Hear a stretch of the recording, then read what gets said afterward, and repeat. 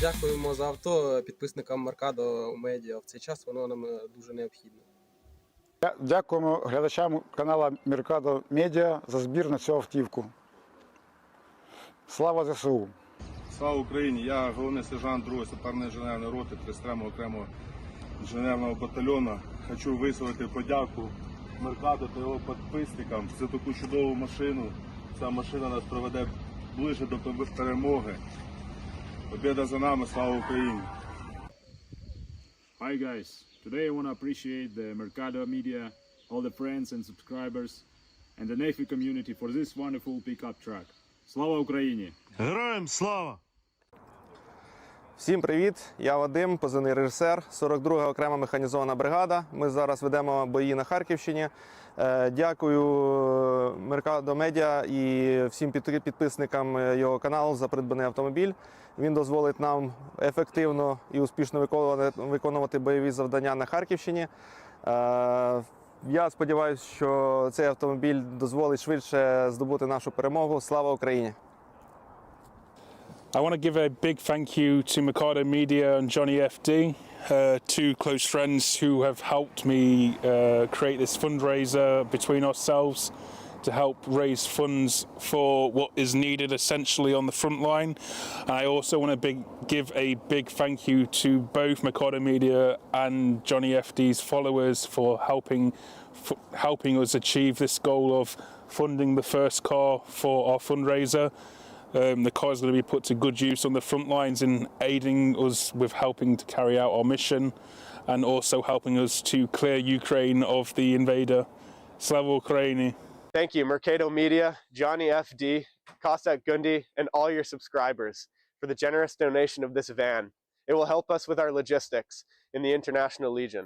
Dear friends of NAFO, my name is Pete, hasta la vista, from Project Constantine. This beautiful beast was donated to the brigade that we're friendly with in the forest, 67 Brigade. 69th Infantry Brigade donating to 67. It's pretty cool. I keep bumping into this vehicle in the forest. We never have time. We never have time to actually make any videos or get inside your vehicle and do any missions with it because we're like passing ships in the night here. But Mercado Media, Andrew, you NAFO supporters, it's beautiful to see this grand vehicle that you've got for this brigade because it's a reliable vehicle and I've never seen it anywhere other than in the forest. I've never seen it in the garage. And yes to that, and all Ukrainians must live. Bakhmut is Ukraine. This forest is Ukraine. And Mercado Media and NAFO, you guys are here supporting us, man, and we freaking love you to pieces. Thank you for what you're doing for the soldiers of Ukraine. God bless you. To victory. Do peremoje.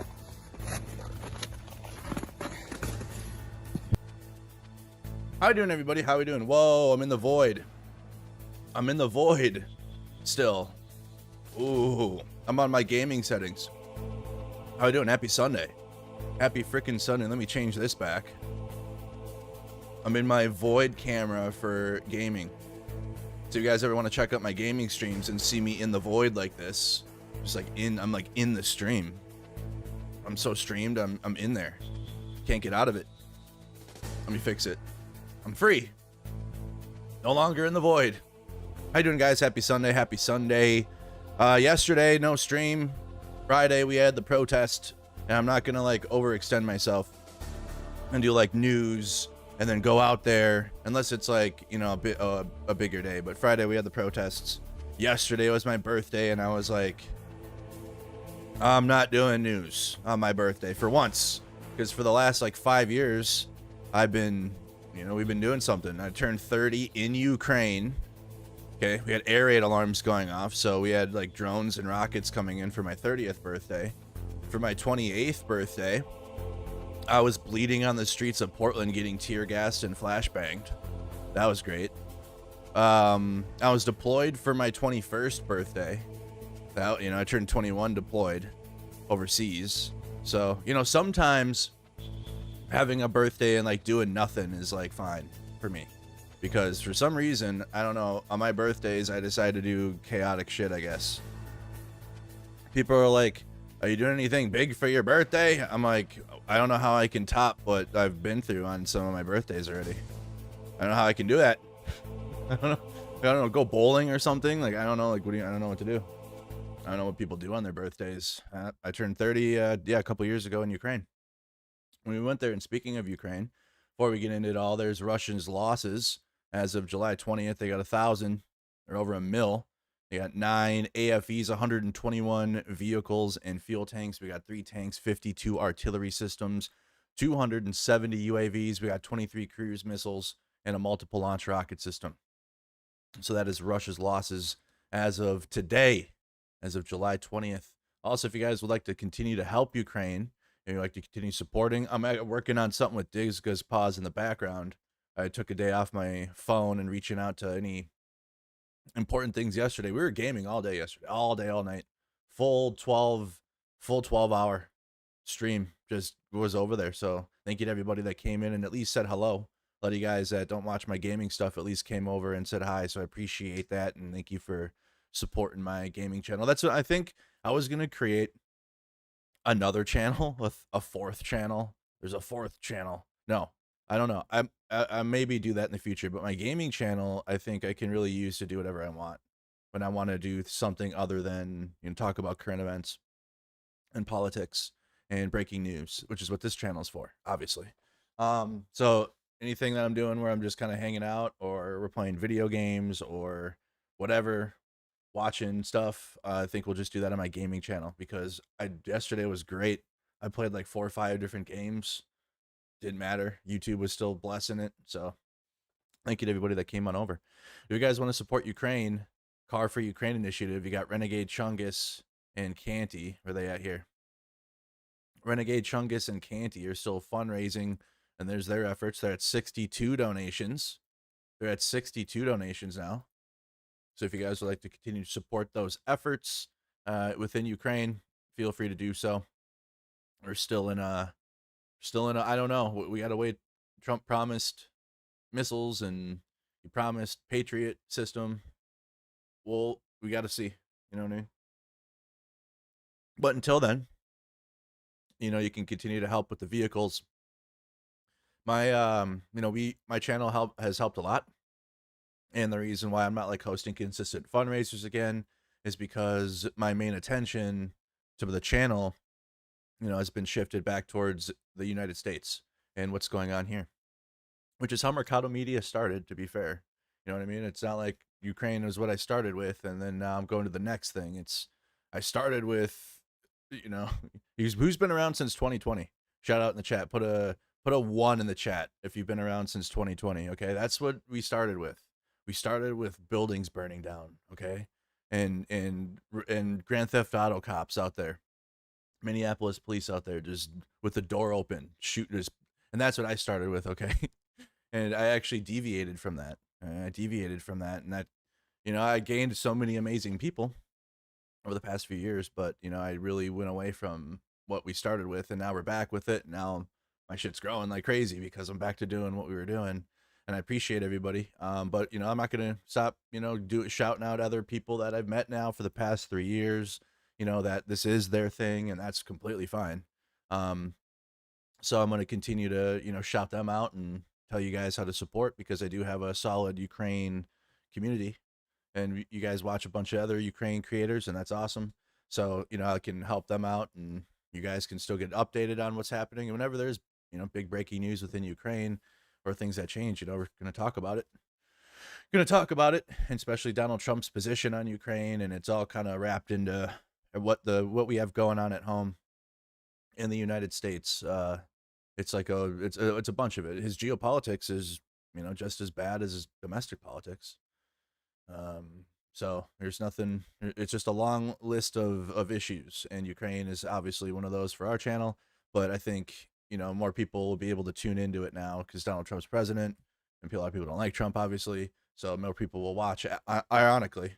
So it could be good news then. Whenever something happens that Ukraine needs attention, there might likely be more people watching than usual. So we'll see how that's going. Tony, thank you for the 36 months. I appreciate that. Thank you, everybody that's been tuned in since day one back in 2020, back a while ago. Ian said you celebrated your 30th with legends like Johnny FD, Starsky, Brandon, and Orange Hat Santa. We did. Orange Hat Santa, yeah, with John Sweeney. Yep. It was a good one. That was a good birthday. That was my last favorite birthday I had, was in Ukraine. That was a good one. That's why I can't top that. How do you top that? I don't know what to do. So last year, I think we just kind of hung out at home. And then this year, we hung out at home yesterday. So I appreciate, again, everybody that was hanging out.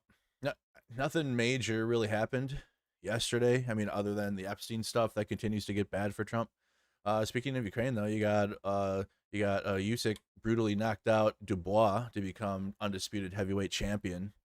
Okay, dude's just going on every year we got a new championship for him. a new victory. If he's not, he's got to be the best fighter. I don't keep up with boxing, to be honest.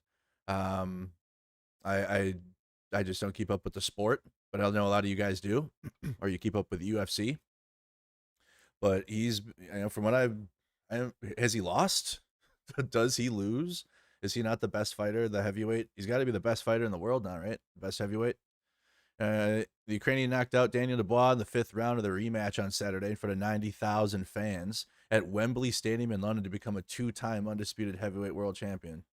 You watched it live. Who else watched it? Thank you, the one NV 1316. Appreciate that. The first fight between Usyk, he's 24-0. He hasn't lost. So now, is that his current record? Yeah, he hasn't lost. So at least my ignorance was correct. It just didn't seem like the dude loses. It's just what it seems like, but he hasn't. So this was so he's doing rematches and winning too.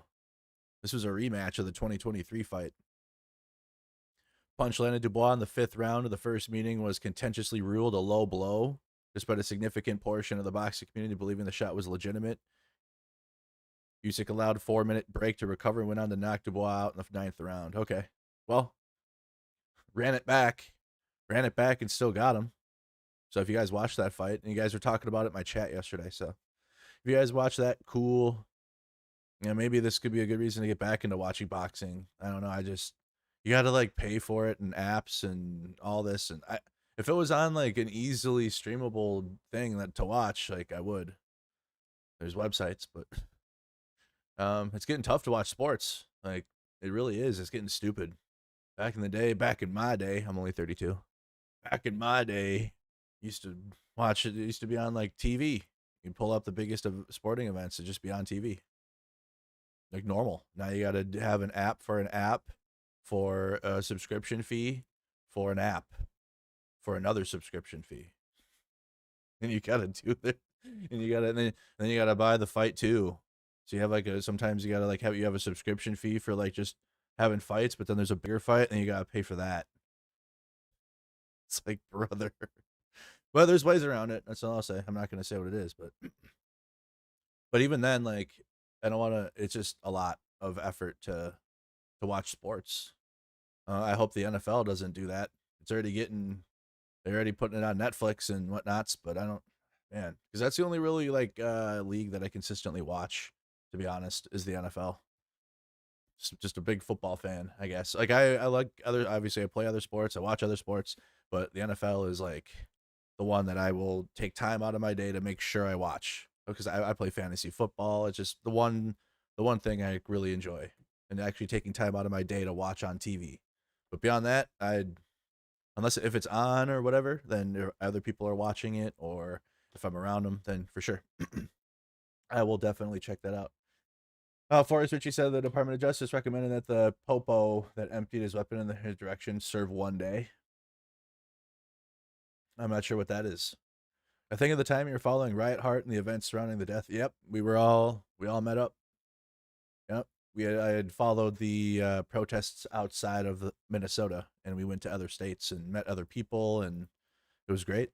Kind of similar to how we've done with Ukraine. We met other streamers and content creators. It's gonna be a nightmare sometimes out here, I guess. Made it through all of the riots and everything without a single problem with anyone. Meeting content creators all around the U.S. Getting into geopolitics, and it's like high school. It's literally over it.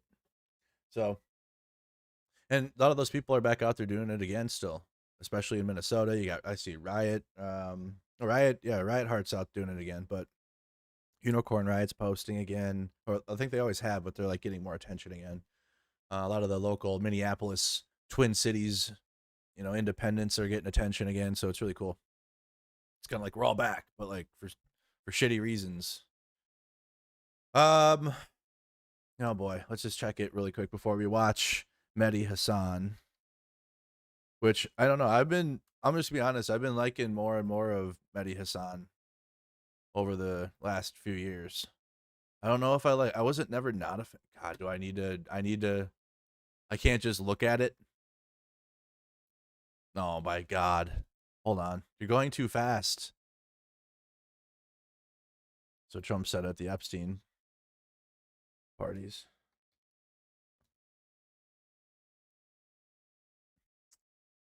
Ah, this is so dumb. Can I just like create a little account? Let me see how long it, let me see if I can make one. I made one already, but now I can't get into it. What the fuck? Yeah, it's my birthday. Yeah. Okay, let me see how easy it is to just make a dumb account on this. 1 second. What did you guys do for your weekend plans? Anybody have any fun weekend plans? Can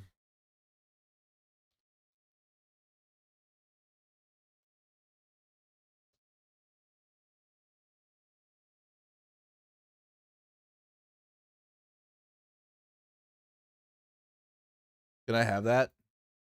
Can that be my username? Oh my God. I'm setting up an account so I can just look at the shit.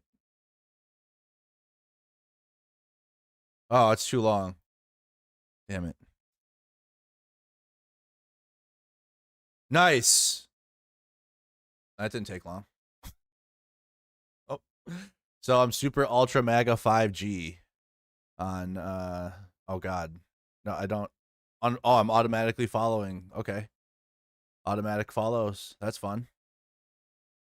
Automatically followed. Devin Nunes is still relevant in the Republican side. Scavino. Jesus. Who else did I automatically follow? Oh boy. The whole team. I automatically followed the whole team as soon as I made an account. Oh boy. Support small, what is that? Small businesses. Let's try some China group. None of these photos don't even look real, dude. These photos look, fuck. Oh boy. What a shit show. Okay, so I'm like I'm super ultra mega 5G on Truth Social. With an eagle. There you go. All right, the propaganda starter pack. Okay, well now I'll be able to get onto this thing easier. Oh boy. Okay, so obviously nothing's changed since we checked in on the Epstein files and what's happening with that and the lies that the Trump administration had told. So nothing's changed there. Oh my God, what is this? You get an ad about a beach sale.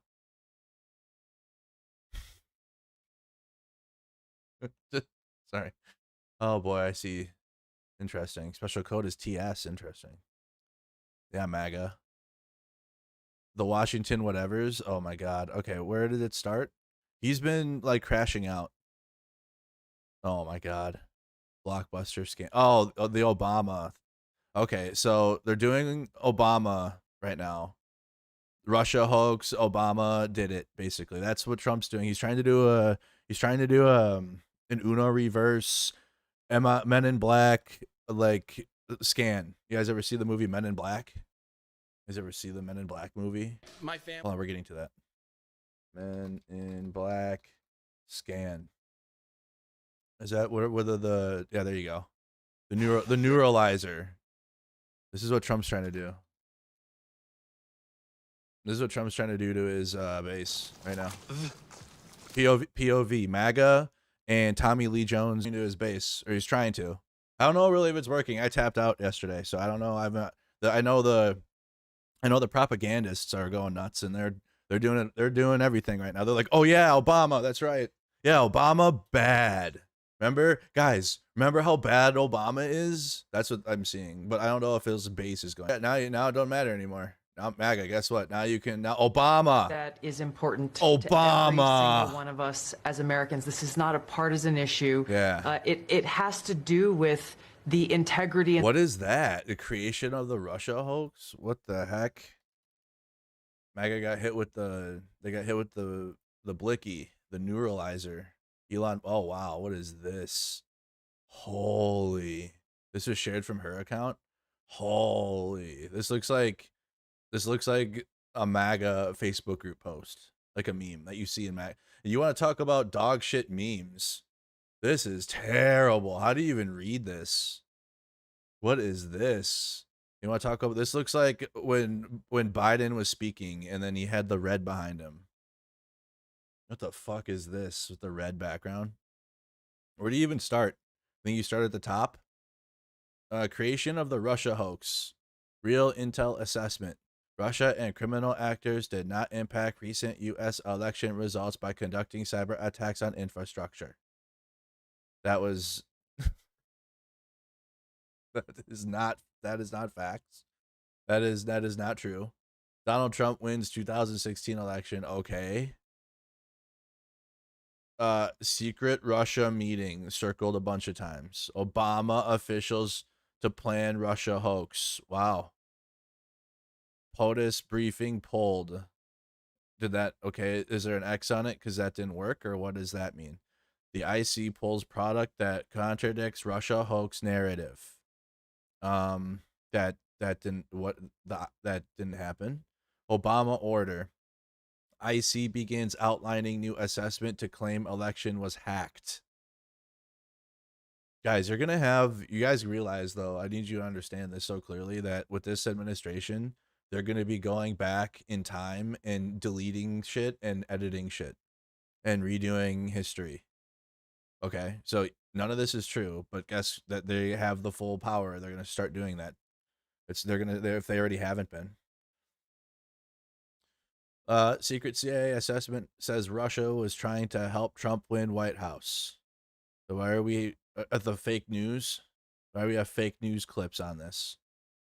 Russian hackers acted to aid Trump in election. U.S. officials, Putin personally involved in U.S. election hack. Deep state leaks. Obama officials used their media propaganda to arm the spread fake news. Oh my God. Fake weaponized assessment. Suppressed prior intelligence showing Russia lacked intent and capability to hack the 2016 election. That gets you Russia hoax.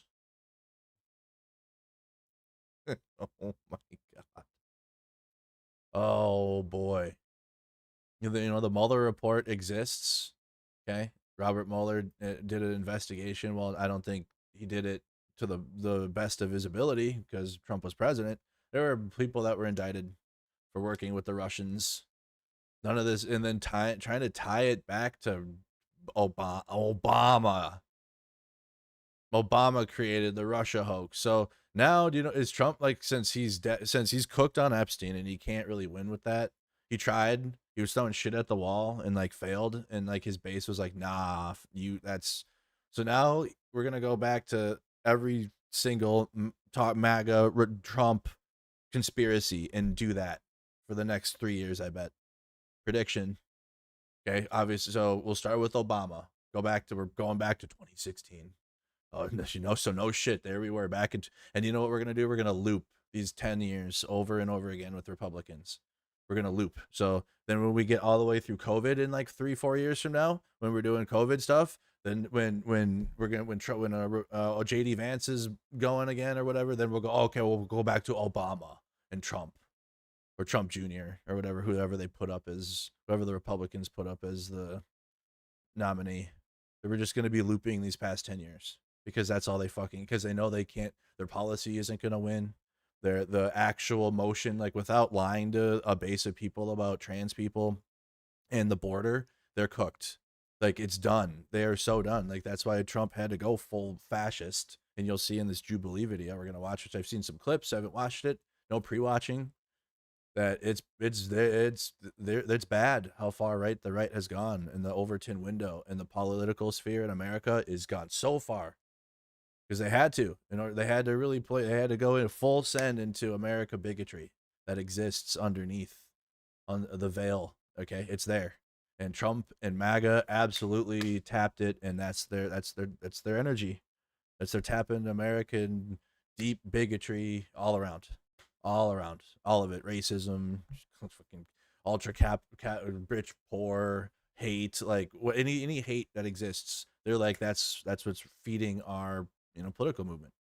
And without that, they have nothing. They don't. Their actual policies do nothing for the American people. They don't, and they know they don't. So they have to turn people. They have to turn minority groups or not even minority, just groups of people against each other. Minorities mostly, right? They might turn the whatever, rich against the poor, religions against each other, in straight people versus gay people. That's their agenda is, because their policies of like improving life and lowering your taxes and your benefits, that was the status quo America created. We were born into it.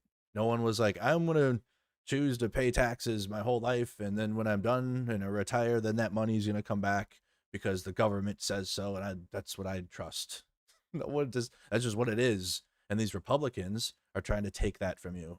You didn't decide to have this reality. You didn't decide to do this and pay taxes on your paycheck, and the government get your money, and then hopefully then you get Social Security when you retire, and you get your private plan. Hopefully you're doing, but if you got your Social Security, that's your what you're getting. And these Republicans are trying to cut it, or are doing it, or lowering the thresholds, messing with it, so that way the ultra rich can stay ultra rich, and then no one else can come up. No one else can have a hand up out here, so the rich can just stay rich or keep getting richer and make more money. They need more money. That's why. So this is just a distraction. Number one, this is a distraction from Epstein, and this is wild. They're literally just throwing shit on the wall. So we're doing Obama Russia gate. We're back in 2016. In the strength of our democratic republic. And it lays out this over 100 documents that you're referencing that I released, declassified and released, spells out in great detail exactly what happens when you have some of the most powerful people in our country directly leading at the helm, President Obama, and the senior-most national security cabinet, James Comey, John Brennan, James Clapper, and Susan Rice and others, essentially making a very intentional decision to create this manufactured, politicized piece of intelligence with the objective of subverting the will of the American people. Wow. Incredible work. Incredible. We're just making shit up, and then the actual subversion of democracy that we all watched in 4K. Dude, we are in 1984. It is like we have a comfortable reality in America still. Not for everybody, but for most. That, like, for yesterday, I could tune out and play video games, and like I live my life, and here I am again. But like in the political world, though, we are in 1984 under this administration. Completely, absolutely, in every single way. Like if you're in on politics on a daily basis, this is bad of what is happening right now. Who in November of 2016 delivered a historic victory to President Trump, defeating Hillary. Yeah, it's Orwellian. This is Orwellian. Clinton. And President Obama and his team, their goal was to essentially not accept the decision of the American people, and to use this manufactured, politicized Hamina, thank you for the Prime subscription. Intelligence as a means to enact what would become essentially a years-long coup against President Trump. You have gone into great detail. A years-long coup against Trump? Incredible, bro. So he already had, so number one, that this is absolute trying to distract. He was already president the first time and had the full power already. He lost it in 2018 to when Democrat. It's going to be a repeat. Let me repeat what his first term. Why did none of this get investigated? Why did none of this get investigated when he was president the first time? When he cried about it every day too. Russia, Russia, Russia.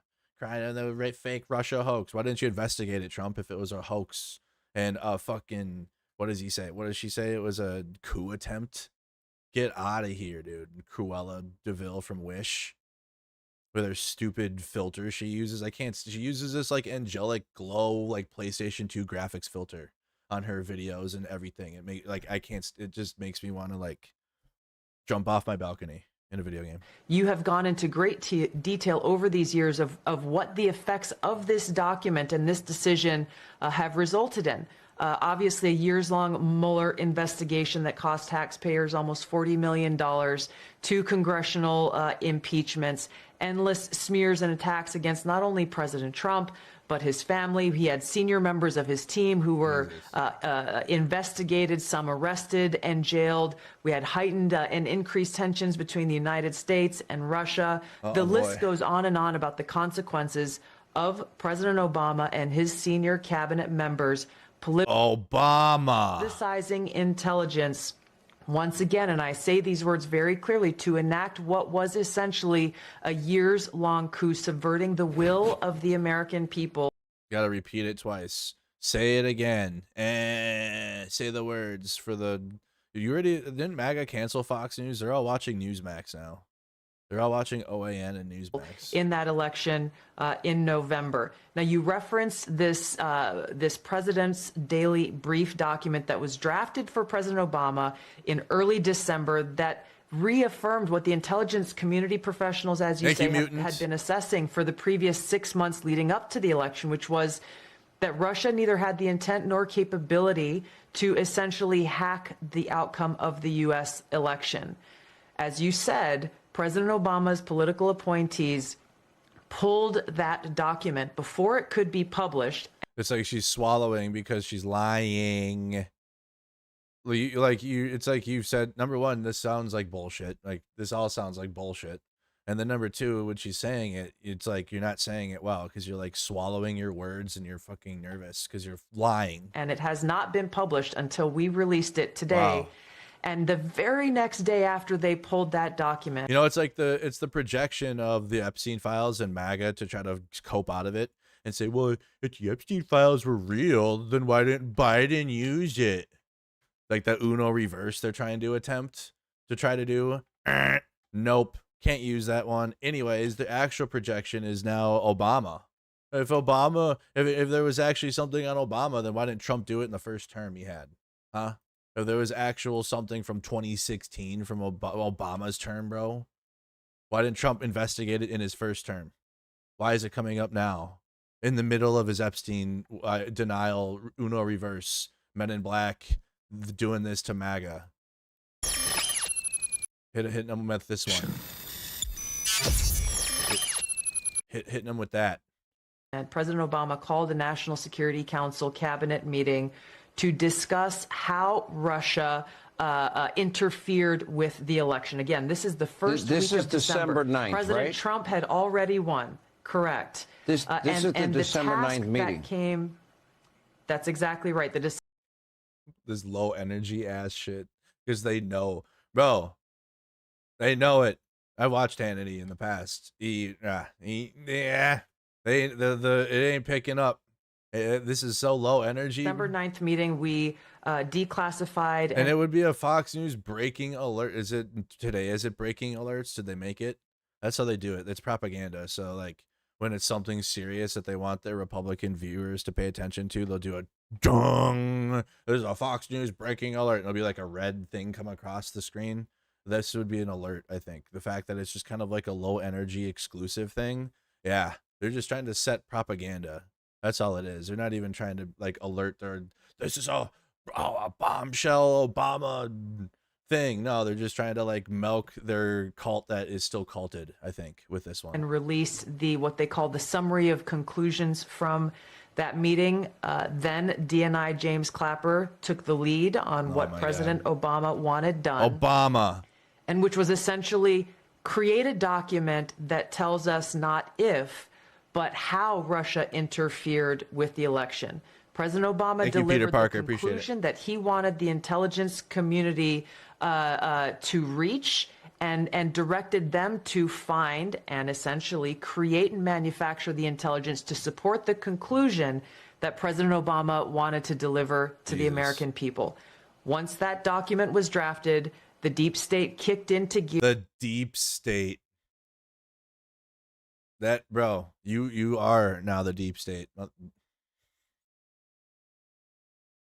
What the hell is happening? The deep state. You are. You are literally the Department of National Intelligence. Like you are the deepest of the deep. You are in there. What are you talking about? You're talking about it as if it's an entity that you do not know about. What are you talking about? Thank you, blonde bombsheller. So I hated that. I started hating that shit like when I was young, and like it was like, I was like 23-ish or 24. Talking about the deep state was like cool, and until it wasn't, and then it was like, oh, it's just a buzzword for dumb fucks. But then the actual like deep state or whatever the fuck of like the actual like intelligence communities and shit, or like the federal government, that's all connected. And then when you see like ICE Act, and ICE is out here doing whatever the fuck they want, and it's all connected back up to Trump, they don't care. That's not a deep state, that's based. Get them out. I like that. I like concentration camps too. Fucking bro, the dumbest people. The dumbest. Here and did what they usually do. They started leaking this classified. Blonde Bombshello, the big 20 gifted. Oh my goodness. I know that's a Cruella DeVille, Duella Creville over here from Wish. Oh my goodness, with a big 20 gifted coming in hot. Thank you, Blonde Bombshello. Information out to their friends at the Washington Post and others who are working hand in glove with the deep state to lay the groundwork for the assessment that they eventually released that served as the basis once again for this years-long coup with the goal of trying. So she said it. So she's obviously knows propaganda. She knows how to do it because she does it for Russia, pays her to do it. So she's now repeated that 3 times, which is what you got to do. You got to say it more than like 3 times is perfect, but like more than that, you could get away with it. She's probably going to say it like another time later in this clip here. To subvert the American people's will and usurp. Yep, subvert the. So it's media manipulation for viewers that just, because literally people that watch Fox News, guys, unironically like this, it's literally like sitting in front of a TV and like being programmed. Actually, I'm not kidding you. I come from this world. I come from people that watch this shit, and it is truly programming. Actual programming. President Trump from being able to deliver on the mandate that the American people gave to him when they chose to elect him as president of the United States. So you had career intel people that came to a conclusion that, in fact, Russia did not interfere. Wow. That it had no impact. Wow. And Russia didn't interfere, and it didn't have an impact. That's 2 different meanings.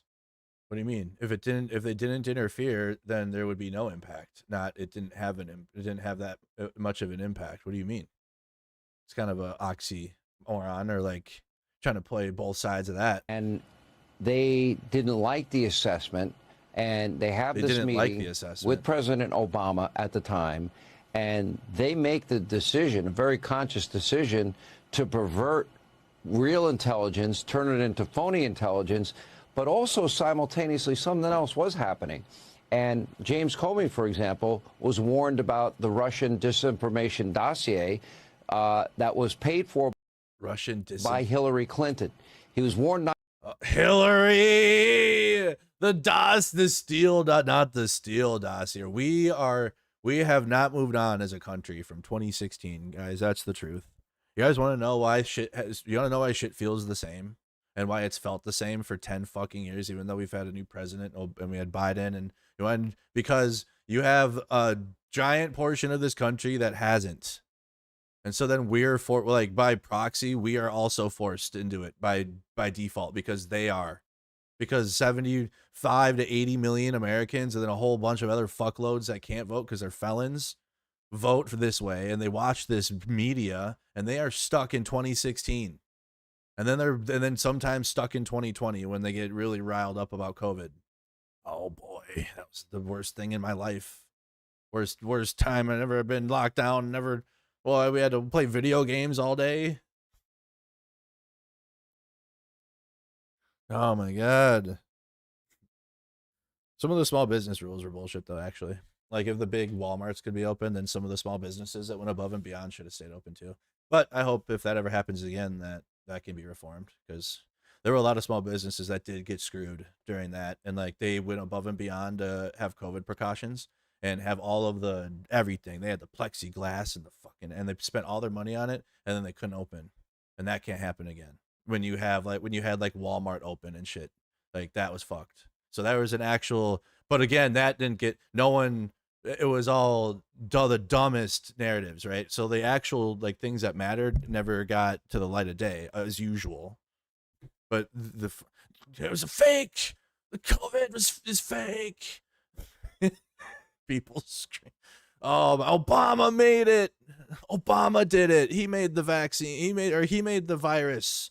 And then Nancy Pelosi, and they're transmitting it through 5G. Remember that one? The 5G. 5G's transmitting the COVID. And in China did it. You guys know that in China's propaganda that they say United States did it? Isn't that funny? In China's propaganda, United States started COVID, so I think it's all fun, but not really, because a lot of people died, and the administration mishandled the fuck out of it, and like a lot more people died than should have if we would have had a competent president. But that's another topic that people forget about. So the two things that matter from that time period, which was small businesses getting screwed, and then the administration absolutely having a hand in killing a lot of Americans with with Trump's mishandling of it.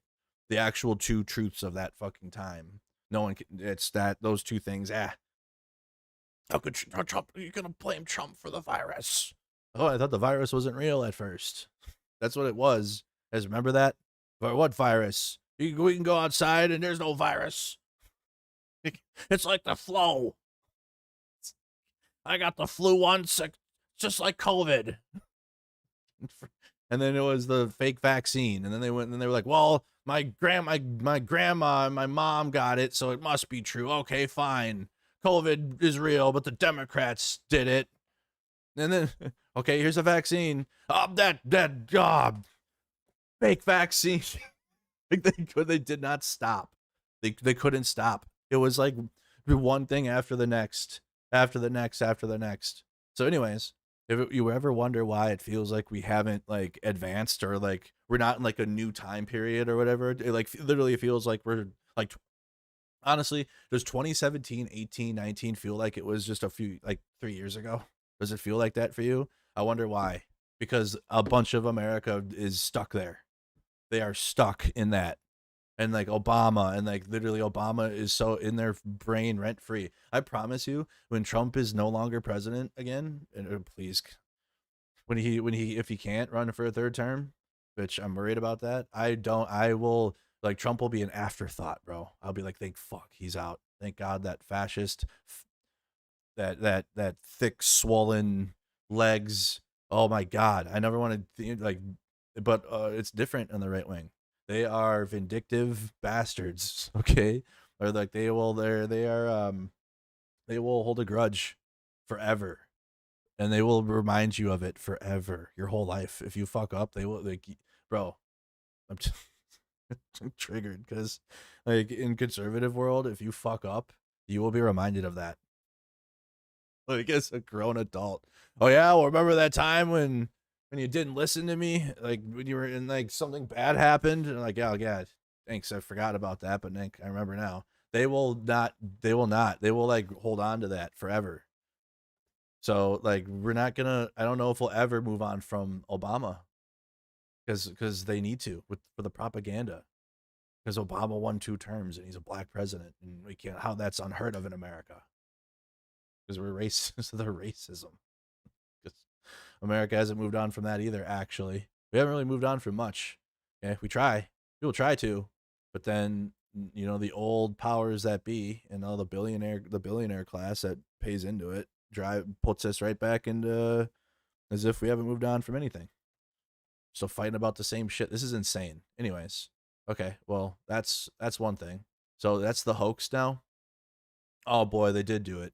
Also breaking tonight, a potential blockbuster scandal from documents released by the Director of National Intelligence today. Fox News Digital reporting the Obama administration allegedly manufactured and politicized intelligence. Are you buying this? Like, MAGA, I need to know. Like, are you getting distracted actually from this?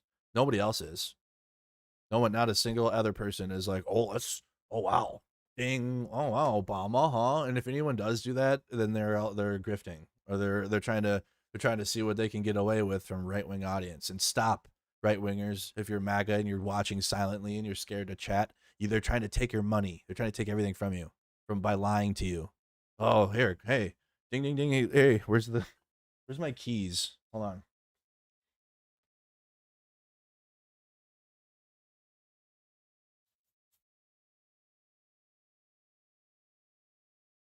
MAGA, look over here. Hey, over here. Yep, Obama, bring it back. Well, Epstein. Well, that's a, hey, are we still talking about Epstein? Hey, Obama. Anyways, 2016. You guys remember that one? What a good year for you. You just won again, right? You just won the 2024 election. It's going that bad, huh? We gotta go back to 2016 when things were good and Hillary lost and Obama was mad and Trump owned them all. We gotta go back there. Not the win you just had. You know why? Because it's going terrible. Because this Trump 2.0 is so dog shit. They need to nostalgia bait the first term. That's how bad it is. It's insane, dude. Wow, time flies. Oh my God. Today is the 6-month anniversary of my second term. Importantly, it's being hailed as one of the most consequential periods of any president.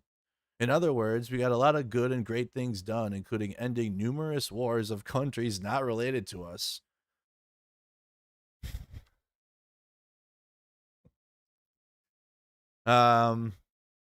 I don't know when that happened, and also MAGA, is that America first? I thought you guys were isolationist and like that isn't our problem, and they or whatever. Whatever you guys were talking about. In other cases, friendship. 6 months is not a long time to have totally revived a major country. Yeah, totally revived. 1 year ago, our country was dead with almost no hope of revival. Today, the U.S. is the hottest. We're the hottest, as Trump would say at the Epstein parties, and most respected country anywhere in the world. Happy anniversary. Guys, 6-month anniversary. This is like when you see that toxic couple on Facebook or whatever, or like, there's like a person on your social media that you watch and like they date a new person every, few months, and they be celebrating 6-month anniversaries. Because like, they know, we all know they're not going to last with this person. They're going to date a new one and post them too. I think we all can't see it, but it's whatever. It's their life. Be free. That's happy 6-month anniversary, MAGA. 6 months. It's going so bad. We need something to say today. Wow. Remember 6 months ago when we won? My poll numbers within the Republican Party and MAGA have gone up significantly since the Jeffrey Epstein hoax was exposed by they're doing Orwell. This is Orwell.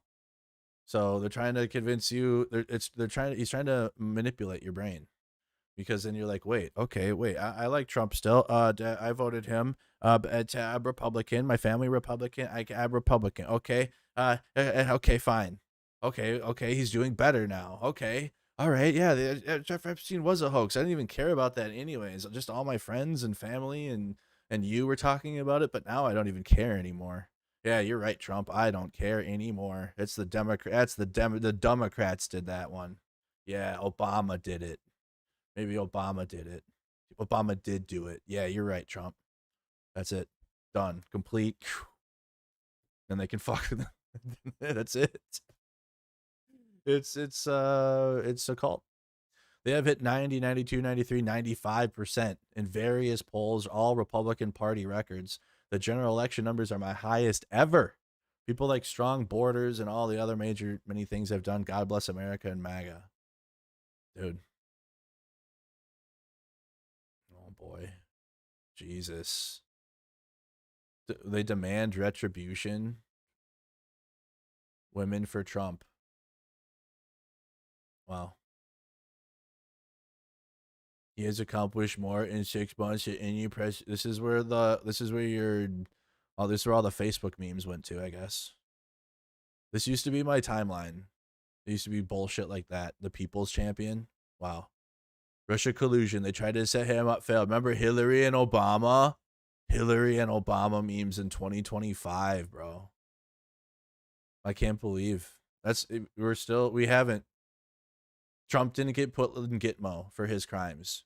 Actually, you know what would have moved America on? Would have been Trump in a prison. And we all watch him in prison. And then all of his January 6 accomplices also in Gitmo. And we watch. That would have moved us. Instead, we had weak mid Biden DOJ that did nothing. The Washington whatevers. Wow, we're doing okay. Is this Redskins? Okay, we're doing Washington Redskins propaganda today. Nice. Yeah, I know what they want to hear. Trump, who doesn't know anything about sports, which what's his name? Who did the ESPYs? I've tapped out. I tapped out yesterday. Who did the Epsteins or the Epsies? The comedian. He mentioned it in his monologue. Chat, what's his name? Yeah, Gillis. Shane Gillis. Shane Gillis mentioned it. Trump doesn't know shit about ball. Oh man, it was so funny. I thought it was hilarious. Some people don't like Shane. I like Shane Gillis. I think he's all right. He balances it well. He hits the right buttons. And the people that like his style is I like his style. Anyway, so you guys, the Redskins. Let's bring the Redskins back. Remember that, MAGA? Let's do that. What's this one? We're doing another day. Is this yeah, this is 6 hours ago. So another day, full court press on Obama. There's no question in my mind that this intelligence community assessment that President Obama ordered be published, which contained a manufactured intelligence document. It's worse than even politicization of intelligence. It was manufactured intelligence that sought to achieve President Obama and his team's objective, which was undermining President Trump's presidency and subverting the will of the American people. So say it again, subverting the will of American people. Maybe we'll believe it. We're subverting the will of the American people, even though nothing was subverted and Trump won. Or whatever. Well, it was technically subverted. To what extent, who actually really knows? We just know that it was. The actual intelligence reports are the truth and not what Tulsi Gabbard is lying about now. Because she gets paid by Russia and she's in our government now. That's fun. Wow, full press. Tulsi Gabbard. Hey, go on all the right wing media and lie for me.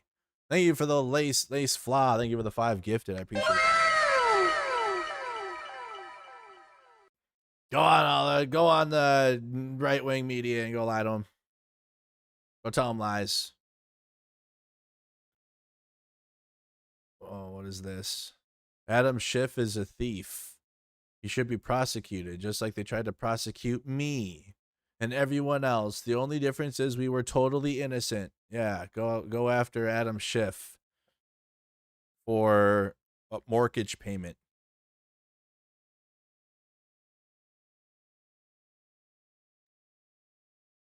Using the power of the presidency to target individual politicians. Should be prosecuted. That's why Biden pardoned like everybody before, because he knew Trump would absolutely fucking do that. That's why the Democrats are actually weak. Trump should be locked away with a porcelain, not even porcelain, just a shared, like what they have in Alligator Alcatraz. That's where Trump should be right now for what he tried to do. If we were a real country. If America was a real country to be respected, we would have put Trump in a fucking hole. That's the America I want to be in. Last night in New York City, an incredible CBP officer was shot in the face by an illegal monster feeding the country by Joe Biden. Wow, time flies. Today's a 6-month. Again, another one?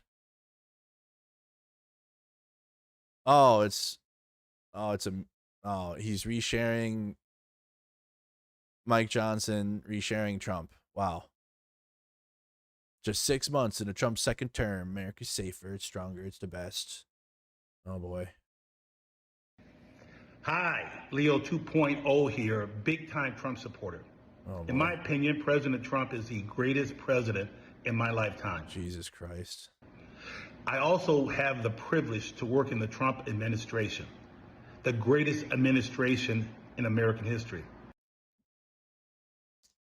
All right. I'm just going to be quiet. The Wall Street Journal ran a typically untruthful story today by saying that Secretary of Treasury Scott Bessent explained that firing Jerome Too Late Powell, worst Federal Reserve chairman in history, would be bad for the market. Nobody had to explain that to me. Yeah, getting too late. Oh, and he posted about the Washington football team again. You have to get rid of the name and make them the Redskins again. Yeah, they're literally doing MAGA. He's doing like the bigoted MAGA caring things because they care about 18,000 things a day. That's why you can never get through to them in a debate or anything, because they have so many different hateful narratives that they have to keep up, including caring about the Washington football team changing their name to the Commanders. Okay. So how come Trump as the president can demand a private organization rebrand or rebrand, but we can't have a president like Kamala Harris that's talking about price caps and corporations and private organizations that do retail or have consumers? Because they wouldn't do that with the owners of football teams and shit. They own other things too, but that wouldn't affect them at all. It would affect more the Walmarts and whatnot, and making sure they can't raise prices and whatnot. So you can't have that. That's communism. That's socialism. But the president personally targeting individual, private companies and people, that's certainly what we're living in. What about tariffs? How are tariffs doing? Are we even having those? We have them, but are they staying? Commerce says 2 weeks. Lutnick says next 2 weeks will be for the record books as Trump presses for tariff deals. Wow, 2 weeks. The next 2 weeks. The president sent letters this month to 25 trading so okay. Howard Lutnick claims tariffs will spark up to 1.5 GDP growth, which does nothing for the worker that is now paying more money for your imports. Wow, all the extra rich people in America money that you don't get at all. We got rich. America got richer, but you're paying more money so America, the state, can get richer. Isn't that fun? You love that? Isn't that your favorite? Conservatives have it in their brain that this money's coming back to them, and they always do. They always think this. They always think Republican tax breaks and unless they're ultra rich, which that exists, obviously. You have billionaire Republicans, 100,000-aire Republicans, 1,000-aire Republicans that are just temporarily displaced millionaires, and they'll be a millionaire someday if they just pick themselves up by their bootstraps. So they have to simp for them too. They have to defend them. So you have a lot of those. So they will they're gonna add to the lies, and because they want those tax breaks because it benefits them. They're conservative, they're rich, and those tax breaks benefit the fuck. They're cool with it. Yeah, they benefit me. They don't do anything for the working class conservatives that are lied to. We are on our knees. U.S. tariffs devastate Lesotho's garment workers.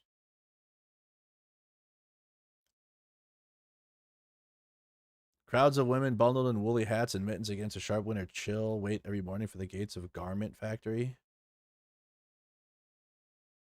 Oh, a Taiwan company. Many other factories have been forced to close down. So that's going to get moved to. So that's going to get moved into the U.S. Where? That's what the administration is saying, that they're going to close down these other factories. All close down. and then they'll come move to the United States and then pay more. August 1 tariff barrage looms. Trump live tariff updates. Trump pushes for higher EU tariffs. Trump is reportedly pushing for higher blanket tariffs on imports from the European Union, throwing a wrench in negotiations. Nice. He wants a minimum of 15% to 20% tariff on EU goods. Trump has threatened to block with 30% duties beginning August 1st. Well, yeah, well, then he's going to move the date again. Remember when he held the sign that had like 98% tariffs and shit on like all these countries? Remember when he held that sign? What was it? Trump Tariff Day. The Liberation Day. Reciprocal tariffs. Remember when he held that stupid sign? Yeah, Vietnam 90%, 67% on China, 72%.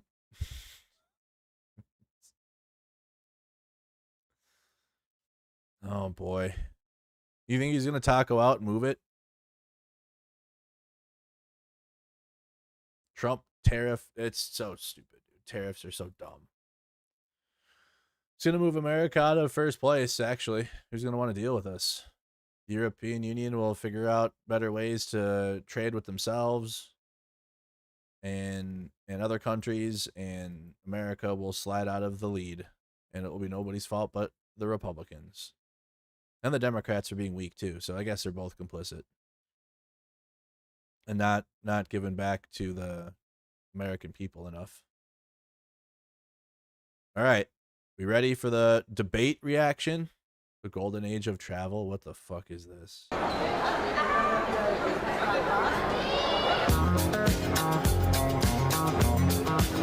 they have the permission to use this song too?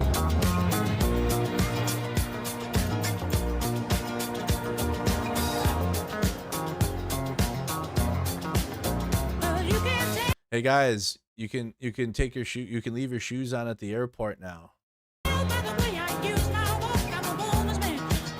Wow. It's cool to love America. Wow. Wow. Well, you can leave your shoes on. Here you go. We'll take your benefits, and you can have your shoes on at the airport, and you can afford a flight. You can afford to fly anywhere out here, boy. You can really reap the benefits of that and keep your shoes on. All right, are you ready? I don't think anything else has happened today. What else? I think that's about it. We caught up. Yep. Under pressure over Epstein for sure. That's why he's throwing shit at the wall right now. Yep, change the name back to the doing that. Yeah, what about the Redskins? Anything else? No. Yesterday it was just Epstein more. Today is just more Epstein stuff. Okay. All right, Mehdi Hasan and the Jubilee debate he had with 20 far-right conservatives. All right. We've watched a few of these Jubilee debates. I think they took off I hope they took off their copyright scanner thing. That sucked because they should know that having a bunch of content creators on, people are going to want to react to it and watch it. So we watched the last one and it was fine. Who did we watch? I can't remember who we watched. Which Jubilee debate did we watch? I watched some of these by myself too, but without the stream. But I was going to watch this today and I said, perfect, because you can hear it. You don't have to tell me about what MAGA's saying. You're going to have a whole circle full of them around Mehdi Hasan, who absolutely is really gifted at debating. You know, he's really good at it. And over the years, like the last couple of years, I've liked listening to more and more of Mehdi Hasan. But these, I don't want to hear it. Like, there's a lot of conservatives that exist, and they're not like super far right, but you're not doing anything to, like, the thing that's driving the Republican Party in the United States is the far right. Mid-ass conservatives are not driving it. Okay, you're not the driving vehicle. You're like your numbers. Okay, your numbers that they need to continue holding power because you're going to vote for them. Less and less, though. We're seeing conservatives will cross the Rubicon and not be that way anymore. Do what they want, which right now we only have 2 parties to choose from, so it's like Democrats. But honestly, you'll learn quickly that Democrats might be comfortable for you. They might be a comfortable alternative, actually. And it's you're gonna find that I'm seeing it too. Now I'm seeing it more and more. It's like the real fight is the progressives versus everyone else. Bro, it's wild. Because it's like like I said, there's like a comfortable window there. You can go too far left and then you're super cooked and then you're simping for Russia and Eastern imperialism because West bad. And you're gonna get cooked for that. But if you're like, liberal to like socialist dem, that's like a window, and like progressivism there. That's like a comfortable place, I think, to be in. I'm gonna get along more with conservatives probably just to get along with them because it's comfortable for me talking or whatever. But like actual advancement of the policies and of the politics comes from the progressives, because the only advancement that we have from conservatives are to the ultra rich right now with Trump, or always has been, I guess. And then Democrats just kind of sit there, don't they? Biden got some good legislation done right away in his early term. A few good shit, but like it needs to be pretty consistent and be even better. And we need more policies that are going to benefit the actual working class. That those things are good. The thing about some of the domestic policies Biden got done, the child tax credits, the CHIPS Act, infrastructure bill, and progressives are better at messaging. So if progressives get that shit done like Biden did, and then they have the social media to go with it and the hype to go with it, and like going out there and showing that, look at the community changes. And like, I think one of the coolest things you could do as a progressive would be like showing the inner city. And like in Minneapolis, for example, there's new parks being built. Like there's brand new parks being built in South Minneapolis, or like go show that shit, I guess. It sounds lame, whatever, but go out there and walk around in the thing, or like go show what your taxpayer money is paying for in the city, or like, oh, look at this new facility that we got that the public can use, or whatever, and go show it off and market it, I guess.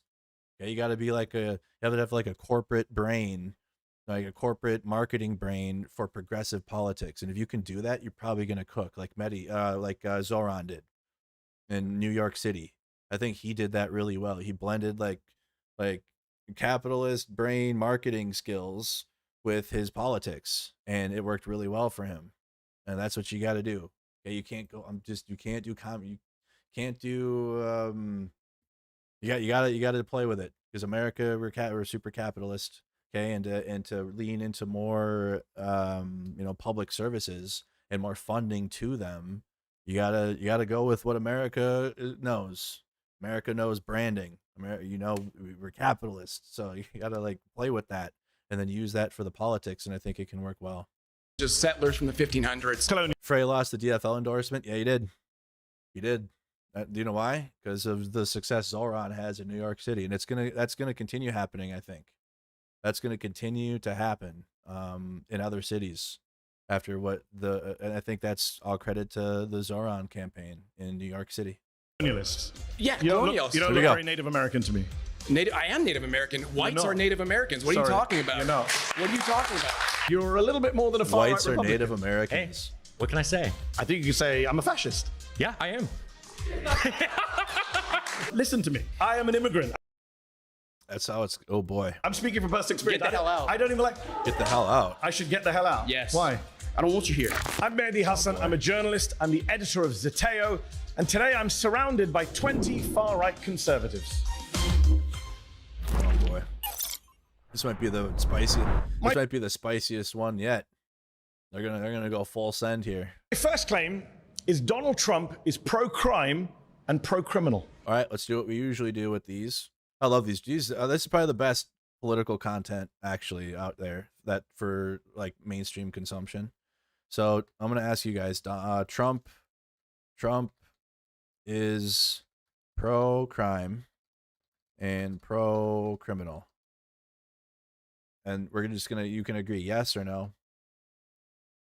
Okay, because you can give your take in the chat with it. Okay, so there's their first claim from Mehdi Hasan, putting it in the poll on YouTube. Trump is pro-crime and pro-criminal.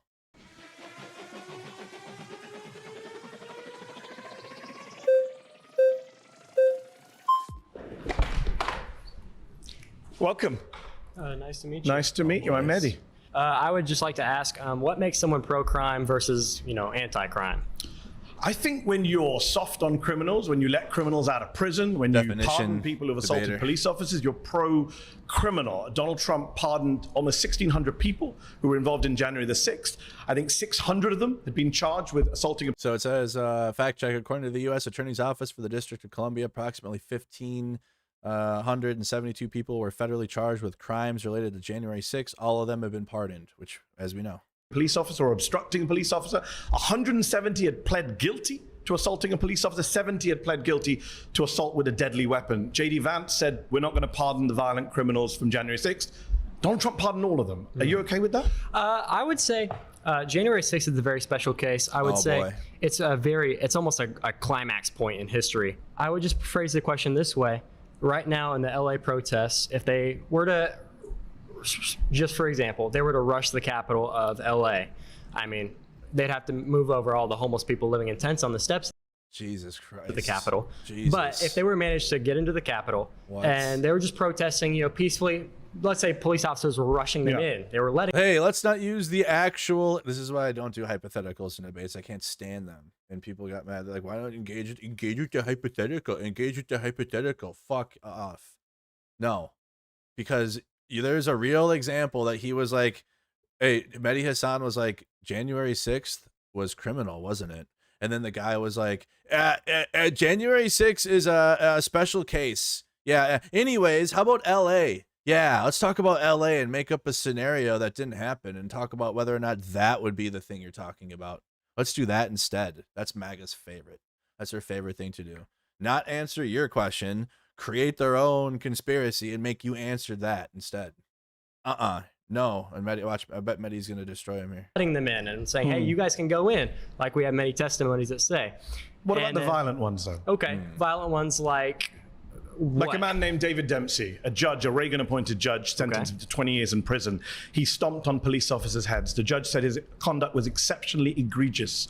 He attacked police officers with flagpoles and pepper spray. Donald Trump pardoned him. There's a man named Daniel Rodriguez. He got 12 years in prison for taking a stun gun and tasing a police officer in the neck and giving him a heart attack. The judge said he was a one-man army of hate. Donald Trump pardoned him. Does that not make Trump pro-criminal? He's letting violent criminals out of prison. I would say no, it doesn't make him pro-criminal. You're okay with that? I did not say that. I said that one pardon against somebody. It was 1,600 pardons. 600 of those were people charged one with... example that you just gave me. I can give you more. Should I keep going? Fine. Shane And I'll say the exact same thing every single time. Then your argument will fall apart because it's not just one example if I keep going. Go for it then. Okay, Shane Jenkins got 7 years in prison for 9 criminal offenses. God, they're just... Bro, they will literally just... They like to argue. That's what it is. Mehdi will just be like, okay, I'm going to destroy you now. I'm liking him more and more over time, dude. I don't care. I know Mehdi would probably be further left than me, honestly, and just because he's a little bit more educated a little bit, but honestly, just in general. But I don't care. Like, he destroys these fucking people, and that's what we need. Is attacking police with a deadly weapon, destroying government property. How do Trump pardons him. that probably shouldn't have happened turn into pro-crime? So you've agreed that they shouldn't have been pardoned? Sure, but that wasn't your claim, was January 6th. Your claim was Trump is pro-crime. Yeah, because he pardons criminals. Okay, I would say that that's a fault. Let's talk about non-January 6 people. Okay. He's pardoned people like Paul Wolchak recently, who took millions of dollars from his own employees, was sentenced to tax crimes, had to pay back $4 million. Trump pardoned him. He bought himself a $2 million yacht. Why is he pardoning criminals like that? Well, I don't know. I don't think you should. I don't think really presidential pardon should be a thing at all. But I agree. I don't think that. All right, pause. That means something. You've been voted out by the majority. Please return to your seat. Thanks. Cooked. Cooked him. Oh boy. How's it going? Hey, how's it going, Mehdi? What is it? Mehdi. You're from northern UK, I guess? I'm from London, North London. Okay, fair enough. What's your ethnic background, if you don't mind asking? My parents are from India. Okay, perfect. Just getting premise here. First of all, I want to say the premise of Donald Trump being pro-crime. No. I want to concern myself with why you care about what's happening in the U.S. first and foremost. Secondly, I want to say this. The argument, should people who live in the U.S. not care about? Let's not interrupt each other, because I have this thing, like people know I have this thing. I have to stay calm, okay? So here's the thing. I am happy that he released J6. In fact, so much so that I was prepared to protest if he didn't. So when you say, are you okay that he's pro-crime? Sure, because you know what? We're changing the definition of what crime is, first and foremost. You don't think stomping on police officers' heads is a crime? I don't think it's no longer a relevant conversation anymore. You're Really? arguing. No, it's not, because you know what?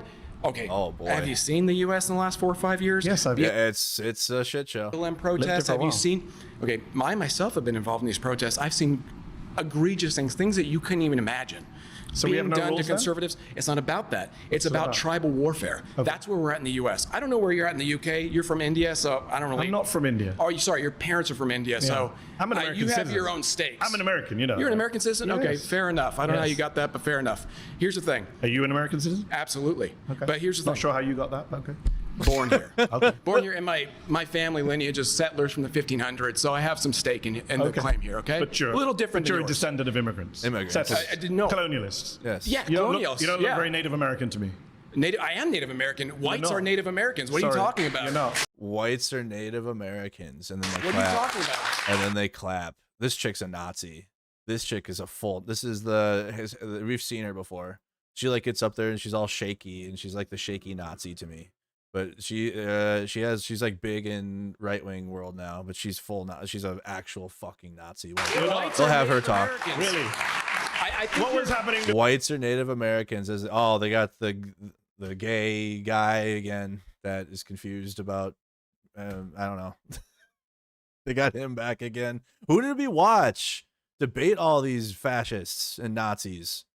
Holy shit, dude! Have you seen these guys before? before the 1500s? I think you're getting confused with it. I don't mind going on a tangent, but what was happening before the 1500s? Calm down. I think you're getting. What was happening before the 1500s? There was indigenous people here that came here from Asia. Do you know what indigenous means? Indigenous people that came here from Asia. Holy fuck, bro! Is that the historical revisionism?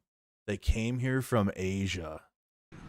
Listen, before indigenous people can't come from somewhere else. Why do you ask a question if you're going to interrupt? I'm not sure if you know what the meaning of indigenous means. I do know what it means. It means sound they like came here first, right? They came here from Asia by way of land bridge. Have an argument with Neil deGrasse Tyson or anybody else about that. I don't care. Is he an American? I genuinely don't care. Is he an American? Just checking. My point is, okay? Nothing to do with crime. So far, you've agreed with me that these people are you're criminals. derailing. Nothing to do with crime. You literally sat down and asked me where I'm from. I think you derailed this conversation from the get-go. By that, but because I'm not offended. I'm just wondering what it has to do with crime. Curious. We're going to talk about immigration. Don't worry. Later on, you can come back. I hope so. Right now, you're doing a very bad job of making the case that he's not pro-crime. I just got a round of applause. I could probably get another one actually if I asked for it. Wow. So I don't think I'm doing as bad. Is this how you get rounds of applause? You sit in a room with 20 people who agree with you. Wow, amazing.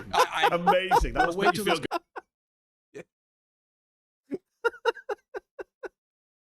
You know what? I'm actually 20 people glad agree you're with getting you. this Oh, he's emotionally cooking him. outraged right Wow. now. This is, Oh, this he's is cooking great. him. I love it. Do I have to say anything at this point, or are you just going to Please. keep going? No, please. Make your claim. My claim is that I don't care if it's pro-crime. You want to go back to the topic of conversation? That's fine. We agree then. He's pro-crime But and you I have don't a care. question for you, though. He's pro-crime Do you and you care on don't the opposite side of the spectrum? Yes. Do you care about law being administered to the opposite side of the Yes. spectrum? I think when they're anyone doing who the same? assaults a police officer shouldn't be pardoned. I think that Donald Trump shouldn't have pardoned 9 Republican members of Congress who were convicted of crimes, and I don't think Joe Biden should commit. I don't think Democrats should pardon Democrats. Fair, but I don't think you understand where we are in the U.S. then. I think I do. No, because you're arguing from a position of like do this for a US living. that doesn't exist anymore. We're headed towards so nihilism, no laws, nothing matters. It's not about everyone's pro-crime. It's not about that. It's that That's conservatives convenient. conservatives for too long have been playing it safe. They've been playing by the law. They've been playing it by the law. Yes, they have. Maybe you missed the Bush presidency. Did you live here during the Bush years? Conservatives are Didn't so play by the law, concerned- George W. Let me Bush, nor did finish. Ronald Reagan. Let's be respectful to you. Let me finish. I'm not sure you've been that respectful, but okay. I'm trying to bring it back, so let's both bring it back, okay? I'm conservative, okay? No, Let me tell you this. We do play it too safe. We've been playing it by the book for too long. At this point, gloves are off, right? Oh, the is it? left has made their point. They're willing Are to the do... police force in Washington the left? Yes! Why Are would you they- kidding me? The left? Are you... Guys, the police force, and I bet you conservatives would call Hamas the left. Okay, that's where we're at. Anything that like if you stand up for people and like there's like a governmental change, doesn't change the fact that they're not left wing at all. They just through demand and protest they had to reform. And so then conservatives that are like this dude who have one brain cell and a hairline like this will say, the left wing, the woke police, woke, LGBTQ police, LGBTQ military, left wing Democrat. That's what happened to Ukraine, guys, because people cared about Ukraine that weren't MAGA. And so then that's why Ukraine got labeled a left wing issue. It's insane to call the DC police left wing. That is nuts. Insane. Police officers. Look at LA right here. You think those stand down? You think the LAPD are a bunch of liberal Marxists? No, but I think they listen to liberal Marxists who tell them oh my God to do. Okay. You're right, I for think sure. They listen to who signs their paychecks at the end of the day. Because you're doing lots of little diversions. We both agree Donald Trump's pro-crime. You're just fine with it. No, Is that the position? I don't. That's what you've said so far for about 5 minutes. I don't agree with your definition. What's your definition of crime? It doesn't Stomping matter. on a police officer's head is not a crime. That's your definition of crime as the Native American. I am Native American. If you say so. So if you going say back to the so. Afghan, we have different definitions of crime because you're talking about. That's convenient. There's a criminal code in this country. It's called the U.S. Criminal Code. You know what? Let's focus on what we agree on. I'm sure you and I actually agree on a lot. Do we more agree than you that realize. people shouldn't stomp on police officers' heads? Can we agree on that? If you don't agree on that, then I really think this conversation is kind of No, pointless. because first of all, you're saying what? That the police have the authority, that they're given the authority. I don't accept the authority that's been given by liberal position. Liberal? I'm not a conservative or pro-police. Then you don't know what a real... Hey, listen, you're in a room with juggernauts right now, okay? I'm telling you right now, you are going to be blown open if you think that my if we're going to struggle with the English language for the next couple of hours, then what you're up against right now, okay? 100%. Yeah. 100%. Newsflash, the conservatives are liberal to me, okay? Neocons, libertarians, all those. We know. He's saying, just say that you're going to hear a lot of the quiet parts out loud here, okay? A lot of these types of conservatives, yes. Anything to the left of, now we're like to the left of Hitler now. Because you got Kanye singing about him, and conservatives are blasting it, putting it on their subwoofers, listening to the Hitler song now. Okay, and literally, to the left of absolute Nazism is like anything of that. Like if you're a conservative that like I just believe in a traditional family and I don't like what you're left too. You're left now. Congratulations, you're on the left. Welcome. There's cookies and weed.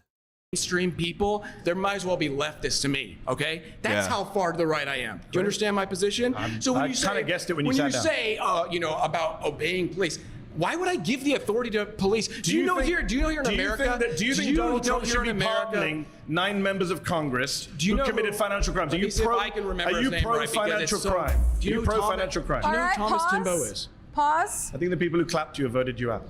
All right, head back to your seat.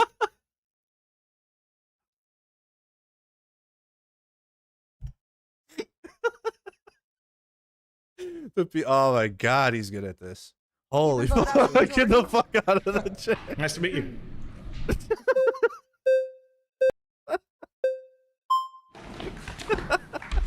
Hello, sir. How are you? Hey, so I'm going to be as respectful about this as possible, but the truth is your claim is completely bad faith. You do not care about being anti-crime. Ladies, these are all your DMs debating Mehdi Hasan right now. Okay. As possible, but the truth is your claim is completely bad faith. You do not care about being anti-crime. You yourself are pro-crime. Your side is pro-crime because you're a progressive. How am I pro-crime? So I'll give you an example, right? So your side, not Donald Trump, has passed a series of laws in California. Let's go with California. It's where we are right now. It's where I'm from. I don't know. Are you from California? Or okay. So in California, for example, the state legislature, completely progressive, just passed a law that limits sex offender registration to 10 years. It was life before.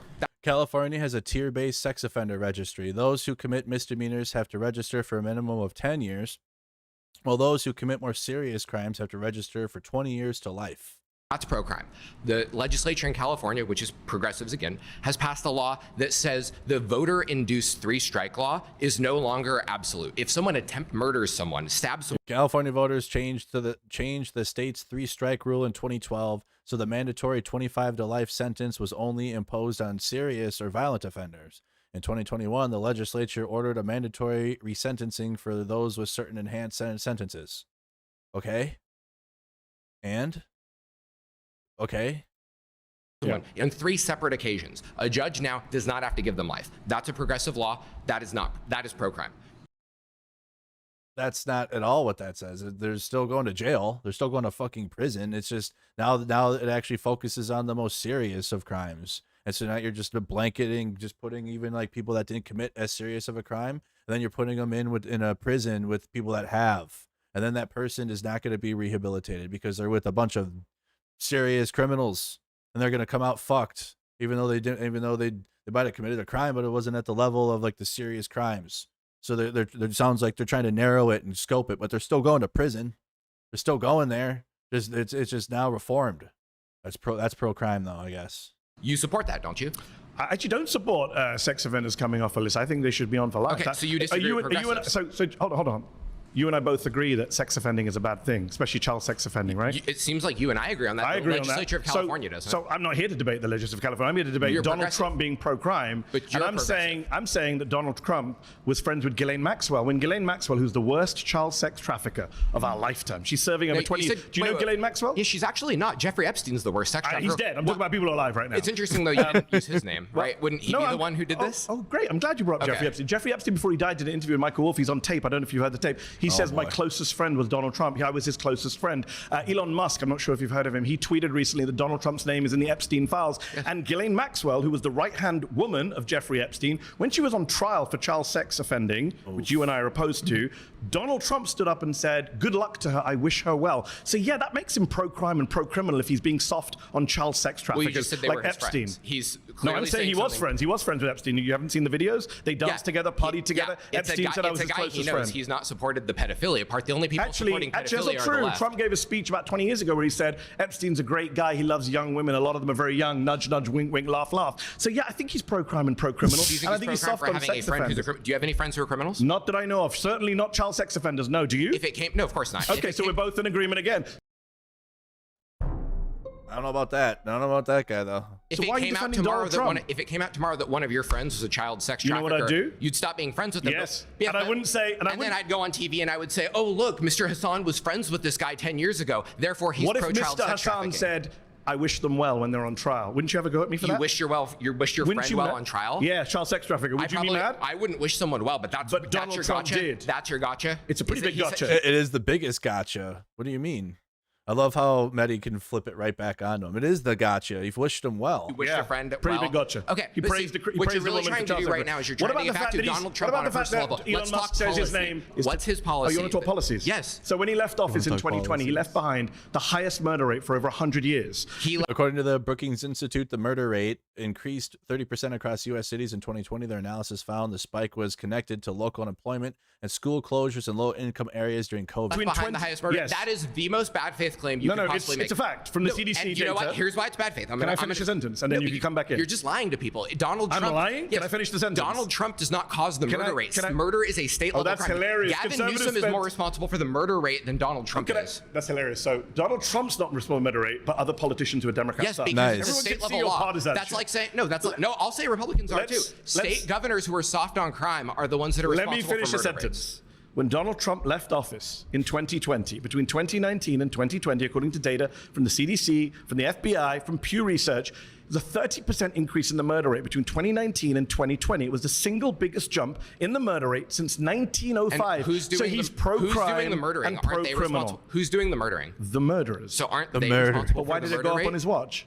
What? Why did it go up on his watch? Gee, that's very bad. That's a real hard fighting crime. That's a real hard one to figure out, right? We shut down the whole economy during COVID. We told everyone they couldn't go out unless it was to violently protest. We told people that if a cop tries to arrest you, that cop's probably going to get charged with murder. No, I think the pandemic had a lot to do with it. But the pandemic didn't finish in 2020. What? The pandemic didn't finish in 2020. You asked why the murder rate went up. And yet, we're going to play the what about game. You guys blame Joe Biden for crime for years. What Joe Biden actively induces policies that are pro-crime. I'm asking. So does Donald Trump. Name the policy that's pro-crime. Please, I've asked you for like 10 minutes. I'll name one right now. No, you haven't actually. You talked about California legislature. He pardoned violent criminals who then went on to commit other crimes. You don't think releasing violent crimes into the community? Pardon's a one-time thing. What's his policy he has pushed? Name a law he has signed. A pardon is a one-time thing. Is a policy is not one-time thing. That's like Jimmy Carter pardoned the draft. You guys may want to dodge January 6th, the pardon. I'm not dodging that. Then deal with it. Did you agree with I'm going to right now. Do you agree with Jimmy Carter pardoned draft dodgers. Does that mean his policy was I don't support Jimmy Carter. Do you support the pardoning of people who went on to be prosecuted prosecuted for sexually abusing a 7-year-old child, illegal gun possession, reckless homicide. Now, see, These are people there's more who back- January see, there's 6th more people. back- released from he prison. didn't pardon someone for sexually abusing a No, but child. they went on He to be pardoned convicted someone of it. for So rebelling that's- against the government that they believed had rigged elections. That's what he pardoned them for. He didn't pardon them for sexual child abuse. But they were criminals who committed those crimes. He let them out, so that means Now, the you crime say- rate now, goes up. So you say they're criminals because they did the crime, right? Yeah. Would you extend that to illegal immigrants, that they're all criminals because they committed a crime? What about I have illegal no idea immigrants? what The Supreme Court, we're going to talk about immigration. What about Someone the who's illegally immigrants? entered the United States, not a criminal, but somebody Not who according to the illegally Supreme entered the Court. Capitol Not is. according to the Supreme Court of the United States. The Supreme Court has said that anyone who enters the United States illegally is Supreme not a Court, criminal. and we could What's the could case jump site? to Can I get the future case claims. site? Can I get the We case can site? jump to 20. You want to get the case? The case site, please. You said the Supreme Court The said, citation of the case. yes, that entering the United States illegally is not a crime. It's called Arizona versus United Nice. States 2012. Go look it up. Pause. You've been voted out by the majority. Please return to your seat. Oh, he has something for everything. Holy shit. Yeah, you saw that guy. That guy literally, this is the definition of just trying to throw shit on the wall and hope it sticks and hope that you can get them. That's what conservatives do in their debates. What about this? And what about this? And what about this? And what about this? Oh yeah, well, immigrants. Okay. Oh yeah, well, what about the California legislation? What they're doing in California? I don't give a fuck. Oh, you want to talk? What about this president or that president? Hey, how's it going? How are you going, sir? Nice to meet you, Mehdi. Nice to meet you. Thank you for coming. I appreciate you. I really just more want to get an understanding. When you say pro-criminal, what do you mean? I mean that when confronted with people who've committed criminal acts, Donald Trump has been either soft on them, friendly with them, pardoned them, and of course, let's not forget, I mean, we've got 5 minutes left. I'm surprised it hasn't come up earlier. He's a convicted criminal himself sitting in the White House. Okay, I want to make sure I 34 felony understand you correctly, because Yes. I don't want to strawman you. No, You're saying I appreciate that. every time that he's been confronted, Not every time. I didn't say the words every time. Most times. A lot of the time. A lot of the times. Yes. He's leaned towards criminal activity. I didn't say criminal activity. He has committed crimes. Endorsed criminal. He's been indicted for 88 different criminal offenses in 4 different jurisdictions by 5 different grand juries. He was convicted himself on 34 different criminal offenses by a jury of his peers. But let's park that for a moment. Okay. Separate to his own crimes, when confronted with the crimes of others, or the alleged crimes of others, for example, a Chinese crypto billionaire called Justin Sun, who was being investigated for market manipulation, Trump dropped the case, invited him to the golf course, invited him to the White House, Plenty of examples. and the guy plenty of invested $70 million in Trump's Okay, cryptocurrency. so what I want to ask you That's this. pro-crime in my so view. Is it possible, because remember, the burden of proof's on you, right? You have to prove. Is it possible that all these things that he's done that supposedly make him pro-crime, is there's another reason for the doing it? There's other justification. For example, let me give you an example, and then you can rebut it. The J6. Yes. Is it possible that he could have done this to unite the country? Wow, what a holy. He did this to unite the country. Incredible. Move past to go to a new chapter. What if the it's fuck? even possible, I think you would have to admit that Yeah, there's isn't it possible? How about this definition that I've created? How about this idea? Can you agree with that? Conservative trope number 7956. another possibility. Therefore, he's not pro-crime. Holy. At least in possibility. So let me agree and disagree. Yep. Okay. So I agree with you that the intent could be different. I don't think Donald Trump was sitting there saying, how can I increase the level of murders? Let me release some murderers. Right. I'm not saying he did that on January 6th. I don't think he was trying to unite the country. That's where we disagree. That's bullshit. In fact, he divided the country further. Literally, bro, what the fuck? Intent doesn't really matter to my claim. If he's releasing violent criminals, Wait. it doesn't Intent matter. doesn't matter? No, he's pro-crime and pro-criminal. No, but that's a big indictment to say pro-crime. That means If I'm he's confronted, for crime. I'm confronted. Well, he is, because for example, I gave an example. No. It could Can I be finish? possible. I didn't Okay, sorry. interrupt you. Forgive me. Your friend earlier, your ally, said Your where ally? have you done stuff that's increased the crime. I'm telling you, people have been pardoned who have been convicted on multiple other crimes. These people who we pardoned had previous criminal records. They were not just some folks chilling around go, we're against the takeover of our country, we're opposed to rebellion. A lot of these people were already hardened criminals, militia members. He looked at those people and said, you know what? They've been convicted in many cases by Republican judges, but I'm going to let them out. Yeah, that makes Can I you ask you a question? pro-criminal. Is it possible? Very Again, much so. all I'm trying to- And if Joe Is it Biden had done it, possible? you'd be attacking him. Sure. Is it possible? Here comes irrelevant hypothetical. Here Is it comes. possible that their conviction was part of a plea? It's like, oh shit, I can't get out of this, so I got to take a plea deal. Some of them, maybe. A lot of them, maybe? Others we saw with our own lying eyes on tape, battering police officers. So I want to eventually. Did you watch live on January 6th? What happened? To be completely honest, I'm pretty novice on this. Okay. I'm more trying to target. You're saying he's pro-crime, and in my head, I'm just saying- thinking this logically. Let me finish. If I can finish for 1 second. If thinking this, there's a possibility that he might have had other reasons. For example, unifying the country. Next chapter, right? that could be the reason. Therefore, it's not pro-crime. There was other reasons. I'm just saying that's a possibility. And if that's I'm saying it's a possibility, but I'm saying it's irrelevant because if you're knowingly releasing violent criminals out into the community, pardoning, not just releasing, then yes, you are being pro-criminal. And I've interviewed police officers. Alien dog, sorry. I don't know about that case, I've interviewed police officers who have been assaulted, beaten, had to retire from the police office, broken bones. Can I move really quick? I'll finish very quickly. I've interviewed these police officers. They've been beaten by people who they've then seen walk off the streets and then carry on threatening them. Yes, when Donald Trump is responsible for that, you're definitely pro-crime. Okay, I doubt a lot of the sources, but you doubt police officers who testified to being assaulted. You've been voted out by the majority. Please return to your seat. Deny reality, deny the facts, come up with your own conspiracies. That is conservative beliefs 101 in 2025.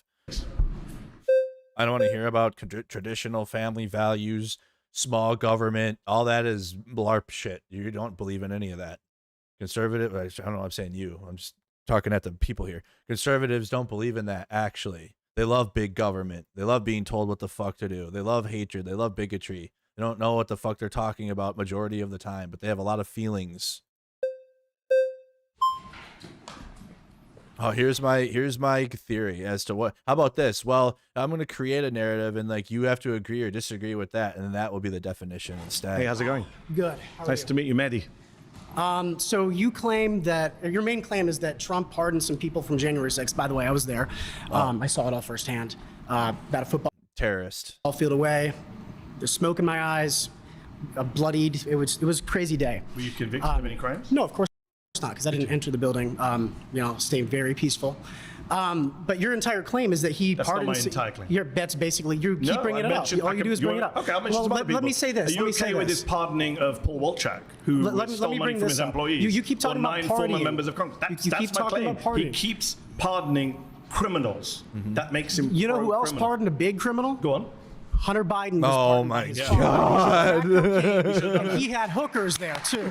I'm with you all. I'm with you all. But then why don't you claim that Biden? Why don't you claim that Biden? I think Joe Biden in that instance was pro-crime. He shouldn't have done it. Well, he so shouldn't he have was done it. overall pro-crime just because he did that. No, but Joe Biden didn't just. So if it was just a pardon, then you'd be fine. But I already mentioned there's also the fact that Joe Biden wasn't actually a convicted criminal in office. Trump has committed crimes. Ooh. Trump hangs around with criminals. He spent much of the 80s hanging around with the New York mob. He hung around with Jeffrey Epstein and Ghislaine Maxwell. Well, that whole that's. I can keep going. Jeffrey Epstein lived in West Palm Beach, the area, and that's the closest golf course he could go to. Do you think oh my God, bro.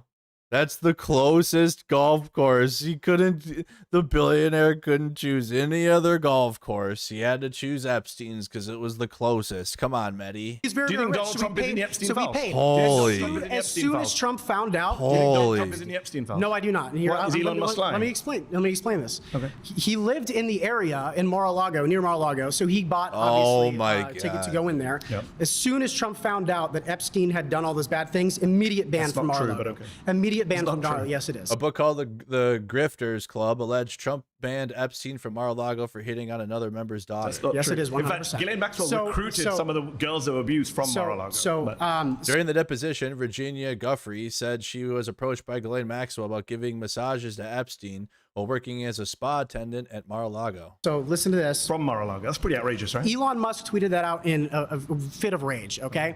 In a fit of rage.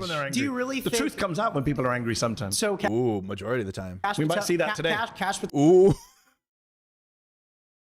literally said that Elon Musk had no access to the Epstein files. So Cash Patel said that Epstein killed himself. Do you agree with that? Oof. Whatever he says goes. Then yeah, I don't care. You do? He knows more information than I do. A lot of MAGA people are upset He knows with more Cash Patel information for than I saying do. But here's the actual claim. Suddenly people are trying to vote you out because you said you agree with Cash Patel on it. Ooh. He knows more information than I do. Pause. That's time. Please return to your seat. Cash Patel is telling the truth now. To meet you. Yeah. Take care. All right. Well, let's see what were the results in our poll here. You're gonna have question 2 now. So Trump is pro-crime and pro-criminal. 92% of chat out of 313 votes said yes. Yes, he is. Surrounded is now a podcast. Available wherever you listen. The Constitution is defying the Constitution with Cash Patel. With Cash Patel. Hold on, sorry. Why was that an ad, or what the hell was it? Oh, we'll just start. My next claim is that Donald Trump is defying the Constitution. All right, Donald Trump is defying the Constitution. Trump is defying the Constitution.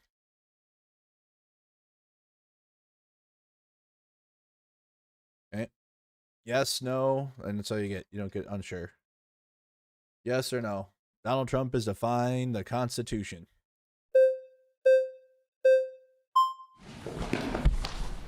Oh boy. Nice to meet pleasure you. to meet you, sir. Mehdi, lovely to meet you.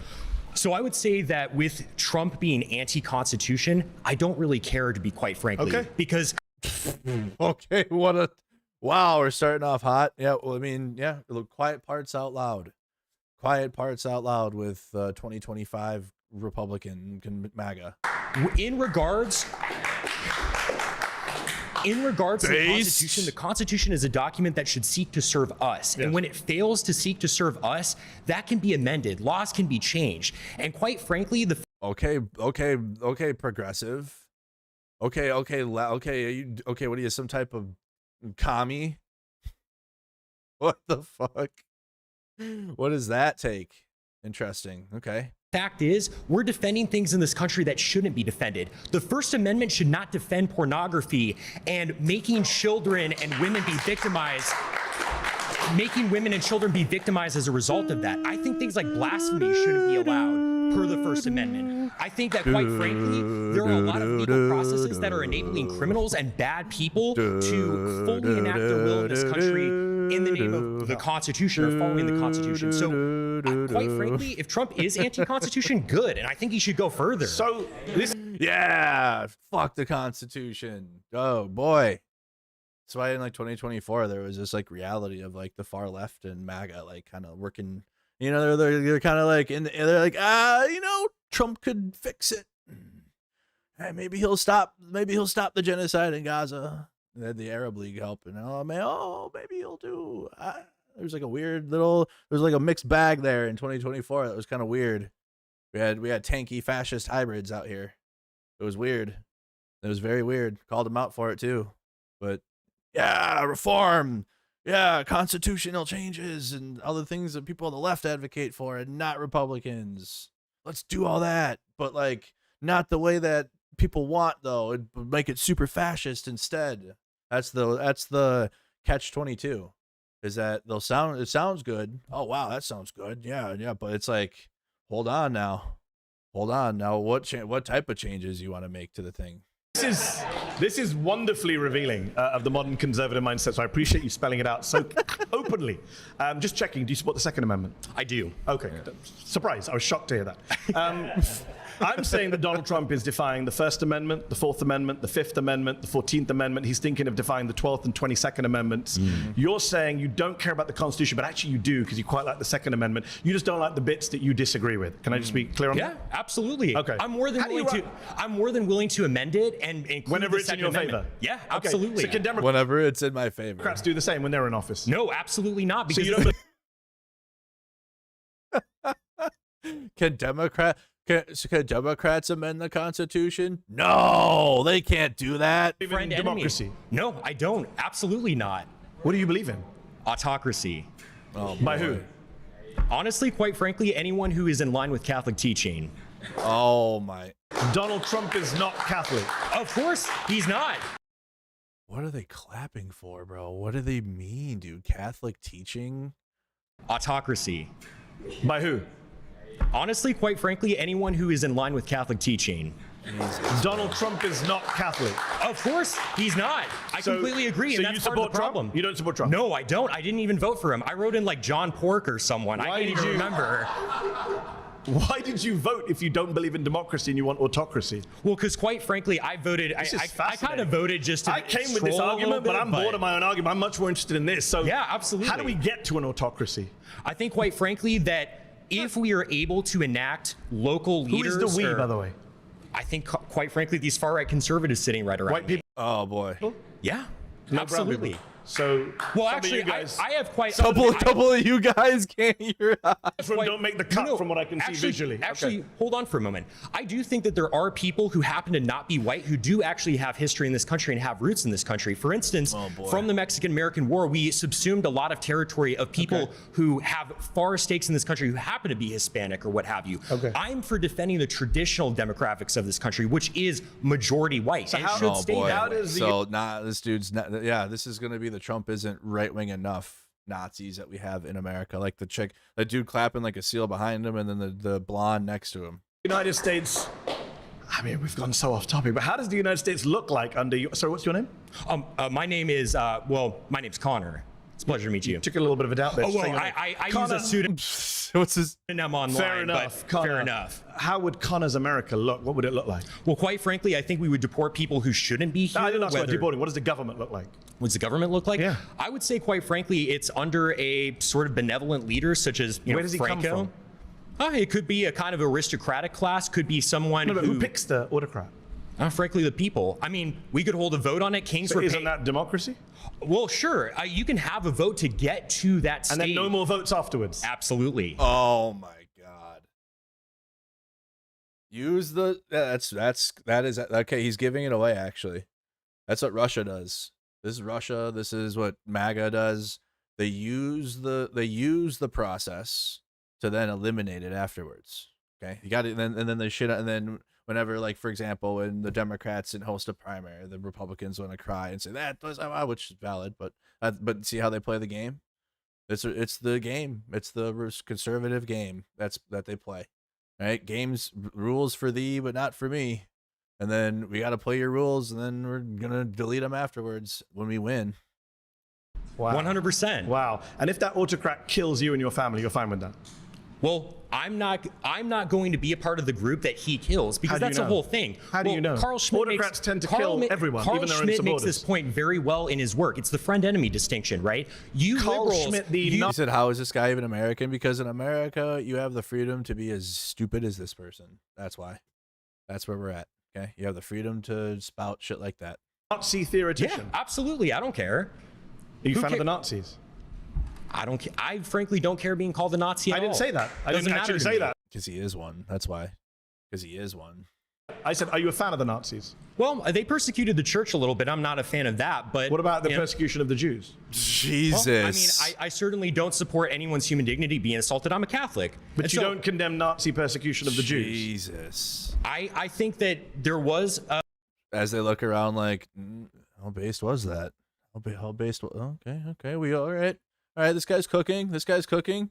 Jesus, dude. A little bit of persecution. We may have to rename this show because you're a little bit more than a far-right Republican. Hey, what can I say? I think you can say I'm a fascist. Yeah, I am.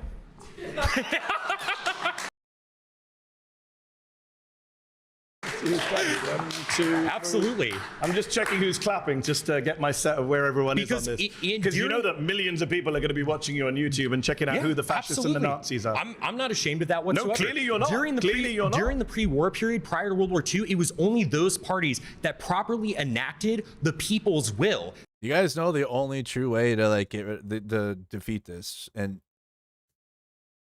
it is what it is. Someday, I don't know, maybe in my lifetime we're gonna have to.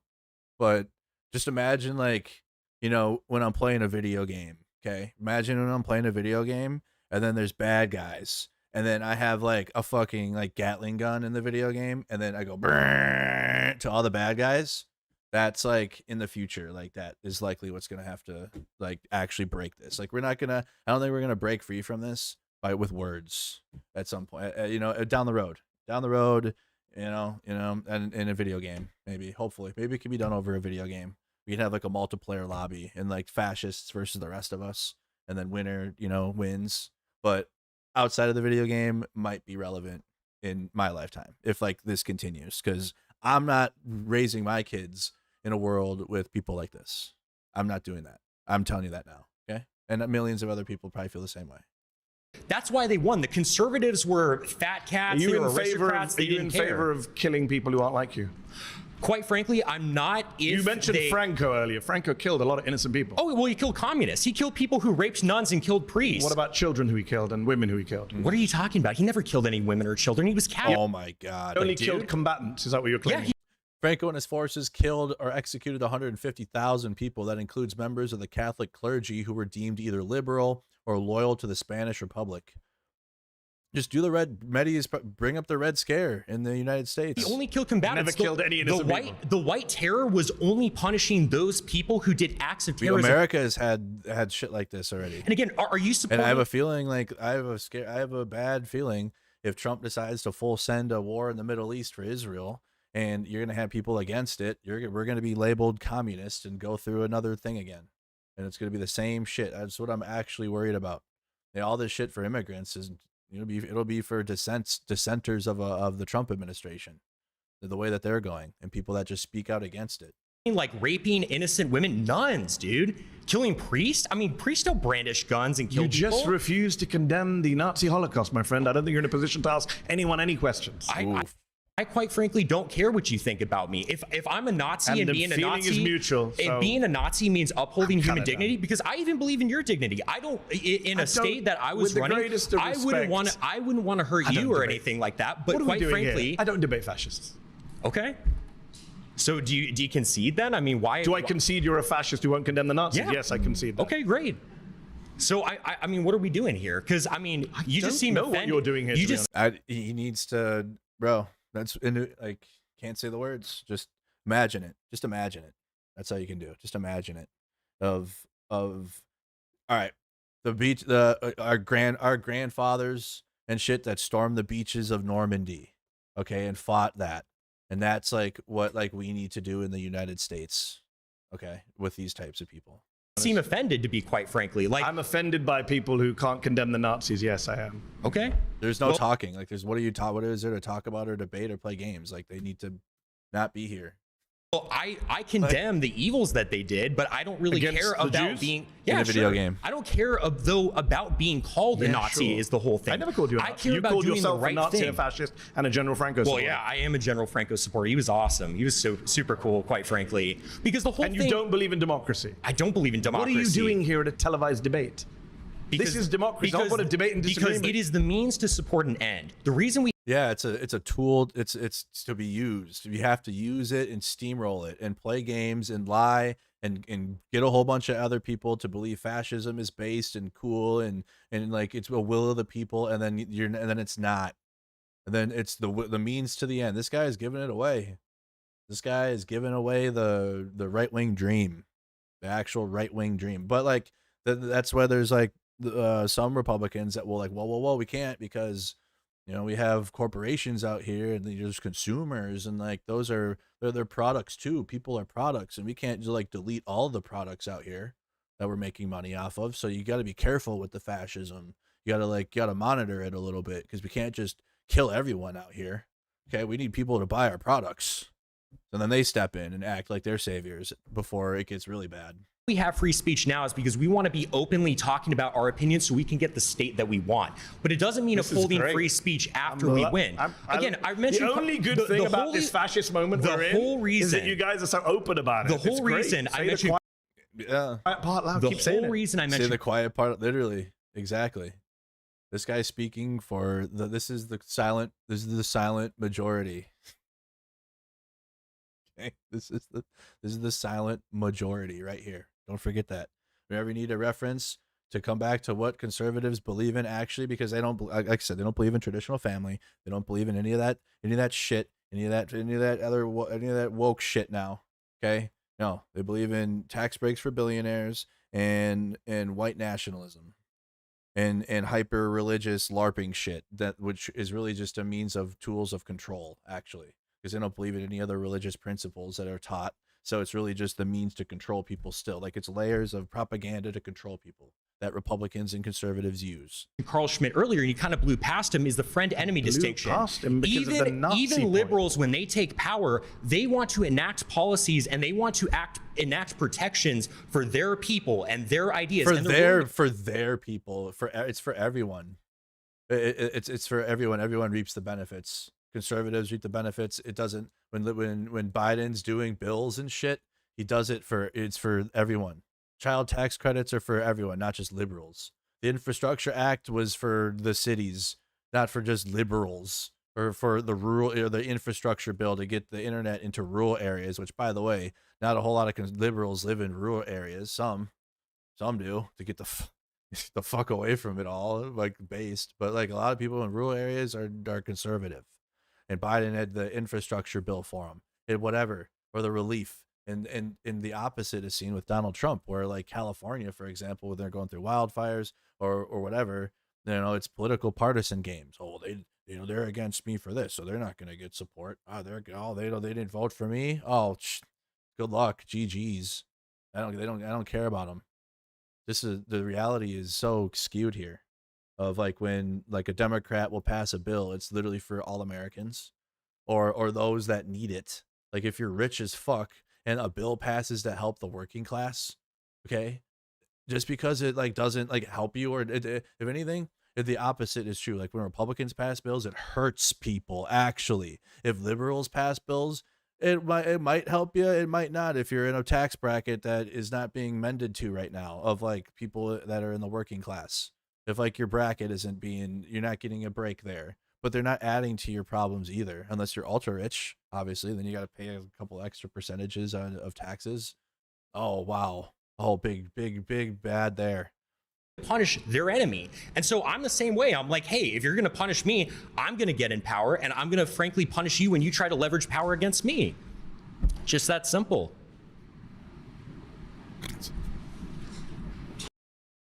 I'm not sure what you want to say.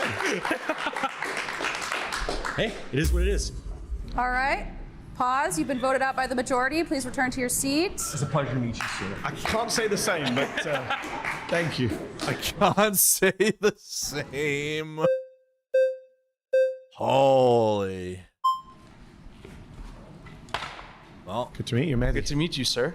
All right. So how fascist are you? I kind of want to start at the basics or the foundation. I want to see. Can I just check? Yes. Are you a fascist? No. Yes. Yes. Yes. You got to do a temperature check now. You know, what's the level of fascism we're dealing with here? Okay. Okay. Or the foundation. I want to see. Thank you, Tony. Are you a fascist? No. Okay. I don't. I describe myself as, I think, just a Christian. Fair enough. I'm just a devout Christian. Good to hear. So, I want to start. Like, what is your connection to the Constitution, and why do you love it so much? Like, what makes it so important that Trump would defy something like? Why is the Constitution important? Like the Constitution to you personally? Great questions. My first connection is I'm an American citizen. Oh my God, guys. Why is the Constitution important? Why do we have that? Then oh my God. As an American citizen, took a pledge to this country, to the Constitution. As a previous speaker has said, Constitution's not perfect. A lot of things I don't like about it. I don't like the Second Amendment. There's various amendments. I don't like the way the Senate is set up. I'm sure there's things you don't like about the Constitution. The difference is, I don't think you can just illegally defy the Constitution. I don't think each and every one of us can just make up whatever we want. Certainly presidents who are elected with an oath, right? Donald Trump took an oath to preserve, protect, defend the Constitution. And now when he's asked on television, isn't it your job to uphold the Constitution? He said on NBC, I don't know, which goes against his oath. And it says, fact check, President Trump was asked by NBC if everyone, including those in the country legally, is entitled to the Fifth Amendment, is entitled to due process under the Fifth Amendment. Trump responded, I don't know.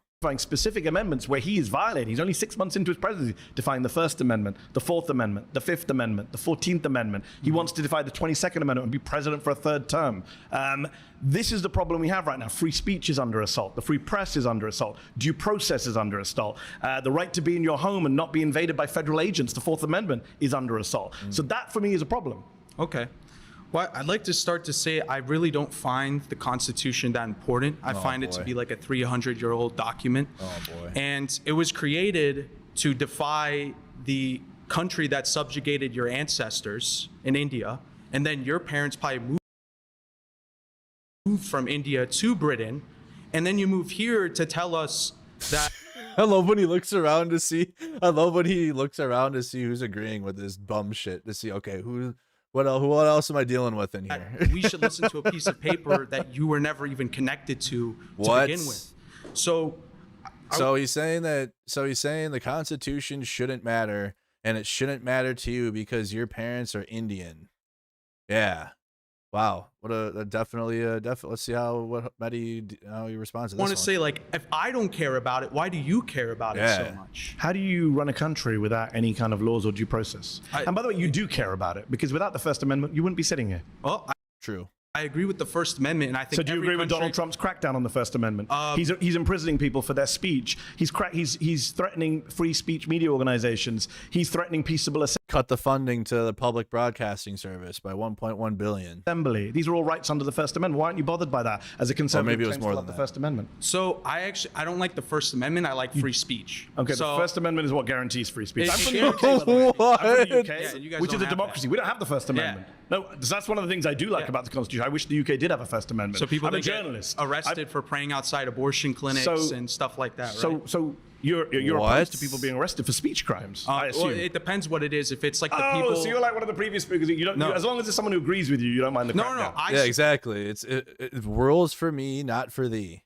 Rules for thee, not for me. Support I principles, support or we free don't? speech 100%. Okay. I don't think anyone. So do you think Donald Trump is defying the Constitution by cracking down on the First Amendment?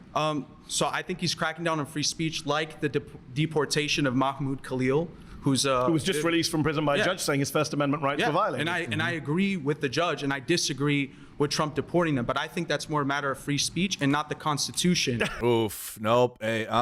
I think that's pedantry at this moment. I think you've conceded that he is cracking down on free speech, which is the First Amendment. So he is defying the Constitution. So it's a pleasure to be in agreement with you, sir. All right. And you're cooked because that's not what they believe. Pause. You've been voted out You went against the grain for a second. You're voted out. by the majority. Please return to your seat. Thank you very much.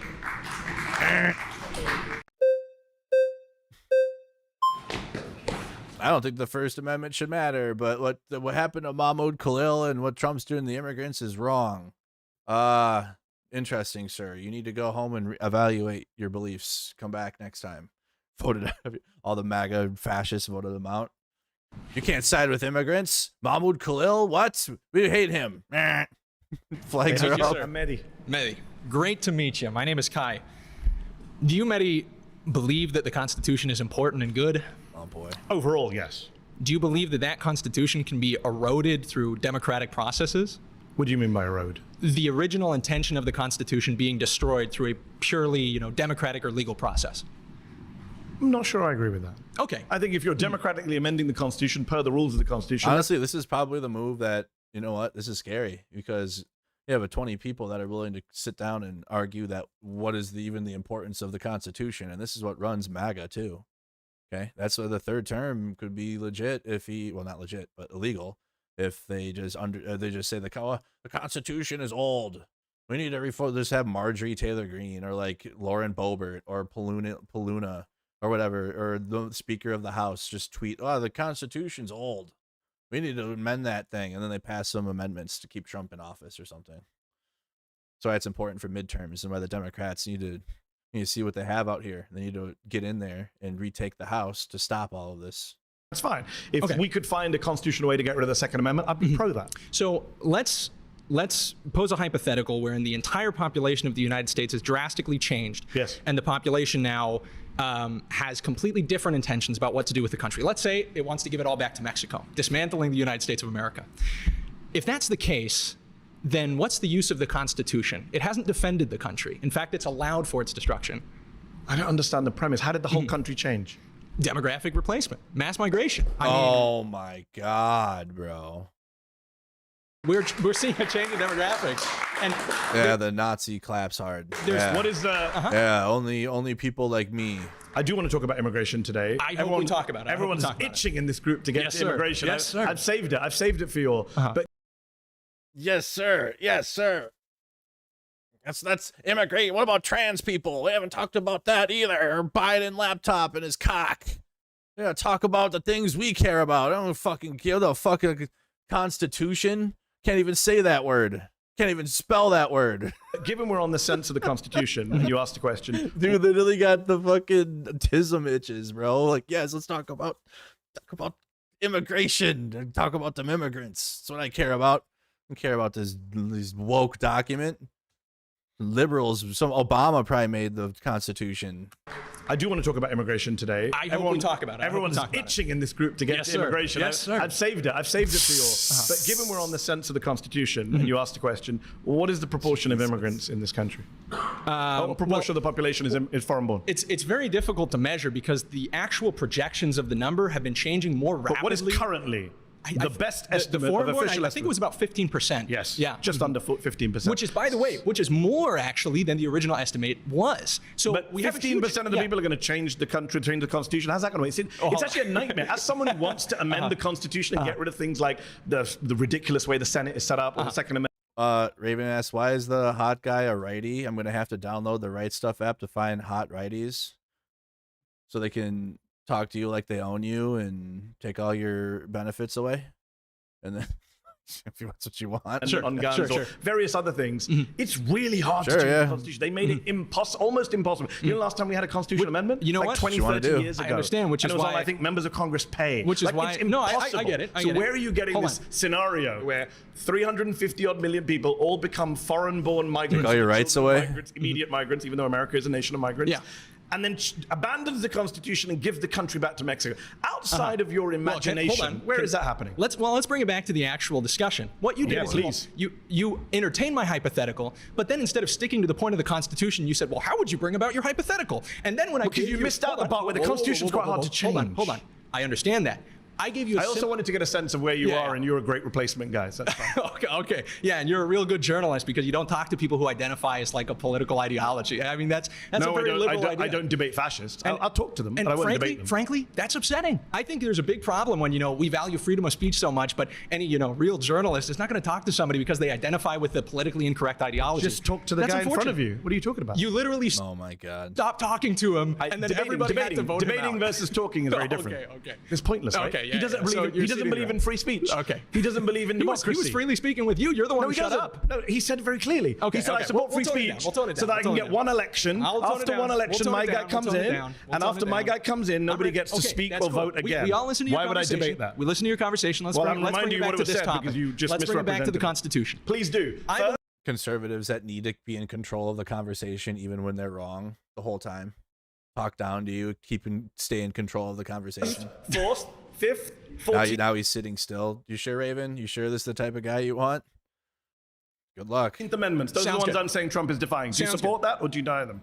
I believe that the Constitution is valuable because it represents particular interests of the founding stock of Americans who made this country great. Do you think due process is important? Some would say that's at the very core of American Constitution. And Fifth Amendment. And what I think makes the Constitution function, what allows it to save this country and to actually make it work are the people who are... I'm not sure where you're going with this argument. Hold on. I'll show you. Is Trump defying the Constitution? That's my claim. You can have these weird hypotheticals We're taking it into a different meta, which is, what's the function of the Constitution? I'd rather not have your... You already did. Yeah, literally just 5 minutes ago when you took it to immigration. Now I don't want to. Okay. Let's bring it back. I want to bring it back to the first, the fourth, the fifth, and the 14th Amendment. It's been this guy consistently trying to bring the conversation into other directions like conservatives do. Okay. Mehdi's like, Constitution. Trump defied it on these specific amendments. Let's talk about that. This guy. Let's talk about this. Let's talk about the Great Replacement and immigrants. And I'm not talking about the immigrants. And the 22nd Amendment. Let's talk about how you're the one that doesn't support free speech because you didn't want to debate the fascists. Let's talk about that. Okay, never mind. Let's bring it back. And then we talk down to you. Hold on. You got two very good positions here. One is to say, I don't think he's defying them, and I'll say why you're wrong. Or you say, I don't care that he's defying them, as one of your colleagues said, in which case, I don't know where this conversation goes because you don't believe in democracy. That's fair. Do you think it's wrong to dismantle the Constitution? Oh boy. So there's two options ahead of you. No, do you agree? This is important. Do you agree? What I'm doing so is Donald Trump... Okay, let me ask a question back since you're asking me questions. You're not answering the basic point. Well, do you think Donald Trump is dismantling the Constitution? Can we agree that Donald Trump is dismantling? Because I'll agree with you on that. I think he is dismantling the Constitution. I think he's illegally, unconstitutionally, I think he's interpreting it in ways that are more... Which judges do not agree with him on. Okay, hold on. Which the Supreme Court has not agreed with him on. And the judges don't agree with the people who wrote the Constitution. Why? How do you know that? Okay, let's take your example of the Second Amendment. Let's say that a bunch of judges... Let's say... Hold on. Fourth, let me create a hypothetical. All right. Let's say I fucking hate it. So I couldn't do it. I couldn't do it on WIC when I would be on the debates. and this dude wanted to create hypotheticals the whole time and like make you engage in that. I'm like, there's real arguments to be made, and like, why aren't we engaging with the actual topic instead of the shit you're talking about and creating? Well, let's say for instance that you have a, I don't fucking know. Let's not say for any instance, and stop creating hypotheticals when there's an absolute real argument to be argued here, but you're just trying to avoid it because there's no, like, it's actually kind of like a factual statement. Trump is defying the Constitution. Not really open for debate. Not open for debate. And that's why they can't do it. And they need to woof and go into different directions and bring in other things. I'm surprised no one's brought up Obama yet. Talk about the ones I've given. You're interrupting me. You're interrupting me. You're ignoring me. First, Fourth, Fifth, 14th, 22nd Amendments. Those are my amendments that I came with today. If you don't want to debate them, just say so. I'm trying to understand your ideology. You believe that dismantling the Constitution is okay when it's about parts of the Constitution that you disagree with. Amendments. You would be fine getting rid of the Second Amendment, even though that would be a dismantling of the Constitution. No, because it would be done via constitutional means. I'm not the one sitting here like your pal. Okay, you have agreed. You have agreed the Constitution. I'm not the one saying you just get rid of them willy-nilly. I don't agree. We're ramping up. We're ramping up. I don't agree that Joe Biden should come in and say by executive order, if Joe Biden put out executive order saying Second Amendment no longer applies. I can round up everyone's guns. I don't agree with that. Your result is exactly the same. I don't agree with them. No, but I don't agree with the method of doing it. It's unconstitutional. That's fine. He would have been defying the Constitution, and I would have said so, but you can't bring yourself to say so. We've been sitting here for several minutes. All of your friends have seen me ask you several times, do you agree that Donald Trump is defying the First, Fourth, Fifth, 14th, and possibly 22nd Amendments? Your colleague at least admitted that he's defying the First Amendment. I understand that you came in here. What you are attempting to do is simply frame this conversation like you did with the first claim about Donald Trump. But then when anybody frame the conversation that the point of this debate is to have framed talking points that the one person has. It's whoever they are. Charlie Kirk's done it. Jordan Peterson's done it. Right wingers have been in the seat that Mehdi Hasan has done. They provide the. What are you talking about? It's not an open dialogue, whatever the fuck you want. That's what MAGA does. They enter debates and they have so much pent up Fox News propaganda in their brain that they feel like it's an open dialogue for whatever they want instead of like the topic at hand. Have you ever noticed that? Have you ever watched a debate in which a MAGA or a right winger participates in and how much it deviates from the main topic every time? Every time. Doesn't matter what it is. It deviates from the main topic every single time. It's because they don't know how to, they can't deal with one topic at a time. And when it's time to come facing the truth about, hey, I'm being debated and you're making a good point and I'm wrong. Nope. Next narrative or a whataboutism to fill in the hole. Fill in the gap. He asks you any kind of question that presses you to the least degree. No, I answered. I said I would dismantle the Constitution, but I would do it constitutionally, not by executive order. So what I'm trying to get to is to prove to everybody who's watching that what you care about is not the Constitution in what it represents or creates. You just have TDS or something. Care about the Constitution only insofar as it allows you to achieve your political worldview. We agree on that. No. What? Okay, that wasn't what I thought he was going to say. Wow, what an Uno reverse. So he's accusing Mehdi of what the actual fascist Nazi pig that was sitting in front of him literally said he was going to do, which is on the same team as everyone in the circle. What an Uno reverse attempt.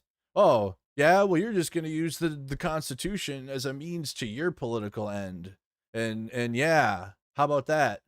And not the guy who literally, like, what, 2 guys before him that said that is exactly what authoritarian fascists are going to be doing. That they're going to use our democratic process and our Constitution to reach their authoritarian Nazism and then delete it all once they have the ultimate power and they can do that. No, that's what you're going to do, Mehdi. I care about the Constitution. You agree with the because I don't think presidents should be fascist dictators and violate the Constitution. That's what I'm saying. You care, and he is different. I don't think the president should have the power to lock you and me up if we write an op-ed that he doesn't like. That's awesome. I don't think the president should be able to crack down on us if you and I decide to go protest outside his parade. I don't think the president should be able to deprive you and I of due process or come into our homes without a warrant. And I think, well, let's end an agreement then. All right, pause. You've been voted out. I'm glad we end on an agreement. It's good to meet you, Kai. Thank God. He got him out of there with an agreement. Let's end on an agreement. Hey, how are you? I'm Mehdi. Hi, I'm Jessica. Nice to meet you. How are you? So Trump is defying the First, Fourth, Fifth, and 14th, and maybe the 22nd soon. Okay. So I want to focus on the First and the Fifth. Okay. So you say that Trump is defying the First Amendment. Can you give me an example?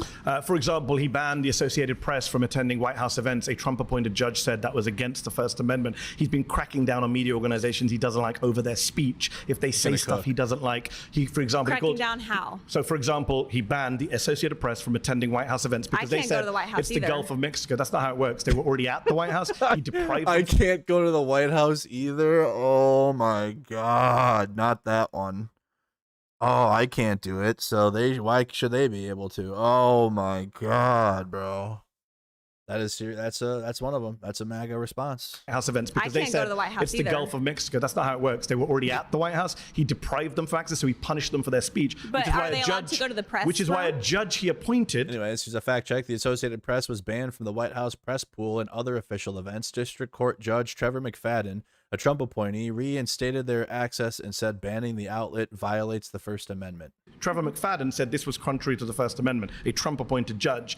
He's called MSNBC and CNN illegal. Media organizations are not ipso facto But that's free speech. illegal. He can call them whatever they want. Attacking the media? Yeah, he can by the attack president as the executive? Yeah, he can And- say whatever he wants. That's literally the First Amendment. He can say whatever he wants. Absolutely. But the media can't say what they want. They do. But he's going after them. He's suing them. He's using lawsuits to crack down on the press. They Presidents use have not done that lawsuits before. to give him 34 felonies that Hillary Clinton did. No media gave him a lawsuit. What?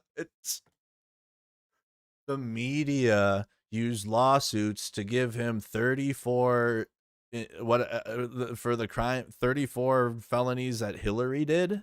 Hillary did it. Holy shit.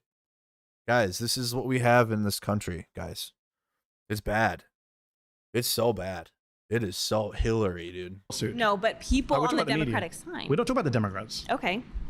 So he can call them whatever he wants because that's the freedom of speech. He can even he's threatened to discourage- imprison reporters. He absolutely. He wants to imprison. He said reporters should go to prison. President Trump suggested jailing reporters who publish classified or other sensitive information if they refuse to disclose their source. For reporting. He threatened some of them with prison rape. Right? That is against the First Amendment. Okay.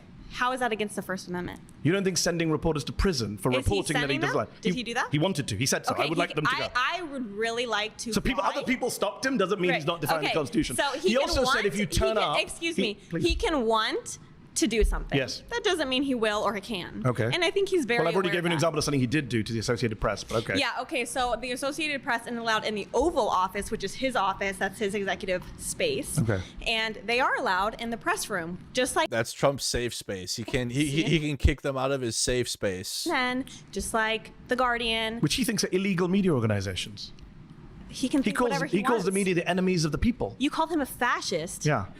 you can say whatever you want. Yes. Yes. But the and president is. I'm not the president of the United States with the executive. Another MAGA thing. Anything you try to criticize Trump of, they say that you are you do it. You do. I'm not the president. I'm not running the country. I'm not a billionaire. I'm not in charge of the nuclear codes. I'm not doing that. Fuck. MAGA hits me with that one all the time on my social media. Well, you're no different than Trump because you say that Republicans are acting fascist and that's mean, and you're saying mean words, and you're no different than Trump, and you're creating the division too. Literally lick my balls, ice my balls. How about that? So now, okay, so crack down then the on the First media. Amendment only applies to the citizens, but not the president. I never of the said that. United In States. fact, Okay, Donald so Trump he runs can his mouth say. more than anyone. Absolutely, he Yeah, does. and he doesn't just say stuff. As I said, he actually does stuff. He actually does crack down. For example, you Fifth Amendment. Yes. Due process. Yes. Judges have actually said you have violated due process. Yes, except of people for on trial. people kind of forget the Clinton, the 1996 Immigration Reform Act, Yeah. where you can get limited due process when you have expedited. American citizens? No. What about American citizens? Who's getting deported? That's American. 2 American children have been deported multiple this year. Have you not been? No. Their parents have been deported, and their parents say, No, the "I'm father going was to an take American. my baby." No. Was mom legal? We don't know because Was they mom didn't go to legal? court. And the judge. How about this? How about this? How about that? How about this? Okay. Okay. Then then it was justified. You have to go to court. Yes. That's not a part of the due process. Are you a lawyer? I'm very aware of it. Are you a lawyer? Do I have to be? Oh, we're making an argument. Are you a now lawyer? We're making. It's a simple question. No. Are you a lawyer? Okay, we're making an I'll argument. take that as a no. A Trump-appointed judge.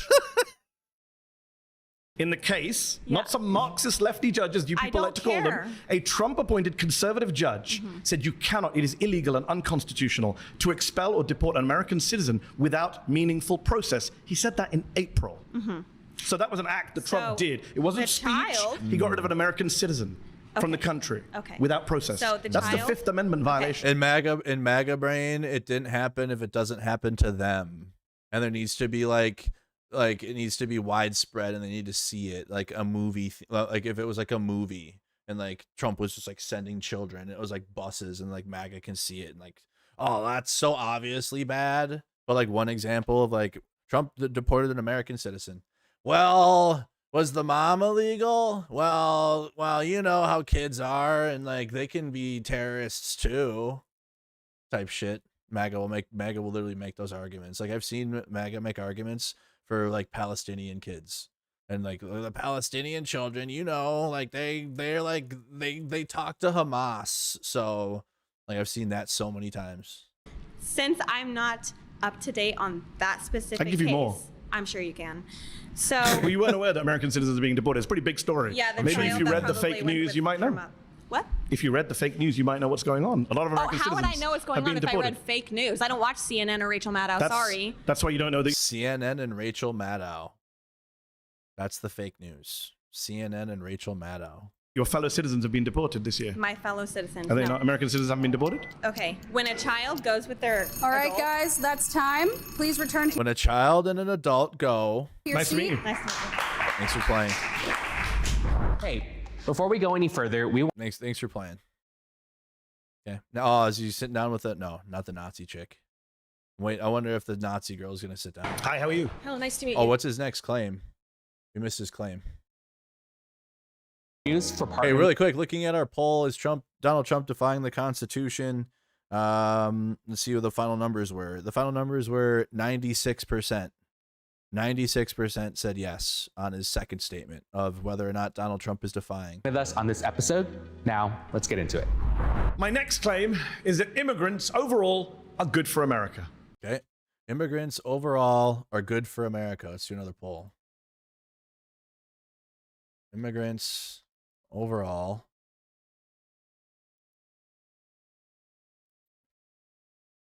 are good for America.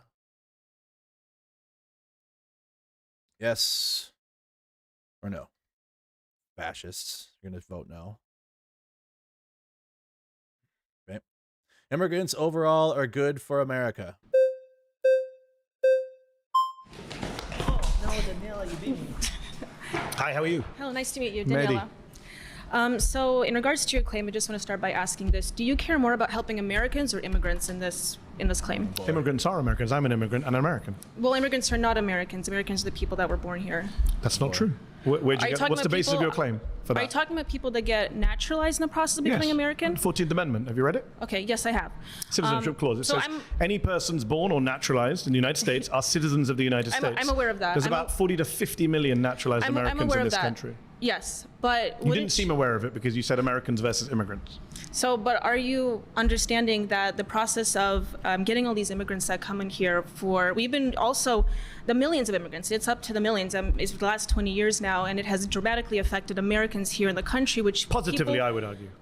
People like me and everyone around here, we cannot find homes or even get jobs within our own fields that we go to. They took her jobs. She is not doing they took our jobs in 2025, dude.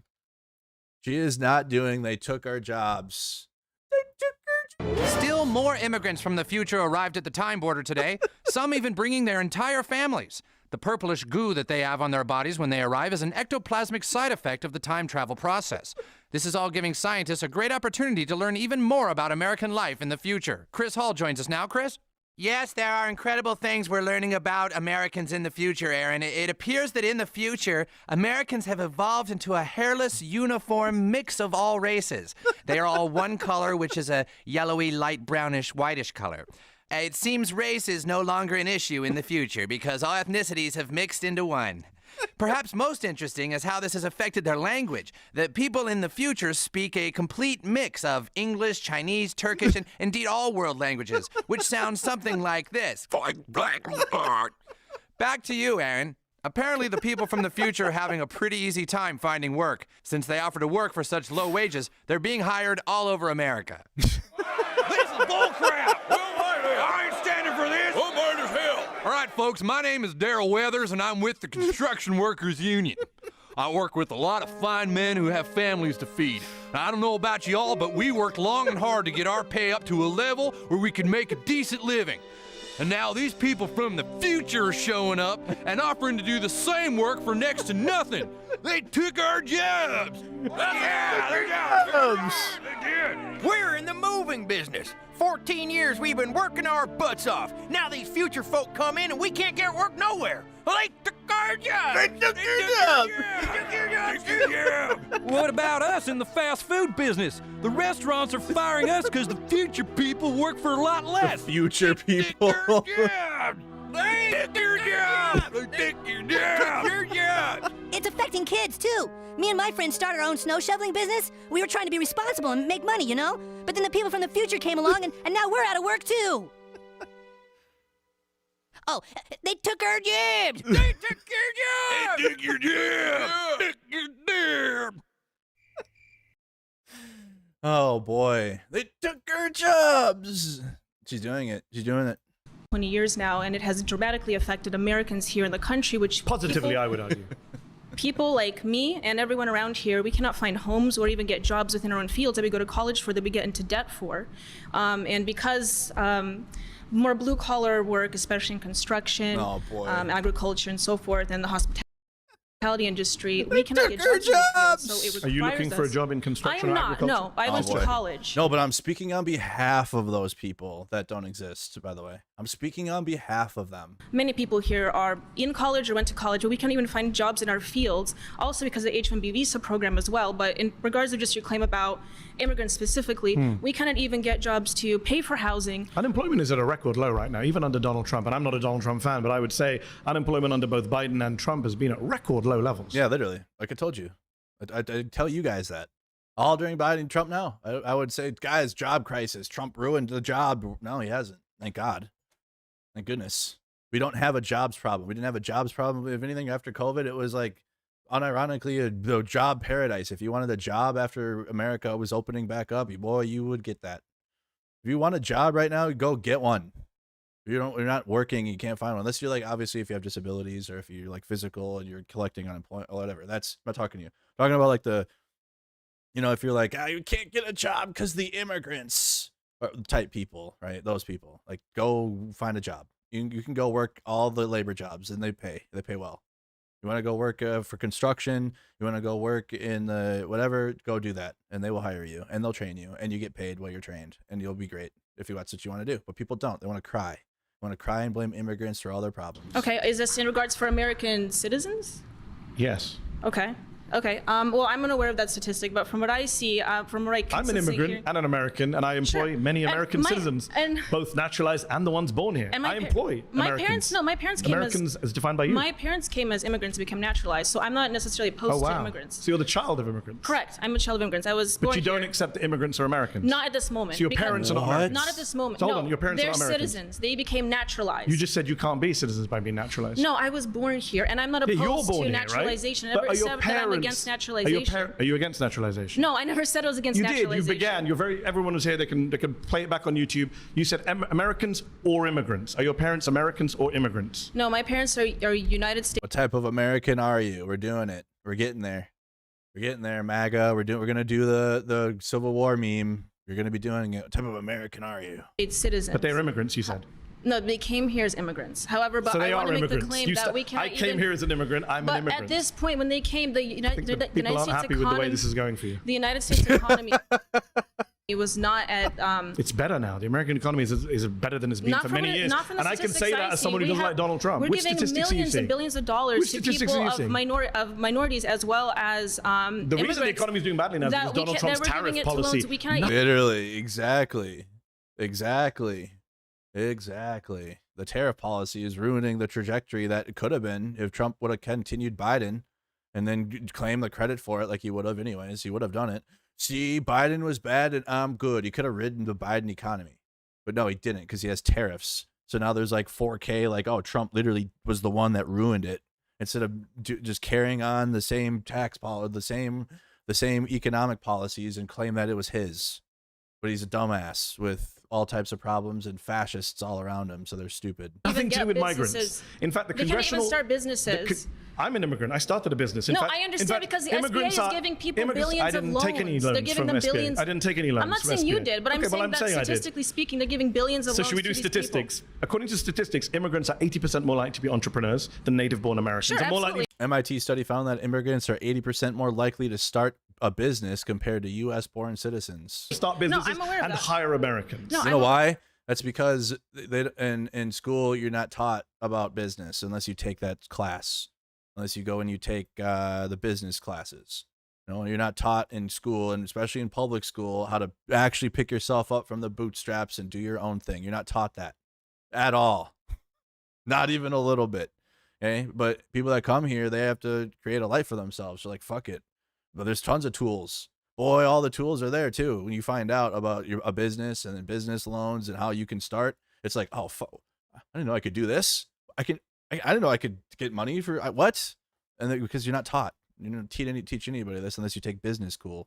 Which even then, I don't know. I guess I didn't take any business classes. So I don't know like what extent they teach you. Right, immigrants are more likely to pay in taxes than take out in benefits. And they're more likely to add to innovation and jobs and wages. This is what the statistics show. The Congressional Budget Office. Let me just finish my point and then let you come back in. The Congressional Budget Office, which is bipartisan, Republicans and Democrats both use it.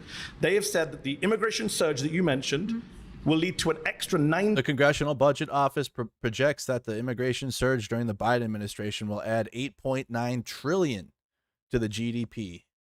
More than what Trump is like. We got 1.5 billion GDP for screwing Americans with tariffs.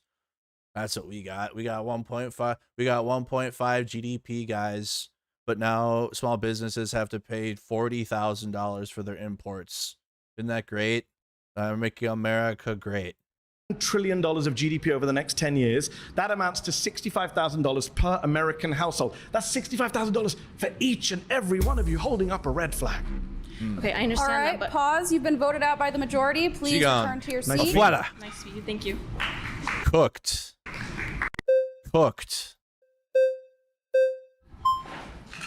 Nah, this guy's been itching. This guy's been ready. Hey, how's it going? I'm Mehdi. What's going on, man? Nice to meet you.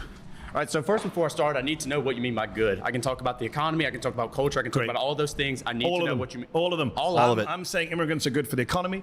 They're good for culture. Lower wages are they're good for the economy? society. Where's the lower wages? What do you mean, where's the lower wages? Where are the lower wages? Yeah, so you can What's look the at basis for saying there are lower wages? Sure, so you can look at like the STEM industry. It's been in like a complete and total recession. There's been tons of studies like from the Economic Policy Institute that shows that like companies like Tesla, companies from like Silicon Valley, they engaged in mass firing of workers, around 35,000, but then they hired around 12,000 H-1B visas. And it's kind of just standard economic thinking. It's not standard economic thinking. The vast majority of economists and economic studies suggest that there is a negligible, if no impact on wages over time from immigrants. In fact, your colleague mentioned earlier, construction, there is actually evidence. Oh, he's already facing some pushback to his argument. He's going to break down. Construction, yes. But in some industries, in some areas, there is an impact. But overall, no. In fact, a study from the National Bureau of Economic Research found that migrants since 1965 have raised wages and raised innovation. Who's that by? National Bureau for Economic Research. No, hold on. That's where you publish studies. I'm asking yes, for I didn't memorize the names of the authors. Yeah, I know you did, right? Can you give me the authors you've got? Yeah, hold on. The study you're talking about is from Giovanni Perry, and what he did is he didn't account for aggregation issues, nor did he... The vast majority of studies... Let me speak. Please. Yeah, thank you, right?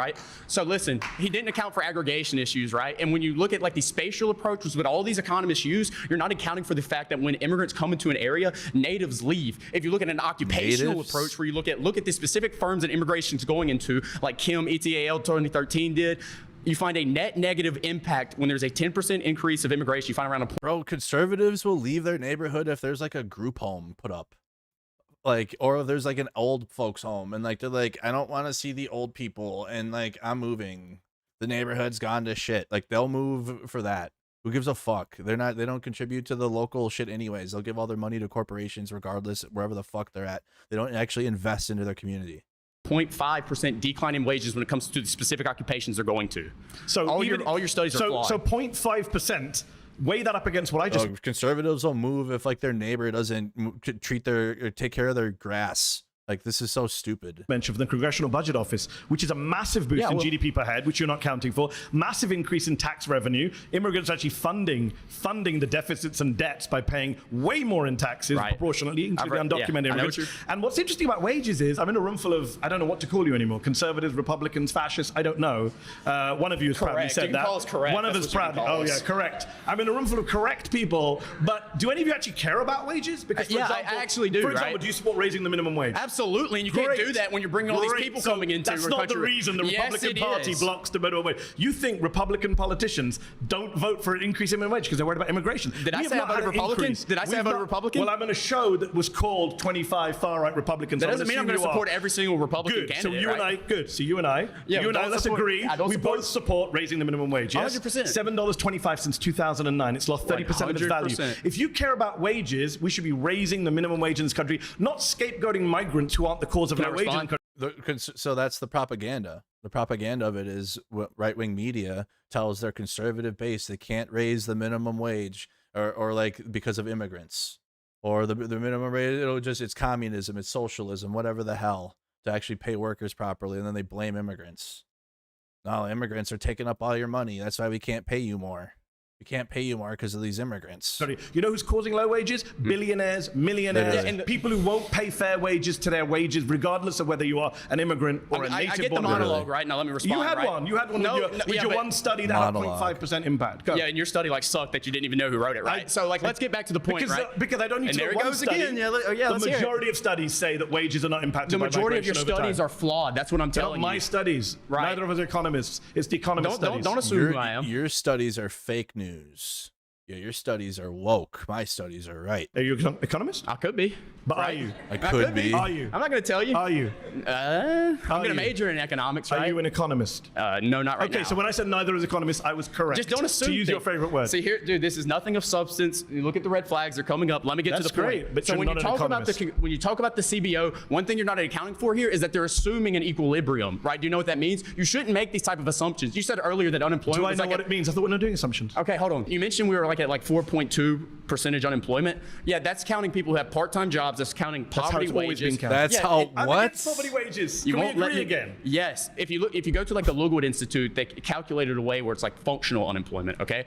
If you account for things like just people who make around $25,000 a year, people who have fallen out of the labor market, people who only work part-time, if you count all of those people together and then add on the unemployment, that's around 25% of the population. So when you go, we don't have jobs, we don't have people to do this, and that, and the other. No, yes, we do. Okay, we don't have a labor shortage. We have a good job shortage. And when you keep bringing these people in, and they're taking those jobs. The good job shortage is the fault of big firms, literally, and corporations. And corporations. Who hires the immigrants? Yeah. Employers. Exactly. So when you bring up these big firms, that's the way that keeps wages down. You understand that, right? So let me ask you a question. If you got rid of all immigrants coming in tomorrow, moratorium, you think that Republicans and employers of big firms would suddenly raise all the wages? You notice that's how you didn't answer what I said. You that's what you believe. It was a complete. Your ankles that's what you right? believe. You pivoted the hell away from the conversation. Is that what you? I'm on the subject. Okay? Do you believe that wages? I'm just wondering how naive you are. You believe that the 1% will raise wages in the federal wage if we stop immigration? They will be forced to.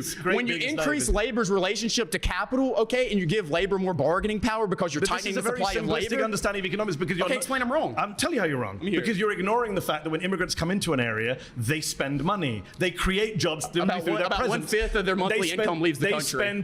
That's a good thing also because you don't like US aid, foreign aid. So this is the point. They create jobs. I came into this country. So far, every one of my assumptions about you has been correct. But listen, I'm speaking from personal experience. Get the hell out. I don't even I should get the hell out. Yes. Why? I don't want you here. Why? Because you come here and say all this bullshit about how Americans are lazy. You you come here. Yeah, now I'm angry. Now your feelings. This is MAGA. This is MAGA in my chat. MAGA, here come the feelings. Oh boy, is he gonna cry just like that Sarah? That's her name, Sarah Stock. This Nazi. They start crying when you confront them with their meat. Yeah, this chick. She's the one sitting behind him. Nazi. She cries when she's up there too, shakes and cries. I never said Americans are lazy. I don't know why you say this. I never said Americans are lazy. Yes, you are. You're saying immigrants have to come into this country so they can do jobs that we don't want to do. That's exactly what you said. When did I say it? Oh, really? When did I say it? We're on YouTube. Guys watching on YouTube, rewind to the time where I said immigrants are doing jobs we don't. Oh, you're hitting him in the feelings. He's attacking the right-wing narrative. about left, like he's so this guy is defaulting to his programming from whatever right-wing bullshit he watches, and he's attacking what right-wing says the left believes in about immigration, and it's not actual what Mehdi Hasan's saying. Mehdi Hasan will cook him for this. You go back to your chair. Go back to your chair. When did I say those words? Words that came out of my mouth. Okay, so why do we have to bring in immigrants? Why do we have to bring in immigrants to the country if we have people who are going to do the jobs? Pause. You've been voted out. It's nice talking to you. Nice talking to you. You're gonna have to go, bro. Nice talking to you. You're gonna have to go, bro, is what he said as I left to an American citizen. Good to know where you stand on immigration. It's not about immigration, is it? That's what it's not about. You're gonna have to go, bro. Nah, it's not about immigration. It's about racism. Golly, dude. Oh, Jesus Christ. Oh, my God. Hey, how you doing? What is Good to this? see you. How are you? Not bad. Holy. So, oh my God, guys, I need to like smoke or something, dude. This is a lot. Holy, what do they get their V for F for fascism? Alternate to V for vendetta. F for fascism here. Holy shit, dude. What type of... Calm down, bro. Is that a pin of Iran? Oh my God, what is this guy gonna say? Holy shit, what is happening? Is that an Iranian pin on his thing? What is this guy gonna say? Oh my God. immigrants are we talking about? Oh boy. What do you mean? Like any immigrants or... Are immigrants, that's why I said immigrants are illegal overall. immigrants. Undocumented immigrants also contribute Illegal. greatly to the U.S. I say undocumented. I don't think people are illegal. So, let's put it this way. I mean, I'm an immigrant too, from Iran. Okay. There isn't even a How do you US... feel about the fact that people here want you out? Literally. How do you feel about the president bombing your country? Like, and then how does this happen? This guy is literally an immigrant from Iran wearing an Iranian pin underneath an American flag pin with an American flag. What is this? Is this a China? This is China, isn't it? This is some China Houdini work here. That's what I call it. What is this, dude? Are you okay with that? I'm here to debate you, not debate them. I mean, you're all on the same side. You're part of one group. No. You've been clapping each other. No, I mean, there are conservatives here, there are far-right people here, there are Republicans But how do you feel about that guy wanting me and you to leave? But, you know, let's I'm just wondering. This is the topic of immigration. It's not how about do you feel my, about the guy? It's not about my feelings towards them. Okay. It's about staying on this topic. Okay. And Immigrants are good for America, yeah. You and me. Yeah. We get to hate you and you get to fucking leave, and then you also can't argue our point. Yeah, we clap. We love that. We're gonna send you to the prison camp, you Iranian. We're good for America. It took me a while to realize that. Like, you know, I might be a little whitewashed, a little bit. I'm a lot, right? I'm tall. Like, I'm not really Mexican, but like I have a Mexican family. But it took me from like talking to other minority groups when I would regurgitate dumb fuck right wing shit when I was younger to realize like what I was doing as like someone that isn't fully white. You know what I mean? Like I would be put in the camp. Okay, I can pass, but at the end of the day, I got a nose that might be put into a category. You know, my skin is tan. I might look white through the camera here, but I'm telling you right now, you see me in person, I got tan skin.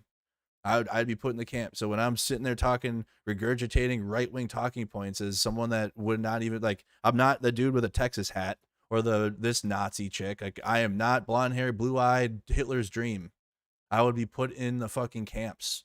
So I sounded like I didn't listen to people that when I was younger that were other minorities that were smarter than me. And they were like, you're an idiot.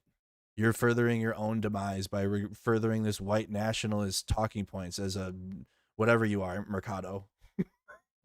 Which I am a mixed bag. I'm like Lebanese, Italian, native Mexican, Scandinavian, Southern European. I'm like a little bit of a lot, but not white.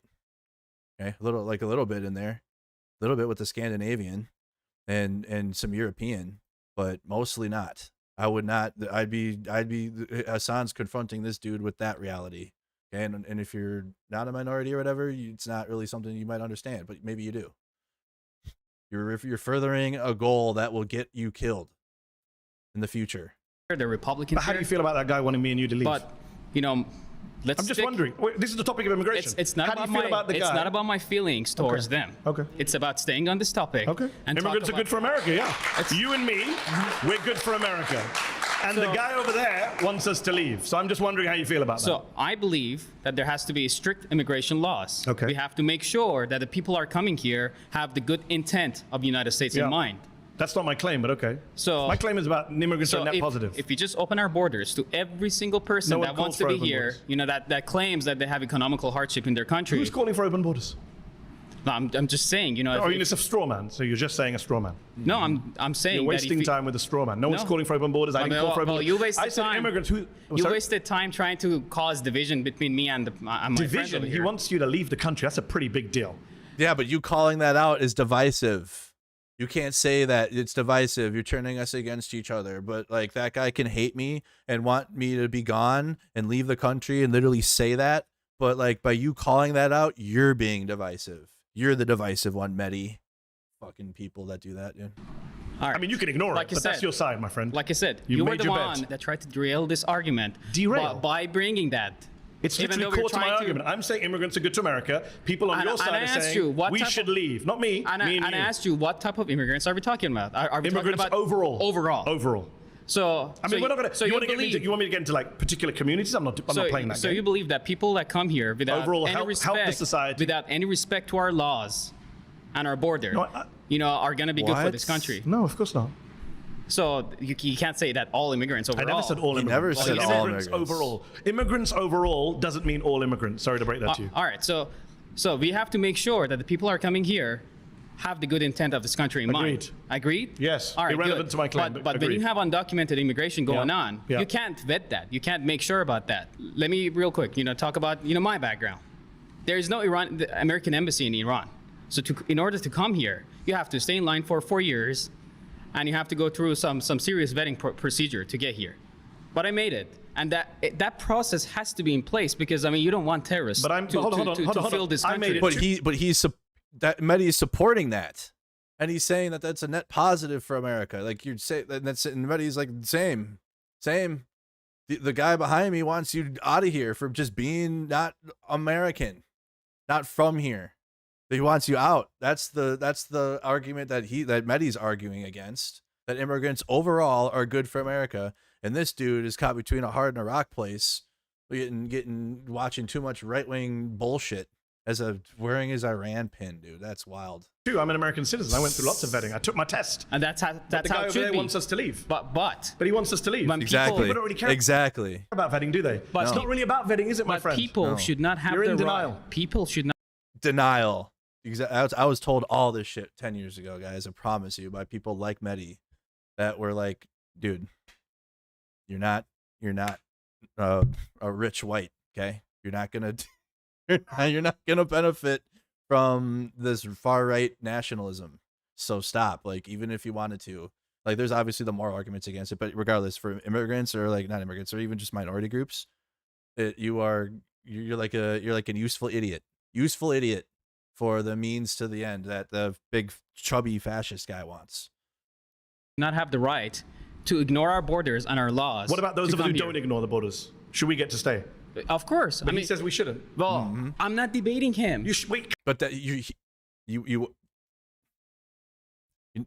not debating the point, which is the point is that immigrants overall are good, and the argument against that would be lying in with the guy behind him, of like immigrants are bad and like they need to leave.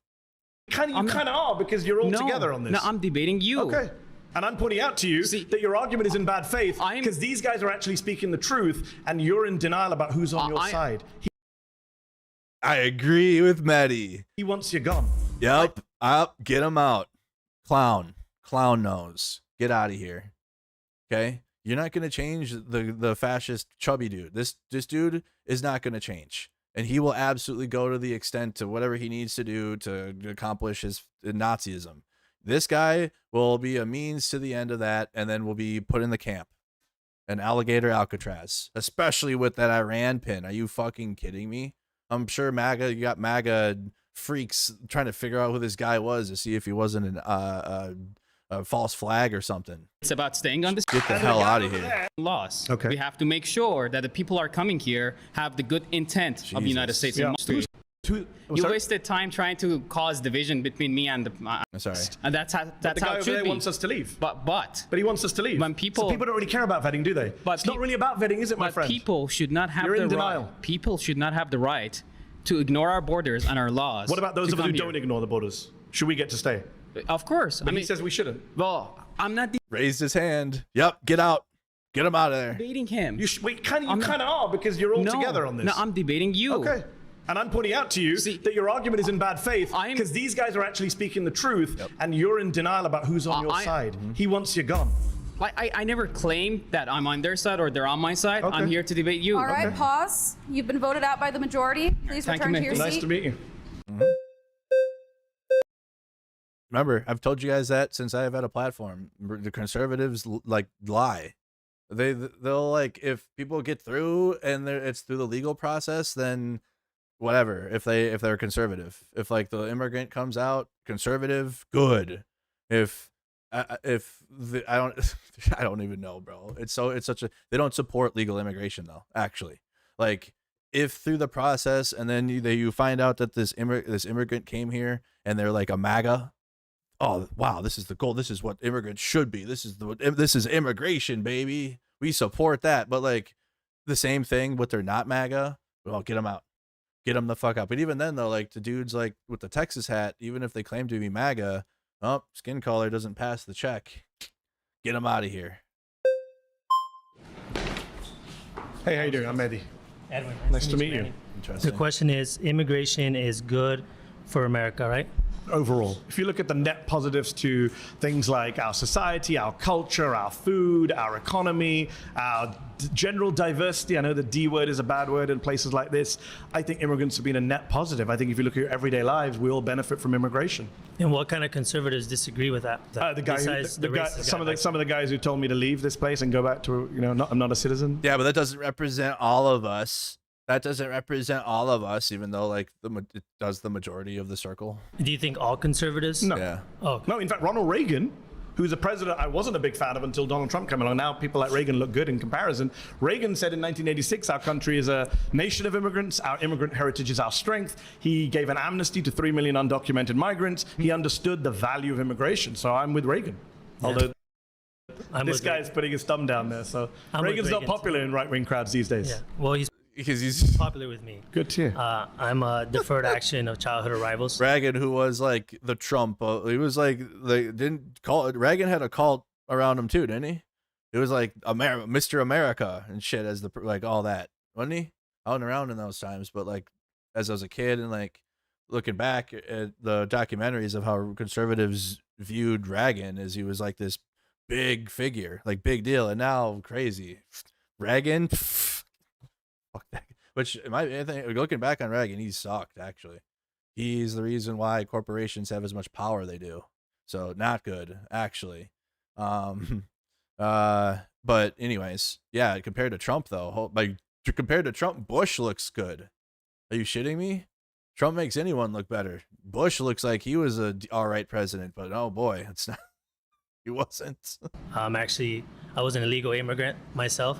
I came here when I was 10. I'm what you would call a legal alien now.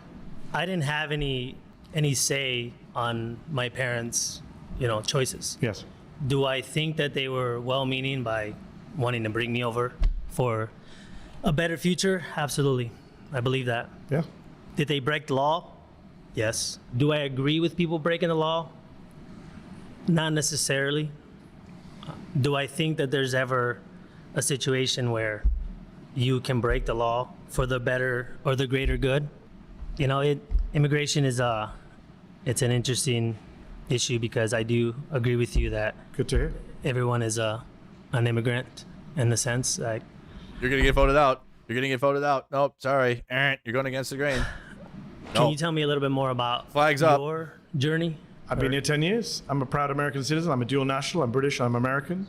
And I am an immigrant who's contributing to this country. So yes, I'm very much proud of America's immigrant heritage. I'm part of it. And despite what one of the other people said on this show earlier, everyone here, unless you're Native American, is representative immigrants. Get them out. Sorry, you've been voted out. Please return to your seat. Thank you, man. Sounds like they could have had a good conversation, actually. That guy looked like he was actually challenging himself, talking back to Mehdi, who literally didn't say much. He just kind of sat there and let him talk. He's like, well, actually, you know what? Yeah, immigrants aren't so bad. Yeah, I'm an immigrant. You're an immigrant. We're good. Yeah, immigrants are okay. Flags up. Nice to meet you.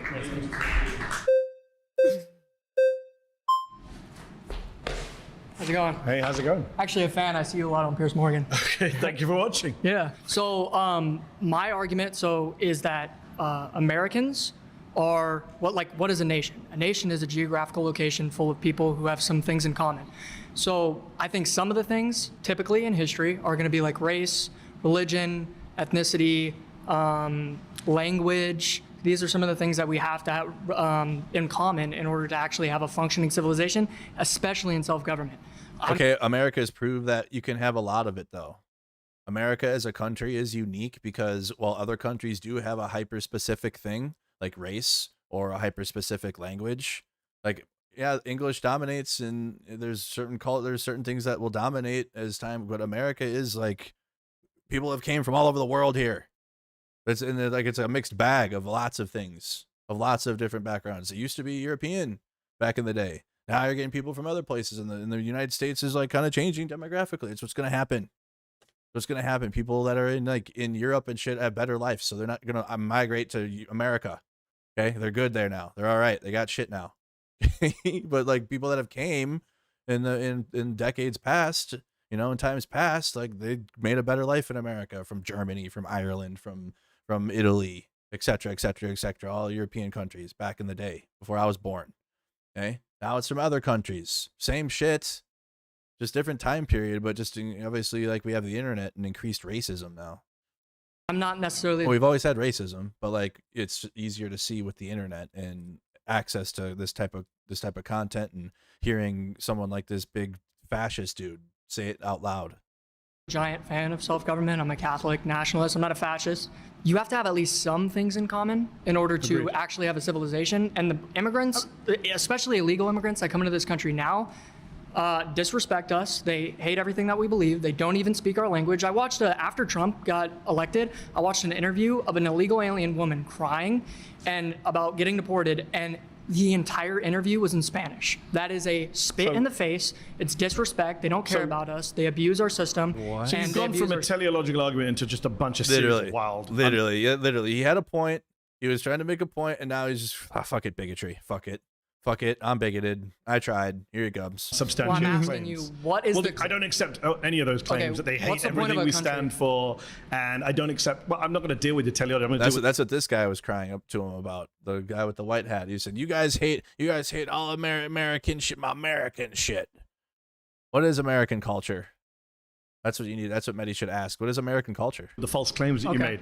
There's no what's your basis for saying that all immigrants or all undocumented immigrants hate everything we stand for? It's funny that you said you're a Catholic nationalist. How did most Catholic... One of my favorite shows on Netflix is Narcos, and that whole fucking show is in Spanish until Pedro Pascal and oh god, what's his name, speak, and that's in English because they're DEA agents.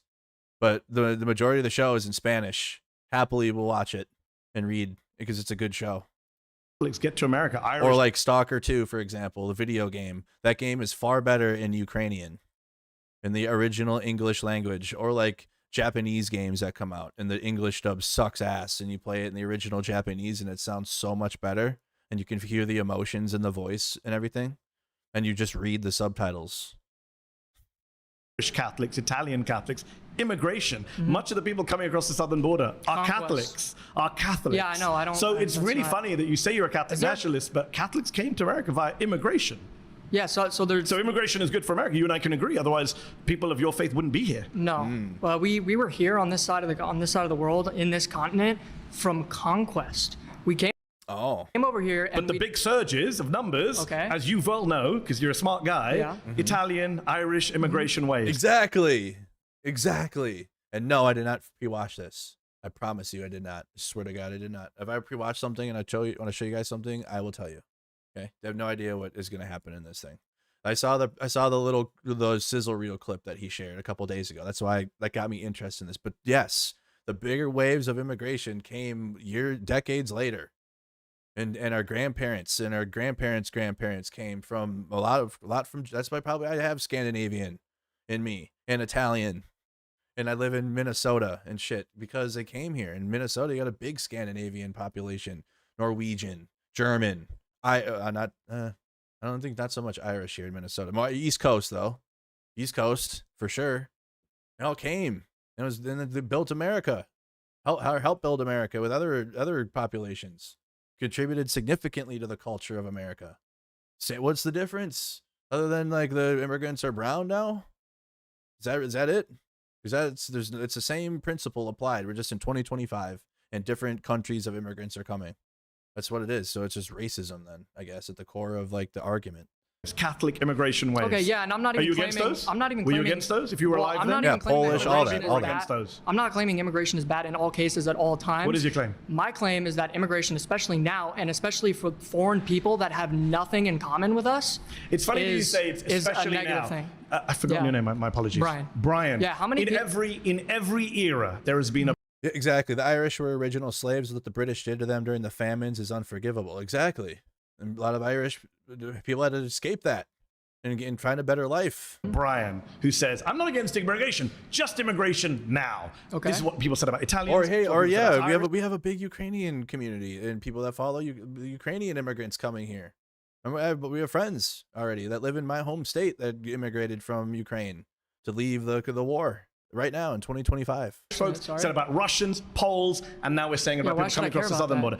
Because you're not being, you're being a little disingenuous saying I'm only against immigrants now. This is a trope. How's that disingenuous? This is because it's a trope that's been used by nativists throughout American history. Yes. And every wave of immigrants has come in and faced the same hate and animus and bigotry and lazy trope. Yes, because there was racist or bigoted words for Italians and for the Irish that were coming and for the Germans that were they were all hated against because they weren't like Anglo-Saxon original Europeans. They were from other parts of Europe and it was the same shit, just different then. And every wave of immigration is ultimately assimilated, integrated, benefited the country. In fact, assimilation right now, according to Jacob Victor from the University of Washington, assimilation rates based on language and citizenship and naturalization are higher now than 100 years ago. Okay, let me make a statement first. I think that you in your own ignored my statement, but you and your own person are a complete perfect example of why immigration is negative and why we shouldn't allow people who don't have anything in common with us. You're pro-abortion, you're pro-euthanasia, you're pro. Wow. So his political beliefs make him not American. You're pro-euthanasia. You're pro-abortion. Oh, I'm pro-euthanasia. Yeah, you went. I've seen your stuff. You've defended euthanasia. Pro-euthanasia. Yeah, on Piers Morgan. No, I've never discussed euthanasia with Piers Morgan in my life. Okay, so my point is that you don't agree actually, with I'm the guy founders here. of this country. If anyone watching at home, I'm the only guy here who actually supports American values, democracy, free speech, the Constitution. I've got folks here telling me they don't believe in democracy. They're nationalists. Wait, why should we care about that, by the way? Oof, now he's making... Yeah, so you're just going to make Mehdi's point now. This is great. What America stands for? What does America stand for? So you hate exactly. Ask him that. What is America's culture and what does America stand for? Make these fascists answer that, and they're not going to be able to. America stands for, not me. I'm not even. And in fact, all the studies show that immigrants actually are more patriotic than native-born Americans. The only reason why, that's the Mexicans in LA right now burning it down, waving Mexican flags. LA's being burned down. Please don't. They're standing against the federal government. That was one of the most American fucking things I've seen. That was lit. Then the police put themselves under the bridge and driving out. That was dumb. Shouldn't have done that. I don't agree with dropping boulders on the cops, but like they put themselves under there. But overall, though, the spirit of what the people were standing against was absolutely the origin point of America. What are you talking about? You got a big government force coming in and grabbing people and taking people from work, from their employment, and then you got people standing up against it. That's American. Send us back to the country that we're waving the flag of. I've been in LA for a few days. I didn't see anything burned down. Yeah, and that's another narrative. It's like Minneapolis burned. Remember when in Mercado? How could you say this? I get that all the time. You've changed so much. You've changed. Minneapolis burned down. How could you? It didn't. It didn't. There are a couple buildings that did in Minneapolis for sure. A couple buildings did. They got replaced though, and they're up and running. But the city, no. Lake Street, there were some buildings on fire for sure. In LA, this took place in what, 1 or 2 blocks? I pulled up the maps. That's why I do all that. That's why people like, and that's, you know, you guys have your criticisms of Steve from Agenda Free, but I don't, he has his beliefs maybe, but like he is another type of content creator that is live for like 12 hours and then nonstop, like just constantly. And that's what it takes, right? That's why I had the maps up and why I pulled up the shit so that you can see that the people that will lie about protests or they'll lie about what people are doing out here. They'll say, and I had messages coming in from people that lived in LA that I'm friends with that were like, they're telling us the city is burning down. And like, this is insane. LA is massive, number one. And then number two, yeah, I pulled up the Google Earth maps if you watched the coverage back then. And if you haven't, if you're new to the channel, whenever breaking news happens, we cover it. And I pull up Google Earth and I map out where it is and what's happening, because they'll lie. People will lie. All of LA burned. It was chaos and pandemonium. And then meanwhile, it's like 2 blocks. It was a 2-block radius plus like a street in Japantown or whatever it's called that they had, where the Otani mural and shit that they walked to. And then the one day where it went across the freeway where the Waymos burned and shit. That was the one day that it went across the freeway and it went into like a 3rd block. But beyond that, in 2 to 3 blocks right there at the government building and the federal building, it didn't leave that area at all. It didn't even spill into the other famous areas of LA, and there's a shitload of them. I know the riots have ended. That's because Trump sent. But if it's burned down, yeah, Little Korea. Where's it all burned down? I haven't seen it. I've traveled around all of LA. You said LA was burned down. LA is 500 square miles.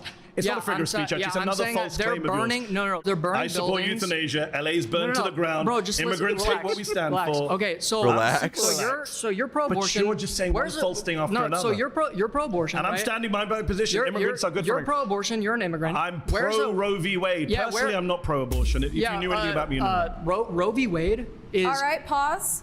Got him. You've been voted out. Yeah, you started off all right. You like started off in like the first little bit, and then you went it right in. Fuck it. Here comes my bigoted fascism. And then you should leave too, because you're believing left-wing stuff. So you're a bad immigrant. I was gonna say nice to meet you, Brian, but I guess not. Yeah, he said he was a big fan of him and watches his show. Walked away, I guess. Huh? Oh boy. You made it. Great to see you. My name is Cyrus. Nice to meet you, Cyrus. I am also son of 2 immigrants, came in legally. I'm also Persian descent. Fantastic. Born in LA. Fantastic. Yeah, you would have been gone. You'd be gone. You're in the camps. Yep, this dude with the cap, you're going to the camp. That's the Terangelis. Yes, yes. Well, I am mainly upset, not at the immigrants, legal or not. I'm mainly upset at Wall Street. I'm mainly upset at the elites, the special interests. I'm with you. Nice. They are the main reason why we've been having this issue since 1965. Yep. And most want to do well. There are a few bad apples, we can agree. Okay. But we want to go after the elites. They are the main cause of the problem. Love it. And just like healthcare, trade, everything. Did you know, Cyrus, that the top 1% dodge $163 billion in taxes every year, while undocumented people pay $100 billion in tax? So I know where my anger is against. There are issues with our tax. Oh, sorry, should have read that. 2021 Treasury Department report of stated the top 1% of earners dodge 163 billion in tax payments each year. A separate report found undocumented immigrants paid 96 billion in federal, state, and local taxes. People pay $100 billion in tax. So I know where my anger is against. There are issues with our tax system on the rich, but in a state like California, some taxes are too high. I used to live here, now I live in Las Vegas. Different debate. Okay. I'm saying immigration is good for America. Depends on the People tax. like you and me overall are good for America is what I'm saying. Okay, but it depends on how it's done. Yes. It depends on how it's done. And how it's been done for the U.S. I'm not blaming the housing crisis on immigrants, not on wages, but in a state like California that doesn't build enough homes and they're bringing immigrants in, you have to increase supply of housing. I agree. Okay. I agree. But this is where our anger is at the political class. I agree. The Democrat Party used to have a different stance on immigration 15 years ago. Bernie Sanders, Hillary Clinton. I'm not a fan of that. I'm not here to defend different Democrats. What I will say is that's our anger. What I will say is that everyone here actually does think immigration is good for America. Everyone here uses an iPhone designed by an immigrant, is on Gmail designed by an immigrant, is on a YouTube show. But you guys all came to a YouTube show founded by an immigrant. You wouldn't But that's a tiny minority. So you all love immigrants, whether you like it or not. Okay, but it is a taboo subject. Should we be concerned about the demographics demographics. So no. Anglo-Saxon, European American, 0% of America, it doesn't matter. Are they 0% of America? Well, let's say if it becomes 0%, it should not worry. They're not going to. Why are you bringing weird hypotheticals? Because he's gonna do great replacement theory as an immigrant, and it's gonna be cringe. But there has to. But I mean, there has to be room for the Anglo-Saxon whites, and the Anglo-Saxon whites are running out, and you got to do something. You got to do something. They're still part of our country. There's culture. I mean, even Britain. Like, it concerns me. But it concerns me when Britain is changing, and it's. Oh my God! This is like what Drew Pavlou's politics. That guy, I would read his tweets, and like I think you just find a couple topics that like the majority agree with, but then like when I'm reading Drew's tweets, this guy, he's doing this right now with the immigration. And I think he reached out for a debate, and like, I don't know, but like this dude is doing the same shit right now with the immigration. Like the UK, there you go. Yeah, he's doing it right now. He's retweeting Tommy Robinson. Krakow says no to mass immigration. Beautiful scenes out of Poland. Be like Poland. This is Mehdi's son arguing about white settler colonialism. For context, do you think the guy he's depicting is a retarded Nazi? That said, I think Mehdi Hasan revealed a lot of contempt towards white people here. Yeah. Drew's doing the same shit this guy's doing right here. This is Drew. I don't know if you guys don't know. If you're on X, you know who Drew is. If you're not, then it's fine. You know, it's like they're losing their culture, but it's losing their culture. Are they? Are they going to try to? I'm from the UK. I'm telling you, no one's losing their culture. London is going to be very little British in one day. What's the plan? That's what we want to know. What's the plan? You just made that up. Have you been to London? How do we know? Cyrus, have you been to London? No. So then maybe you shouldn't comment on places you don't know anything. Oof. Merc, when are you going to accept your, I don't know, Raven, I'll have to look at it. But what's the plan? I grew up in London. What's London's the general a very British plan? city. I was in London a few weeks ago. Okay. It's a very British city. I hope not. I understand that there are people in this audience that don't like me or you in this country, and I respect that. There's some that don't even want me to date a blonde woman. They want to keep to their own, or ginger or whatever. I respect that, but there has to be a deal made. There's Idaho, there's Montana. They can go live in a throw these dudes in the. You know what? You know how to deal with these dudes? Just they're in the fascist pile. Just throw them in there. These people, these types of dudes will just make it easy for fascists to do what they want to do. They go in the fascist pile too. Put them over there. Homogeneous society. I'm an immigrant and I'm brown and we came here and we did it right and I support all this stuff, but guess what? There needs to be a limit. There needs to be a limit because white people need a place to live too. And like, and then like the argument is what you're gonna do about it. Not the people like this guy or like Drew will make this great replacement theory argument. And then all you do is say, okay, if you're saying that white people are running out, or we're losing white people out here in certain countries, okay, what are you going to do to enforce the immigration to stop it then? You're going to start goose stepping? You're going to put on the uniform? Well, no, you're just going to call me a Nazi? I mean, that's what it is. You're the one that's calling for a cap on immigrants to protect the ethnicity of the country, as if like that matters to anyone other than Nazis, because that doesn't, unless you're a Nazi. The ethnicity of the country is not even something you fucking think about or you even care about. Nazis care about that because they want to keep they live this pure race that they have in their brain.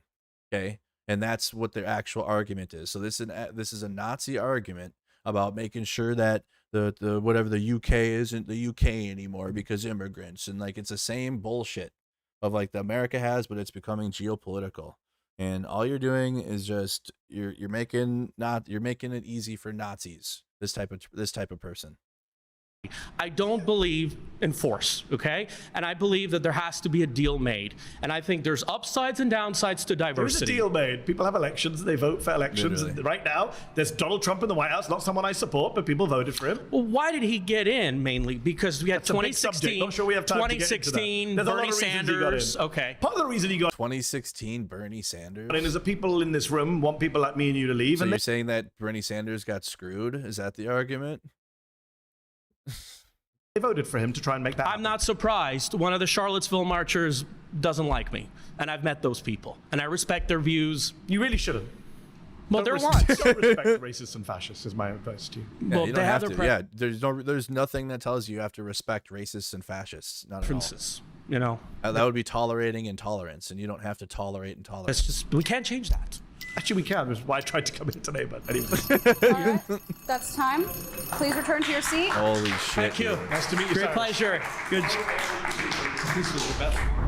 My final claim is that Donald Trump's plan for Gaza is ethnic cleansing. Okay. Claim 4. Let's see where we're at for the third claim. Immigrants overall, good for America. 430 votes and 96% agree. Okay, let's go with the claim number 4. This one's going to be a spicy one. I gotta use the bathroom. Can you guys give me a couple of minutes to use the bathroom? I can't play this while I'm in the bathroom because they would probably get me for copyright violation. Donald Trump's plan for Gaza is ethnic. I got an idea. Actually, I'm going to send you an ad break thing that I got. It's pretty cool. Yes, no, because I got to use the bathroom, but I'm not going to play this while I'm in the bathroom. Let me do this really quick. Okay. Browser. Ad break. Okay. I'm going to send you guys to, it's our own video. It's a video from my channel. Let me see if it works here. Let me see if how this works. Let me try it.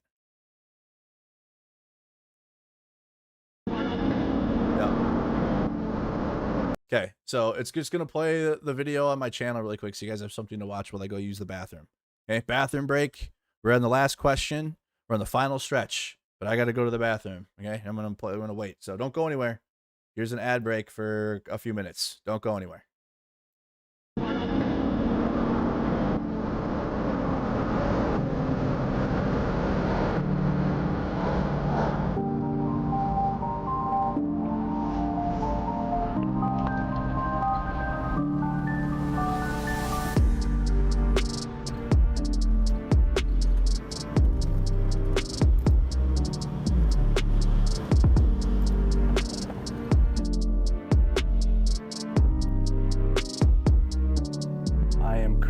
In post-occupied Izium. It's liberated. It was liberated by Ukrainian armed forces last year during the Kharkiv counteroffensive. But the destruction in the area still remains. The destruction from when the Russians hit this area with rockets. Civilian apartment buildings are still in rubble. It's just absolutely incredible that that this is happening in our time. But seeing it in person, I mean, I've seen the videos. I saw this through the internet, obviously. But being here now in person and standing right within it gives a new perspective. Pretty horrible, isn't it, Andrew? Yeah. Pretty horrible.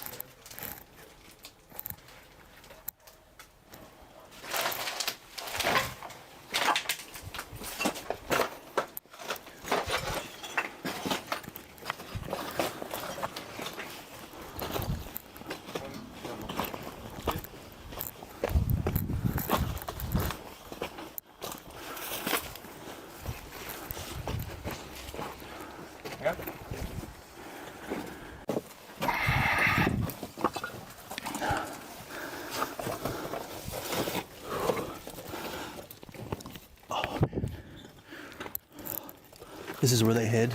Shit. Holy shit. Happened. It was like a log that they actually were sitting not in the exact basement under destroyed part of the building, but on this side, and they stayed alive. There were like dozens of people, like children, women, men, and all of them had still problems with the head because of the wave. It's just horror. And people were living here for weeks without electricity, without anything in February, in March. We're in this underground shelter underneath the apartment building, seeing where Ukrainian civilians in Izium had taken shelter during the missile attacks on the apartment building. So he's telling that, as you see, the ceiling is a little bit off. Понимаешь, быдло не это самое золо, это самое продавли кацапью. This is a story about those who came here, and they were like, this man can't stand the people who were here, because this is actually a story of just.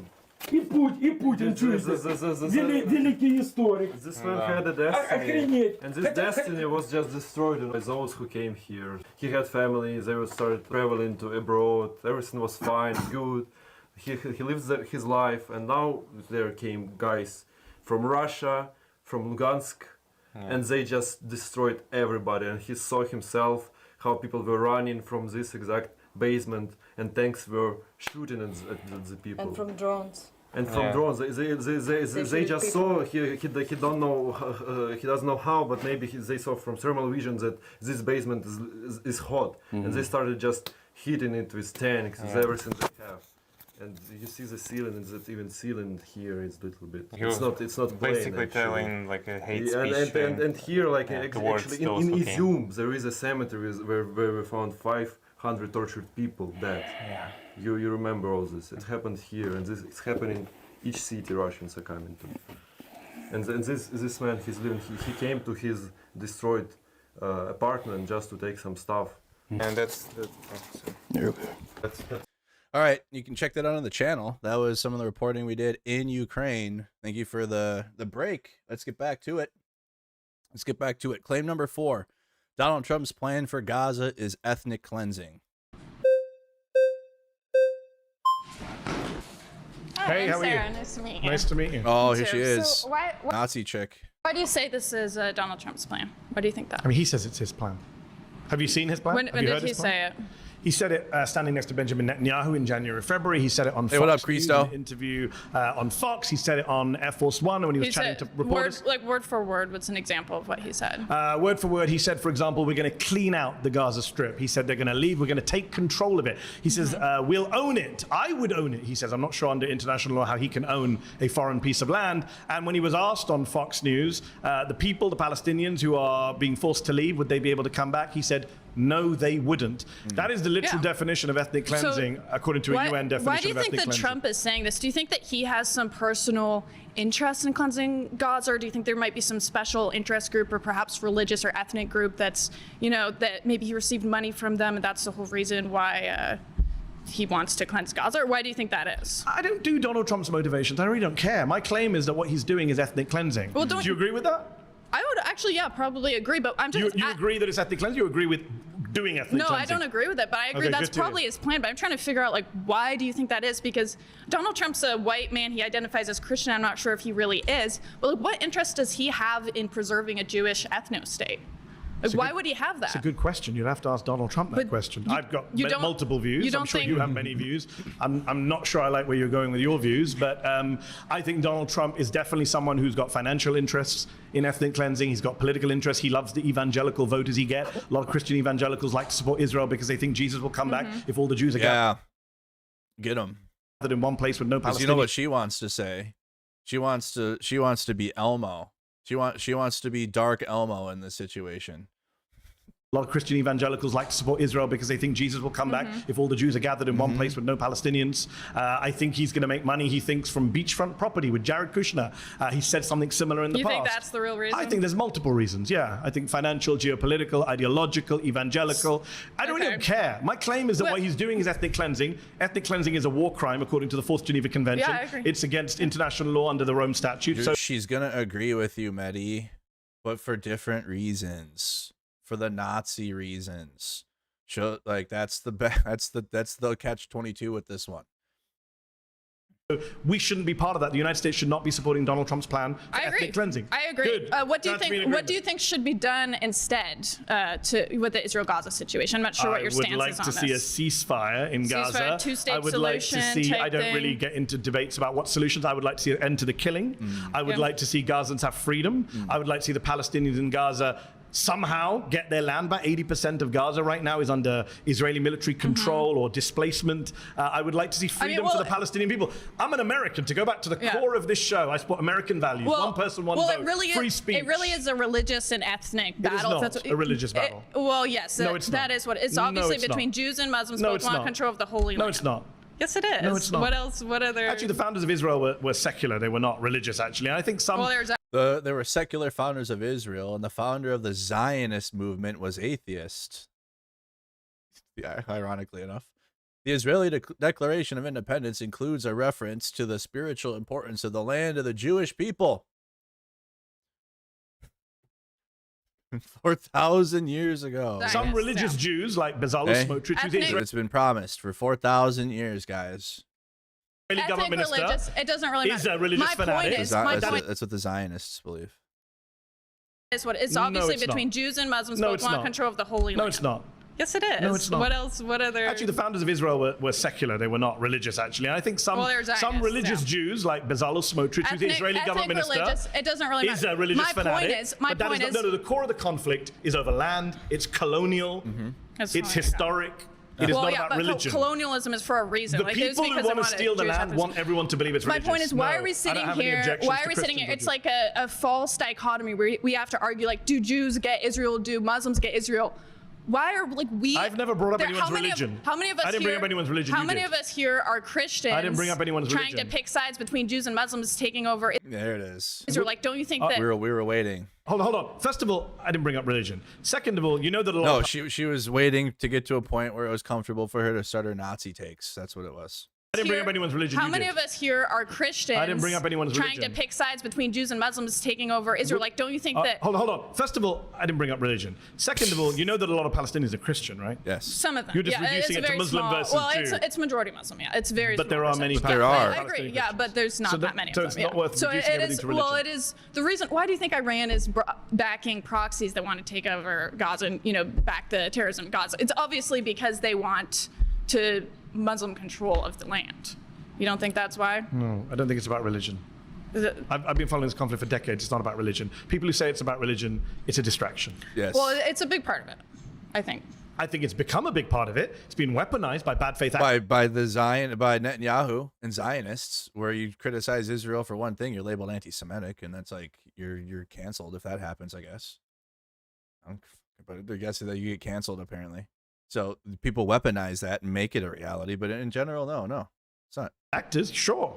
But I don't think that's the core. The core is that one group of people are dominating another group of people. What group of people is it? But what group of people is dominating another group of people? One ethnic group is dominating another ethnic group. What ethnic group? Jewish people. Yes, dominating. Arabs. Yes. But I didn't say anything about Christian, Muslim, Jew in a religious sense. Okay, Jews defined as religion and ethnicity. You know that, right? Well, why do you think that Muslims want control of the Holy Land? You keep saying Muslims. I didn't bring up Muslims. Well, they're Muslim states. Like, what do you think? Like Iran wants to do with the Holy Land? I didn't bring up Iran. But that's part of the conversation. What do you mean? No, it's not. The conversation is Donald Trump is doing ethnic cleansing, and you agree. I'm not sure why you're still here, to be honest. It's part of the larger context. It's a weird of the debate when you actually agree with me. What I was trying to say is we kind of have this. It's because she agrees with you to the extent of then the Nazism part. So you have a lot of like the far right that are like against Israel's actions, but for not the reasons you think. Not because the killing of the Palestinians is bad. Maybe there's a couple of them that will say that, but most of them are just because it's Jews are bad. That's what they say. Okay, not because of like Israel's actions on the Palestinian people, because they're Nazis. Dichotomy here, where we're trying to take the side of the Gazans, which mostly it's a Muslim majority, or the side of the Jews, human beings who are suffering. to try to decide. Yeah, that's exactly Mehdi's. Yeah, Israel boot on the Palestinian people's neck. That's what's happening, and in Netanyahu's government. Who gets control over Israel? I didn't say anything about control. America is a majority Christian country. Should we be deciding Christians should have control of the Holy Land? Donald Trump should not, nothing to do with religion, Donald Trump should not be deciding what happens to Gaza. That's my claim. If you agree with me, great, let's shake hands, give the seat to someone who disagrees with me. So are you saying, do you think that America should just cut ties with Israel altogether? What's your definition of cut ties? Like stop funding them, stop being their military arm? Yes, okay, I'm on great. record saying okay. that was an easier debate. That was an easier debate. See, that's the catch-22. There'll be agreement there, but then when you get down into the meat and potatoes of why it gets, that's when things deviate, And Mehdi is obviously on the right track with it, and then that lady would obviously be on the Nazi track of why we shouldn't arm Israel. Welcome back, Richie. It's a path you choose, right? I don't support Israel. Okay, take your path. You don't support them because of the Zionist actions and Netanyahu's government on the Palestinian people, or do you not want to support them because they're Jewish and you're little Nazi? There's like literally two paths there with it. I haven't seen another path there. You really want to be here? Oh boy. First of all, I really thought that obviously where we started, where it ended up, there's a lot of aggression. I can see in your eyes there's a level of exhaustion from being here. This is where my empathy comes in. Where it doesn't is, when you have a room full of people that do agree with you, we have this opportunity to come together. And you're kind of mocking people when they do. So you mocked Sarah a little bit when you guys clearly had a common interest and goal to reach. So I can tell you're agitated. I want to bring that all down, please. I'm guessing you're not going to, but let's see. No, I'm going to. I do want to point out some contradictions. First and foremost, I don't believe you're pro-American in the value system that you claim to uphold, especially with free speech, if you're not willing to debate people that don't share your values. That's very un-American. Do you believe Donald Trump's plan for Gaza is ethnic cleansing? I don't believe it's ethnic cleansing, because it's not his plan. It is his plan. He said it's my plan. No, Benjamin Netanyahu called it his plan. He is obeying someone else's plan. Whose plan? Whose plan is it? Say it. You can say it. Come on, the other guy already came out and said, I'm using democracy and the Constitution to further fascism. Just say it. So who's controlling Donald Trump? Okay. Who is he obeying? He is obeying Israel's plan for the Greater Israel Project, of which this is one of those things that we can agree on. Why is he doing that? Why is he doing that? Yeah. I don't know. Maybe they have something on him. Maybe they have something on all Americans. But you think it's a bad thing what he's doing? Absolutely. Maybe they have something on all Americans. Yeah, no, glad to agree with you. But see, I don't want to shut down I'm the not mocking you, conversation. I'm agreeing with you. Okay, perfect. But I want to take this opportunity because I don't know if I'm going to get the opportunity again to say you're not American. First and foremost, but you're not. Remember when I said the agitation from you is not going to be low? What I'm saying, you came to lower the temperature and then make racist remarks. You know that's a racist remark. It's not racist. You tell an American citizen. But okay, perfect. You just proved your own point. You just said that was a racist position. Yes. Earlier, you argued this contention that America has no race. It's a bunch of immigrants that culminate together. Never said that. You inferred it. You absolutely did. Okay. So now you're saying it's racist for me to take an American nationalist approach. You're kind of an American national approach? Is that a white approach? I think it's a white nativist approach. Of course, so only Americans are white people. Why did your parents immigrate from India? Americans are only white people. Why did your parents immigrate from India to the UK? Because the UK colonized and conquered India. Okay, why did you immigrate to America? Because many reasons. Okay, all opportunity. There's opportunity. That's not true. You don't know. The accent. Your accent is an afflict of white Anglo-Saxon. But there are 50 million Americans in this country. I understand, but none of them are Americans in your view. What I'm trying to get you to do to reach a common ground here. We're not going to reach a common ground because you said I'm not American. Please try. I don't think you're American. Please try. Try. You have to agree with me after I tell you that you're not an American. You're not an American. Anyways, we have to reach common ground here. This is wild. I'm saying you're not. I don't think you're American. I'm saying you're not American due to values. I don't think you're not American on values either. I think you're a little fascisty, a little racisty. See, you're using these words. Okay, first of all, I want to say this. I'm not just throwing them at you. You didn't come sit down and I said it. Every conservative that has ever been shut down by leftists like you, for every conservative, you're not a conservative. You've already said for every right wing. You've already said you're not a conservative. For every Stefan Molyneux, Thomas Sowell, Nick Fuentes, all of those people. Is Thomas Sowell American? He's Australian. But that's not the point. I'm saying it is the point. People that are on our side of the aisle that get shut down by people like you because you're leveraging this position of emotion. You're joking, right? No, I'm not. You're leveraging a position of emotion. My side of the aisle is trying to deport you.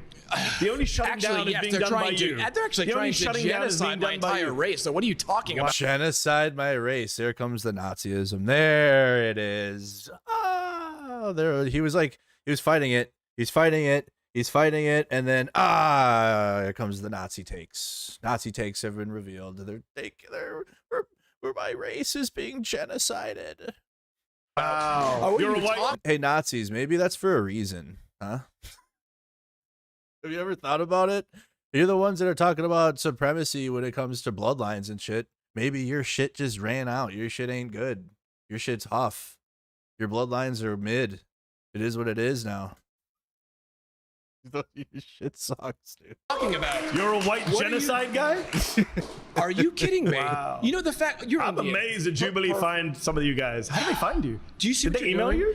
Do they email Why you? are you trying to oust me? This is such a cheap tactic. Do you go to Nordstrom? No, all I'm immigrants. trying Have you to- ever been on eBay? No, but Immigrants. I'm You agree- love immigrants. No, I'm agree- You love immigrants when they're helping you. You just don't like the color of my skin. We're having a different All right, conversation. pause. Genocide. We're having a different. Pause. All right, you've been voted out. Please return to your seat. Okay, I really wish we could have gone. I mean, you believe in white genocide, so it's very hard to. You believe in white genocide. Look at that. Exactly. Oh, dude. Oh, man. This is Mehdi, the whole bro. The bags under. He's grown. These bags, he didn't have those when the debate started. Now he's got bags under his eyes now. Yo. Guy in the suit and tie wants it bad. Oh, boy. Hey, how's it going? Nice to meet you. Hello. So, I'll switch over to the Gaza thing in a second, but first off, I just wanted to touch on that. You said that you support free speech, of course, right? This guy's for sure like in charge of a Republican school thing. Young Republicans looking guy. So, what I'm confused about is you've refused to debate people that I've disagreed with you because you said that they're racist or they're fascist, right? No. If we're going to do facts, they said they were racist and fascist. Get your facts right before you start arguing. So isn't the nice whole entire point of a debate to debate people that you don't agree with? I don't debate people who don't see me, A, as equal. No point. Or B, support democracy, because that would undermine the whole idea of the debate. If you don't support democracy, as our friend here doesn't, and support General Franco, then what is the point of a debate? The First Amendment doesn't mean you have to debate everyone. Somebody comes up to you in the street and starts talking to you. You don't have an obligation to carry on talking to them. I'm sure you Exactly. Literally. You go about your business. Somebody comes up to you in the subway and sits next to you and starts ranting in your face. So you're not going to start debating. So everybody here in the Jubilee- everyone here has hygiene standards, as do you. There are people you wouldn't debate, I'm sure, as well. Okay. So can you please describe why you think Trump is supporting ethnic cleansing of Gaza just because he wants to hygiene standards to take over the land there? How does that equate to killing them? Not just take over the land. Kick out all the people. That is the definition of ethnic cleansing. So isn't ethnic cleansing killing people? Because it seems like you're... No, not necessarily. No. I mean, you could be mass killings and it not be ethnic cleansing. That not be the point. It's the purpose behind the mass killings and like what you're doing with it. To cleanse people without killing them. And by the Killing's way, bad. Mass killings are bad, but people use them differently now. And that's dark. It's super dark topic. But it's if you want to be smart, you have to talk about it. they have been killed. More than 50,000 people in Gaza have been killed by the Israelis, by people like Bezalel Smotrich, who said recently, the finance minister of Israel, we are going to Gaza to conquer. For example, like the shooter, the Vegas shooter at the concert killed one of the biggest mass shootings we've had in America. We had a bunch, unfortunately, but like that's mowed a bunch of people down. Did he do it for ethnic cleansing? No.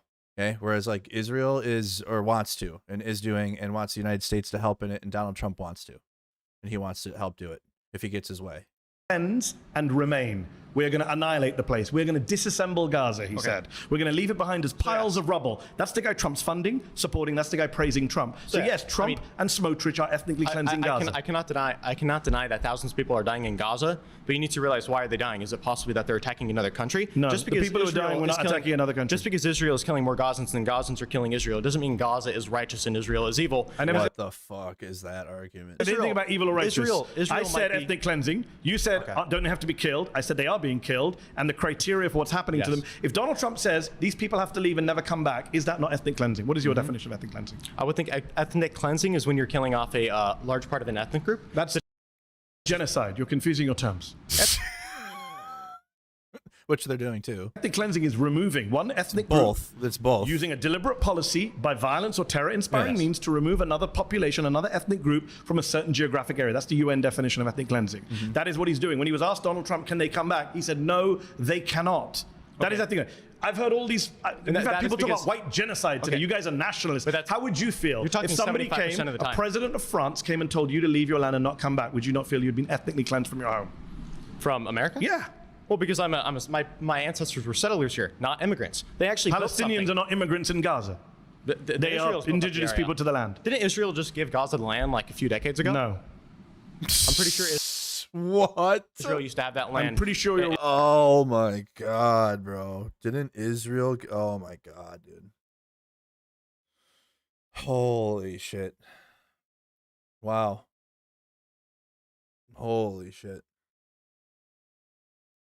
They withdrew from 2005 from the land, but control Yeah, the and they air. gave it to them in 2005. No, they don't give it to them. They control the air. Israel withdrew from Gaza in 2005, but still controls its, and it's in a. They have a whole thing around it. They have like 18 layers of barbed wire and like a giant Mordor fucking wall around it too. Sea space, the borders, the population registry. They controlled what went in and out. It was a prison, an open air What are you arguing facts for? Why are you arguing this is true? Why are you prison. arguing that? That's not giving. Why are you disagreeing with that? That's just what it is. Like, why is that up for debate? The border with Egypt and then the Mediterranean Yes, Sea. and the So how's Israelis that a and prison? Egyptians work together because Donald Trump and Joe Were the Biden and Egyptians Barack that are Obama. Muslim? Yes, they're funded by the United States. Did you know that Muslim countries do bad things too? No, I know that they do bad things. Okay, then, so we're in agreement. All right, Yes. pause. You've been voted out. Please return to your seat. Nice to meet you. He really was gonna cook if like they had more time. And he said, you know, Muslim countries are bad things too. Oh boy, Mehdi Hasan would have dominated him from that point on. Oh boy. Oh. Oh, wow. Great. Hello, sir. Welcome back. See you again, Welcome Mehdi. back. All right, so I agree that Trump wants to do a cleansing, but not an ethnic one.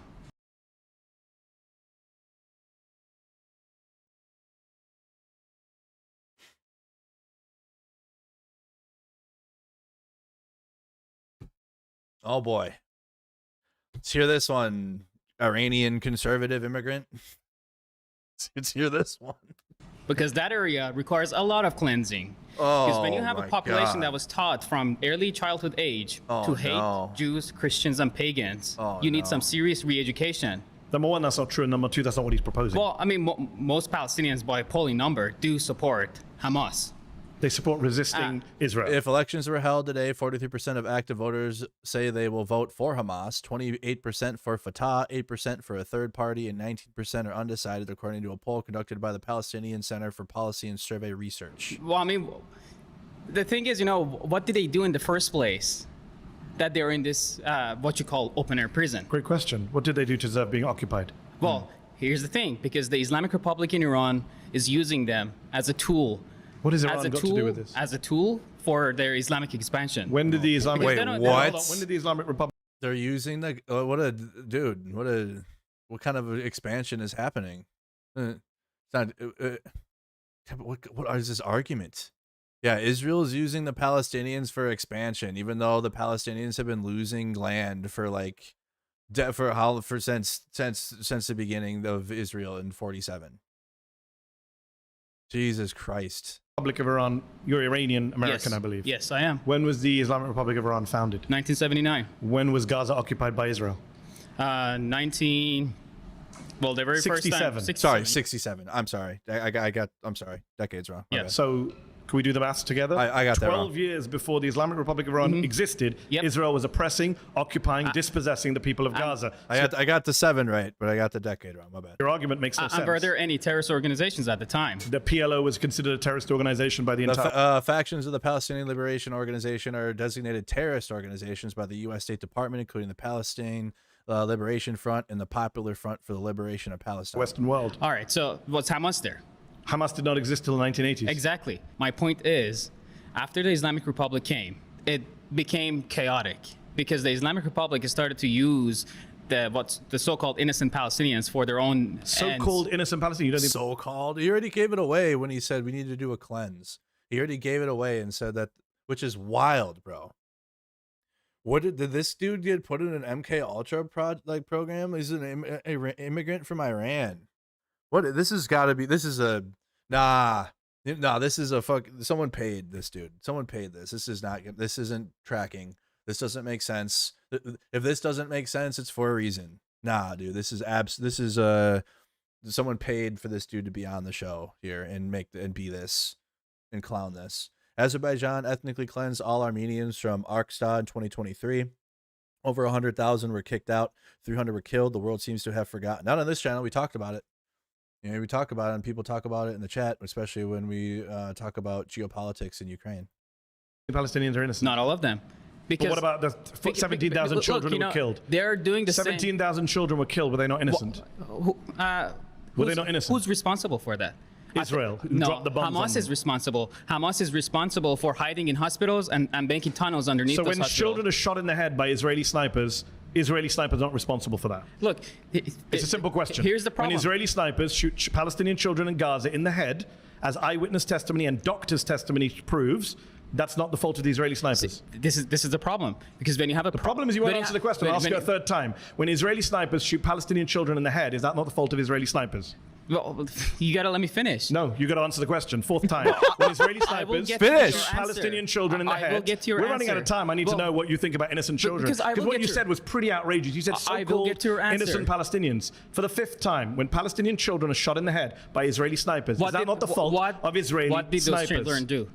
What did they do? Tell me. What did the children do? What did the children do, bro? Is a crazy response. That is a crazy response to that. This is wild. Did the children deserve to be shot in the head? Because the problem is, you know, over there, millions of people are watching you say they start brainwashing children. They start brainwashing children at a very young age. So you support sniping children in Gaza? Look, do other people here support sniping children in Gaza? Is that a conservative position now? What if even the fascist guy is like, this guy, the guy who said I'm literally using the Constitution to further authoritarianism is like, this guy, get a load of this guy with his hat, get him out of here. Holy shit, bro. Yeah, I guess the authoritarian fascist guy is beyond sniping kids too, apparently. Not Israel though. But anyways, this Iranian immigrant that's MAGA is okay with it because what did the kids do? You know that they're brainwashed from a young age. What the hell is that? What in the hell is that? They're wearing a suicide vest. Oh they my weren't. God. But what if they are? They're not though. But what if though? What if they had a suicide vest? Huh? What if they're wearing a suicide vest? They weren't. But what if they are? They're not though. What if they children. are? I have friends who went there, doctors went to Gaza, American doctors. They came back as we had multiple children. What if they're hell-bent? What if they're hell-bent on killing you and your family? A 10-year-old.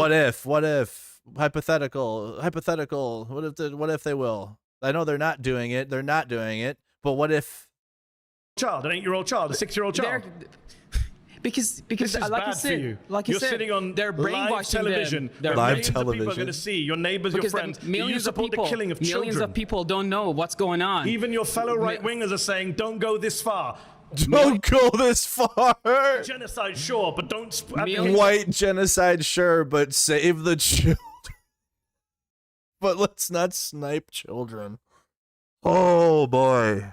So we have from white genocide is happening and we need to use the Constitution to further fascism, to sniping children is okay. That's where we're at. That's like the window of where Mehdi's debating here, of takes that we have. That's the threshold of the right wing here.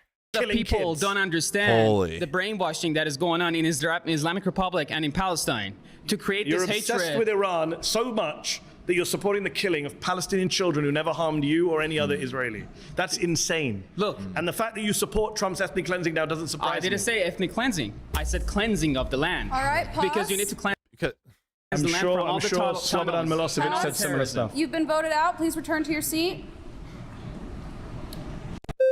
Mehdi just said some. What did Mehdi say to him? Mehdi spoke to him in the.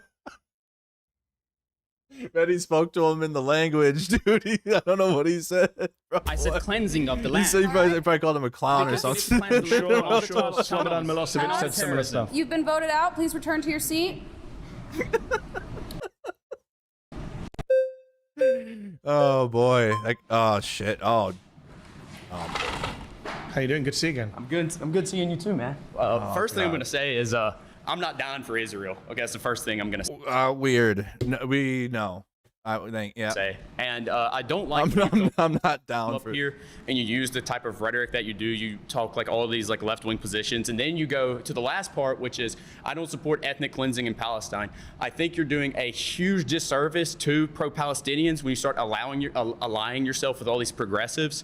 I don't think it looks good because you have all these conservatives in here who oppose war. They oppose intervention in the same tradition of Pat Buchanan and all the greats that came Not before Donald him. Trump, though, sadly. Yeah, it is sad. It is sad. I do agree. I mean, he ran on an anti-war ticket. He said he was going to. I didn't. Because he lies, right?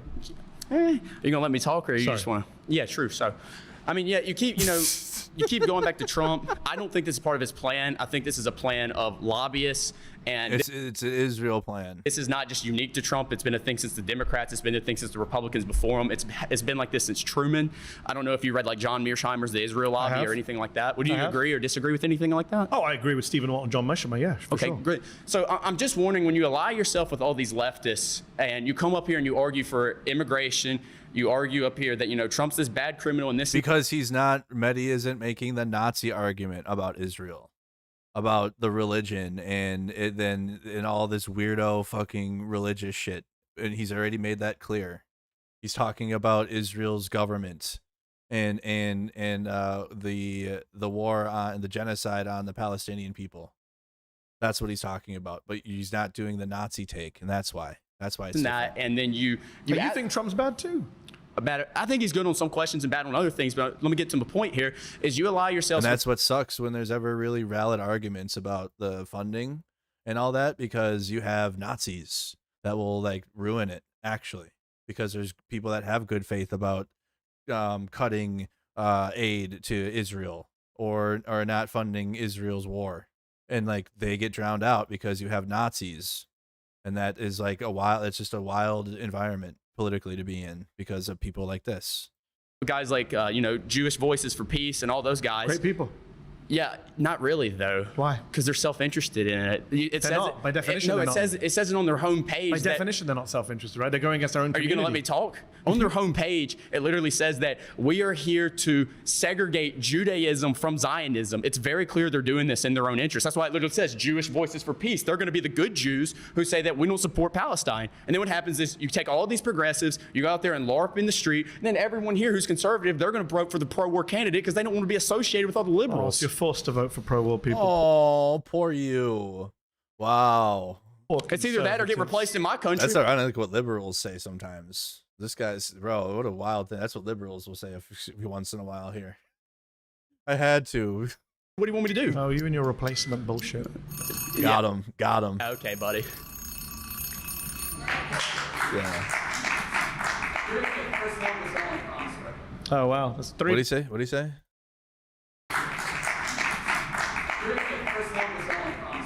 You're going to be the first one that's going to the promised Oh, wow. land. That's 3 people so far. Let's keep counting. We should be nicer to you, otherwise you'll deport us. What a great argument. This is the free speech debate camp. It's not your country, my friend. It's our country, whether you like it or not. Got him. All right. Cool. Yeah, Mehdi's cooked this whole thing. Mehdi hasn't taken one L. Not one single L. Not even on nothing. Nope. They've all tried. And it's been a nightmare for the circle here. We only got to hear a few of the people. I wonder if they do like extended cuts where there's a lot of people that we didn't even hear from in the circle. This must have been really bad. Oh, please. Let's not hear from. I thought Kai was. He smiled, he laughed, he did it. He disagreed. He did it in.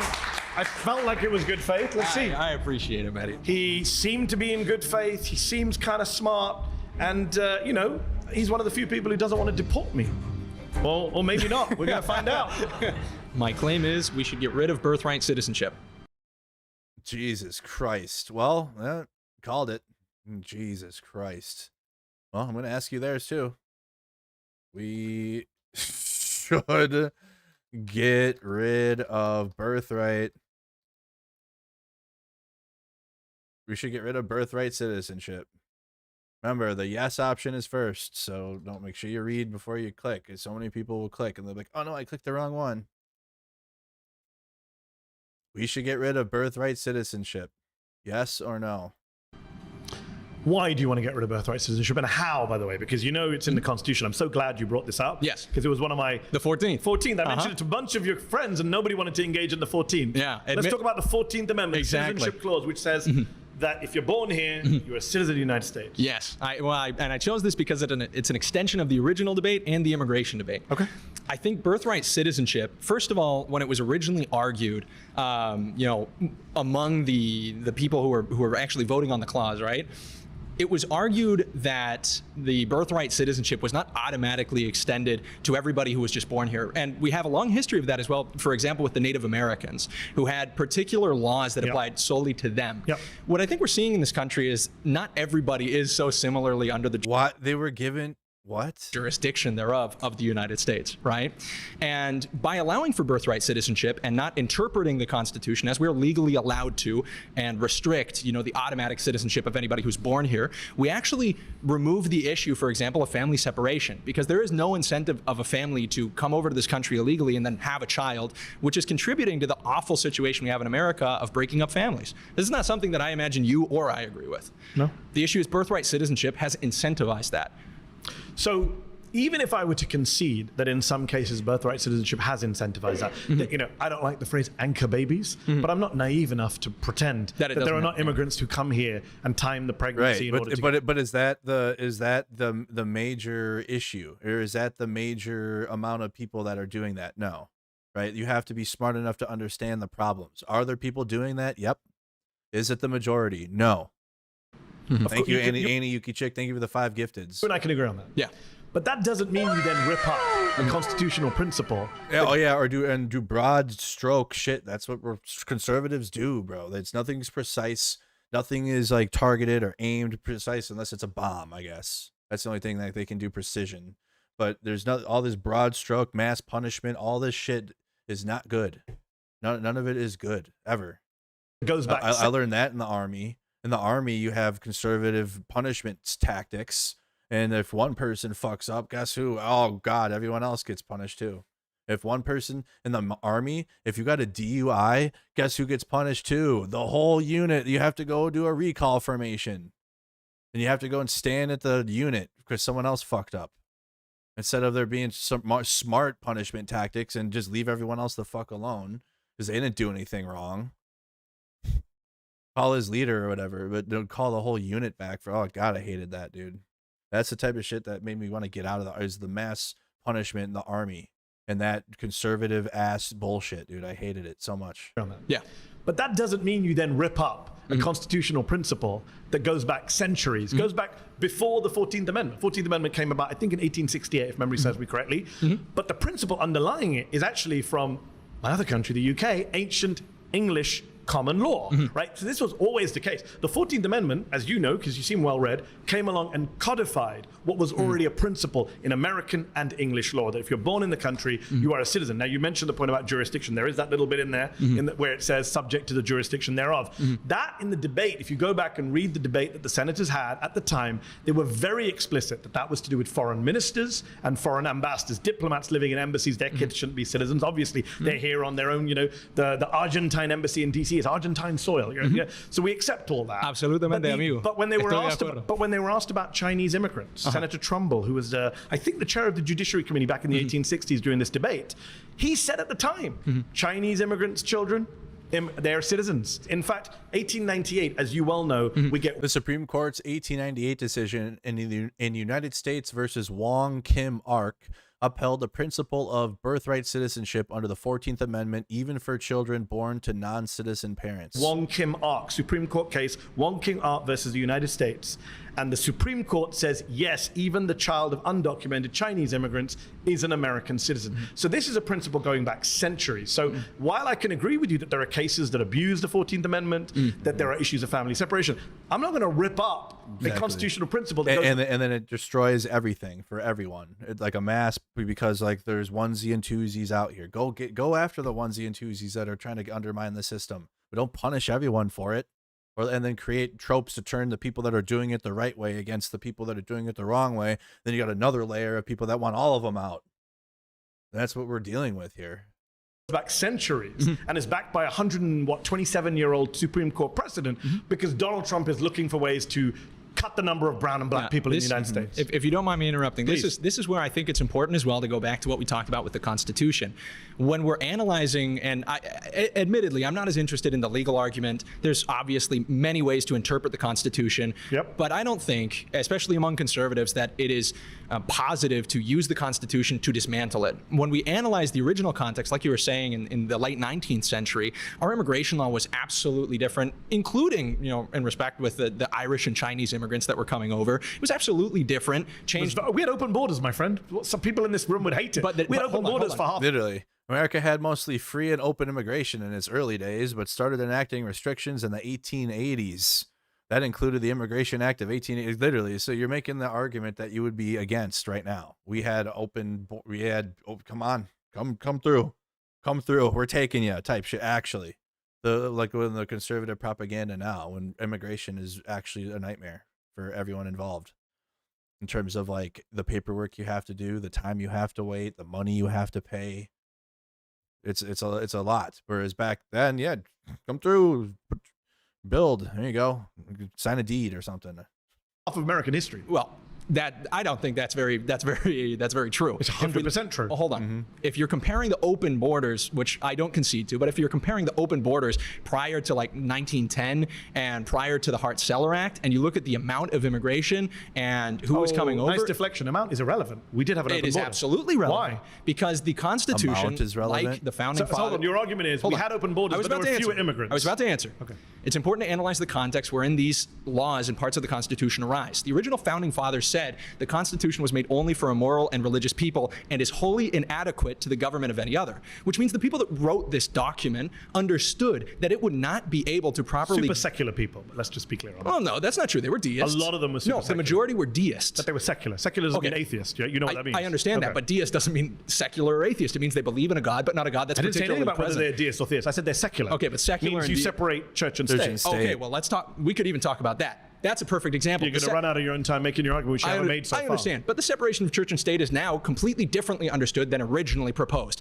Thomas Jefferson, who talks about the wall of separation, which doesn't even exist in the Constitution, understood it in a different way. Supreme Court precedent, as you well know. Yeah, sure, but the precedent of the last 100 years, wherein the country has been completely different from its founding, should not overrule the original intent of the people who wrote the document that you and I are both citing. Okay. Which means, but I'm not locked into what the people who wrote that. We've had amendments to the Constitution. You know that, right? I understand that. Okay. And this is our fundamental disagreement: Yes. is that I don't believe. You think you can read the minds of people in the 1770s? That's not true. I'm stuck. I just believe this country ought to be more like the country we originally had, and I don't.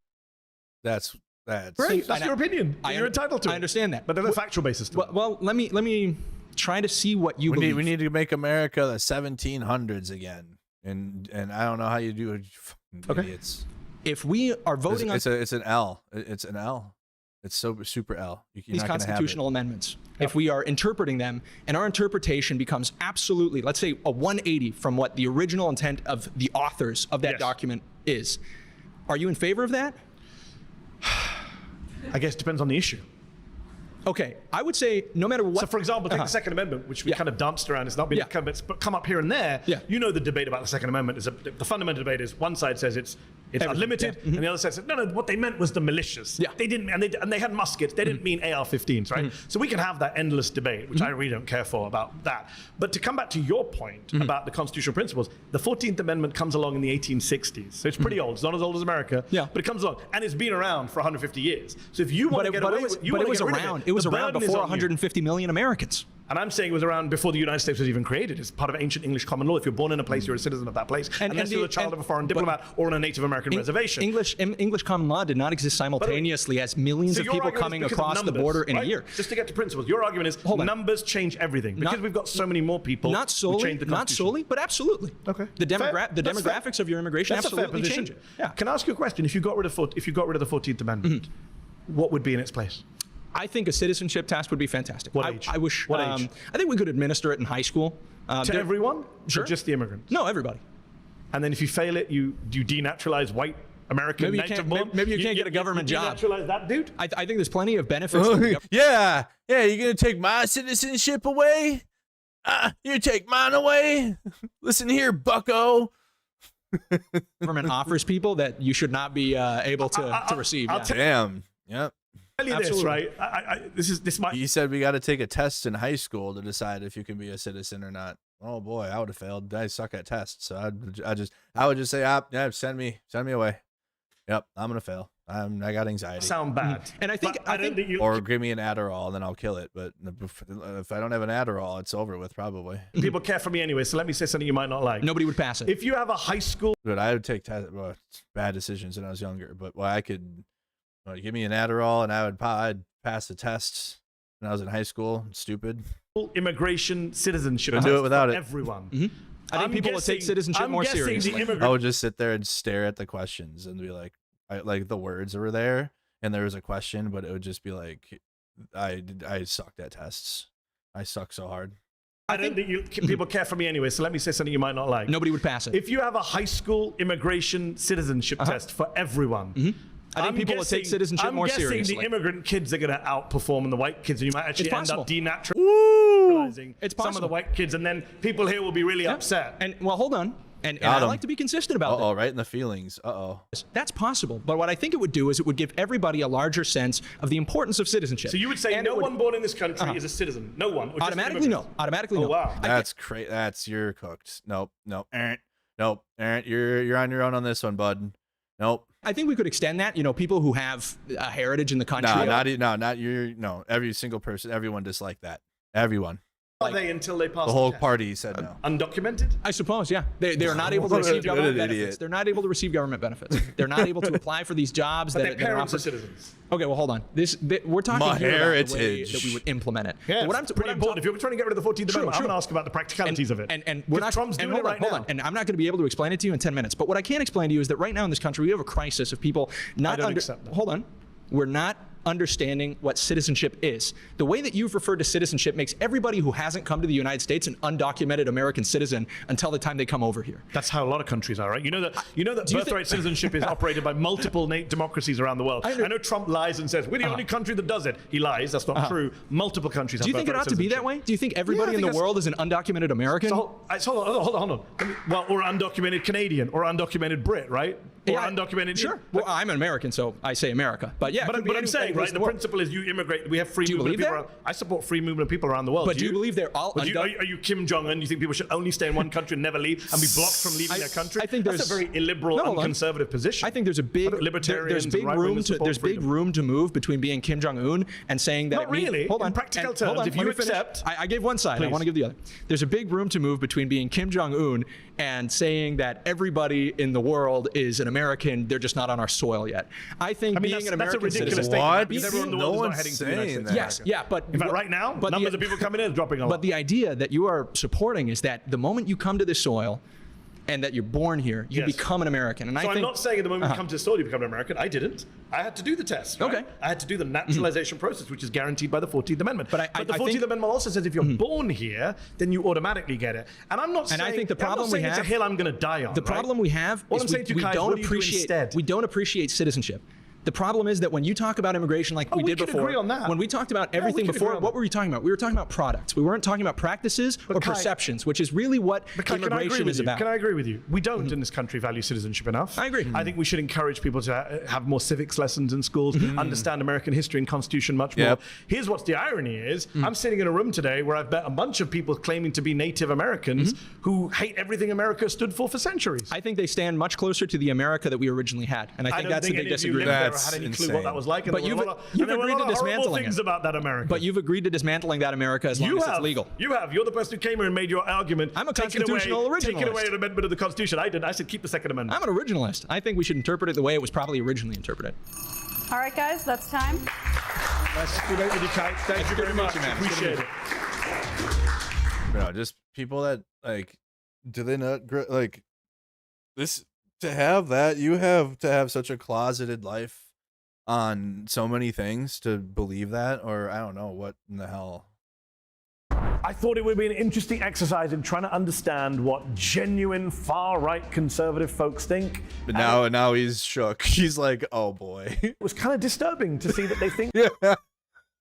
It's kind of disturbing. That was a shock. What I thought they'd think, and they were happy to say it out loud. I am disappointed that I had to sit across from people who believe in white genocide, who believe I'm not a citizen. Multiple people here said I should be deported. One of them was even the child of immigrants, which I found bizarre. Yeah. Obviously, we were way outclassed. Like, we're not professional debaters. I don't think anyone in this room was. Maybe Yeah, y'all got cooked. All of you got cooked. one or two people. And clearly, Manny, he does this for a living, right? He's a journalist, so he's really good at what he does. Mehdi Hasan was pretty good at, taking cheap shots, trying to Cheap shots? When did he take cheap shots? I think he held back. derail people from their arguments, trying to pit me against Yeah, cope.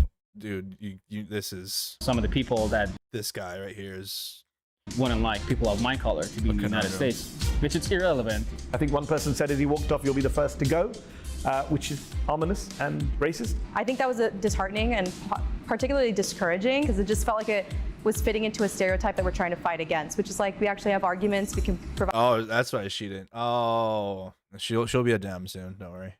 Where's her? She's disappointed in the group she was in. Damn, maybe that's why she didn't get up and speak. She was shook.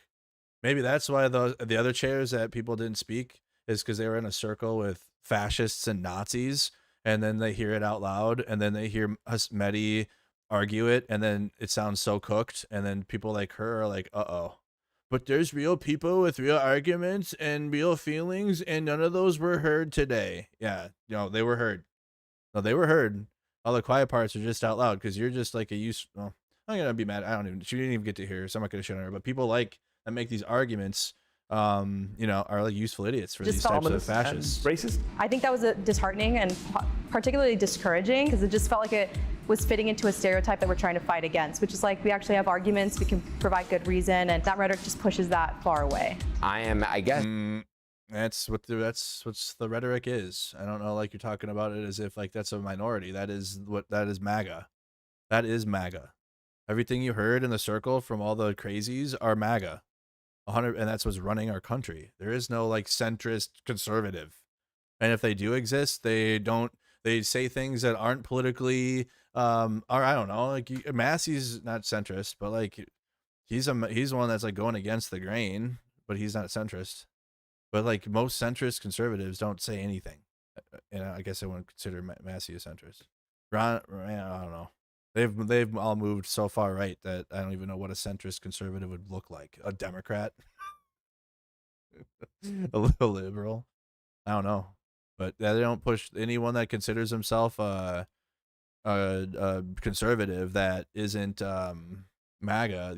They don't speak against the grain. They don't speak against Trump, or they will try to find ways to excite their conservative base about what MAGA is doing. Like, oh yeah, MAGA's bad. Here's a safe space for you conservatives. Oh, we hope the best for Trump, and we're going to cheer him on, though, from our little safe space. But we're not them. We are not them, okay?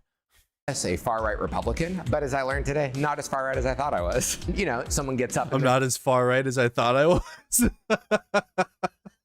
Just like, yeah, I guess I just want to have like autocracy forever and Christian nationalism, or just being like, yeah, I'm racist. And to me, that's very foreign of a concept. While I didn't, That's foreign of a concept. That shouldn't be. That really shouldn't be in right-wing world. It exists. You just have to ignore it. As a conservative, you fucking know that is part of your shit, and like you have to ignore it, or you pretend like it doesn't happen, or like you're better than them, even though they're the ones that are winning, unfortunately. But the far right are winning. They're the ones that are winning the shit. And Trump won. And like they're the ones that are the influencers now. There is nobody paying attention to why would you anyways? Why would you listen to a non-MAGA conservative voice right now? Like what would be the point? What is the draw there? What is the draw anyways? So you have a safe, comfortable little pillow and blanket, and then you don't get called MAGA, I guess. But then you vote for the shit anyway, and you think like all your shit supports it anyways. Ah, man. I disagree with most of the people in the circle. It did bother me at times, to see that. Oh, did it? Oh, boy, damn it. Bothered you. Even though you're the one arguing for it too, but you just smile and you get away with it and you're like act cutesy. But you were arguing the same things they were, but you were just smiling really big about it. say mean things. There's not really a reason to do that. But it also upset me when Mehdi said, you know, I'm not willing to debate with those people. Free speech doesn't mean you need to give credibility or oxygen or platform to people who don't agree in human equality. I hear Mehdi's point about not giving them a platform, but the thing is, if you stop giving them a platform, they don't just go away and change their mind. And then you tell the rest of society no one exists who thinks like that. And that's not true. I do like... No, wrong. No, you're arguing a different context. It's not a one-on-one debate. This is a debate that, how many people have watched now? How many people have watched this now? My family. Everyone has watched this at almost 800,000 9 hours ago. This will have millions of views. Mehdi Hasan versus 20 lunatics. You can see why the Department of Education is the first target. Oh, I'm a fascist. Conservatives, start clapping. The deferred action legal alien dude didn't even have disagreements. He just wanted to vent and have someone to talk to, literally. This episode feels like the beginning of something really bad. Yeah, that's why it needs to be taken care of. And it's not going to be taken care of through debate after some point here. 5 years ago, these people wouldn't admit they were bigoted. Now they own it. Yeah, they have to, because that's what's left. There's no arguing it. It's just you have to own it now. At this point, we just need to realize there's no reasoning. Exactly. Like, there's no reasoning. I don't want to. Do you? Fuck, I want to get along with them for. It's us versus them. Or me versus them. I have this thing. I have to stay calm is code for I'm a raging alcoholic with anger issues. Literally. Like, why is your personal issues my problem? You came to a debate and you want to talk about how you can't handle your body in a debate. That's literally your problem. I think, yeah, that was great. Really good. Well, yeah, this was eye-opening, but not for, I mean, we talk about it on my channel all the time. About the current events and where the right wing is and MAGA. And yeah, I'm glad you guys got to hear different perspectives other than me telling you what the right wing is saying. Because it is what it is. That's what they're at. That's where they're at. Fascism, Nazis, and they like it, and they feel like they're emboldened, and Trump emboldens them because they win, and then they feel like they can be out with their bigotry. And only until the first lessons are dealt, in which I don't know when that will be. It could be in my lifetime. I don't know. It's a fight that I'm not gonna oppose in the future against this. But I'll do what I got to do, to be honest. But I don't think it's gonna be up for a debate at eventually. It will come to a head because it's just not gonna. People are not gonna just let that shit fly and talk about white. Like, it's just, you're gonna have people that are not even political at all be against that, if that's the route that MAGA and Republicans are taking still. And they'll be like, what the fuck is that? Okay, guys. Well, yeah, I think I reacted to the video and gave takes while it was live. So, I mean, yeah, Mehdi didn't lose against a single MAGA there. Far right, whatever. Freak show. And I agree with Mehdi. You have your free speech, but you debate perverts that will come up to you and act like you have to argue your point. Like, no, fuck you, dude. I don't have to debate my shit with you. Trump threatened stadium deal. Wow. Trump is threatening to hold up a new stadium deal for, wow, so this is a new fight. New legal fight, guys, on behalf of the American people. For the Washington Redskins to come back. That's what matters right now. Holy Jesus, dude. He's not doing well. You know, this could be something positive. Trump says, oh, Tuberville is backing him up. His health issues are exacerbated by fighting the radicals. Wow. Are the radicals in the room with you right now? Tuberville? Trump was diagnosed with chronic vein condition. So soon. I don't think he'll be able to finish, guys. I think all this shit they talked about Biden, I think Trump won't finish health and JD Vance will take over. You guys think Trump will finish his term? I know Vance is worse. I know he is. That doesn't take away from the fact that Vance is worse. This isn't something I'm hoping for. I'm saying what I think will happen. His health is not good. He can't feel his legs and shit. Just because I'm saying something doesn't mean I'm like, hell yeah, JD Vance way better than Trump. No, I'm just saying what will happen, what I think will happen. His chronic venous insufficiency. He's in perfect health. Perfect health. Trump is probably dying. Yeah, that's bad. Yep, probably black and blue. Legs all black and blue. Swollen. Hand. Visible bruising, swollen ankles, decaying skin on the hands, fatigue, which we can see that, and his swollen ankles. He hides his hand. Confusion and sleepiness at public events. So, while, yeah, JD Vance is, but I think JD Vance will get cooked a lot easier and be put into a corner a lot faster. Trump has a lot more years of being an outright piece of shit. So is JD Vance, but like, I feel like JD Vance will show his weaknesses a lot faster than, I mean, Trump shows them, but like he has like a whole cult of people to back him up. I don't think JD Vance has that. JD Vance doesn't have the cult. Like there'll be room for MAGA to question JD Vance. Whereas with Trump, it's like only until Epstein has there been like waves of people against Trump. And like they're comfortable with it because it's like a big populist take. But like JD Vance is not going to have the aura of Trump within MAGA. Like he'll be able to be called out easier though, even though like he's younger and he can speak better than Trump.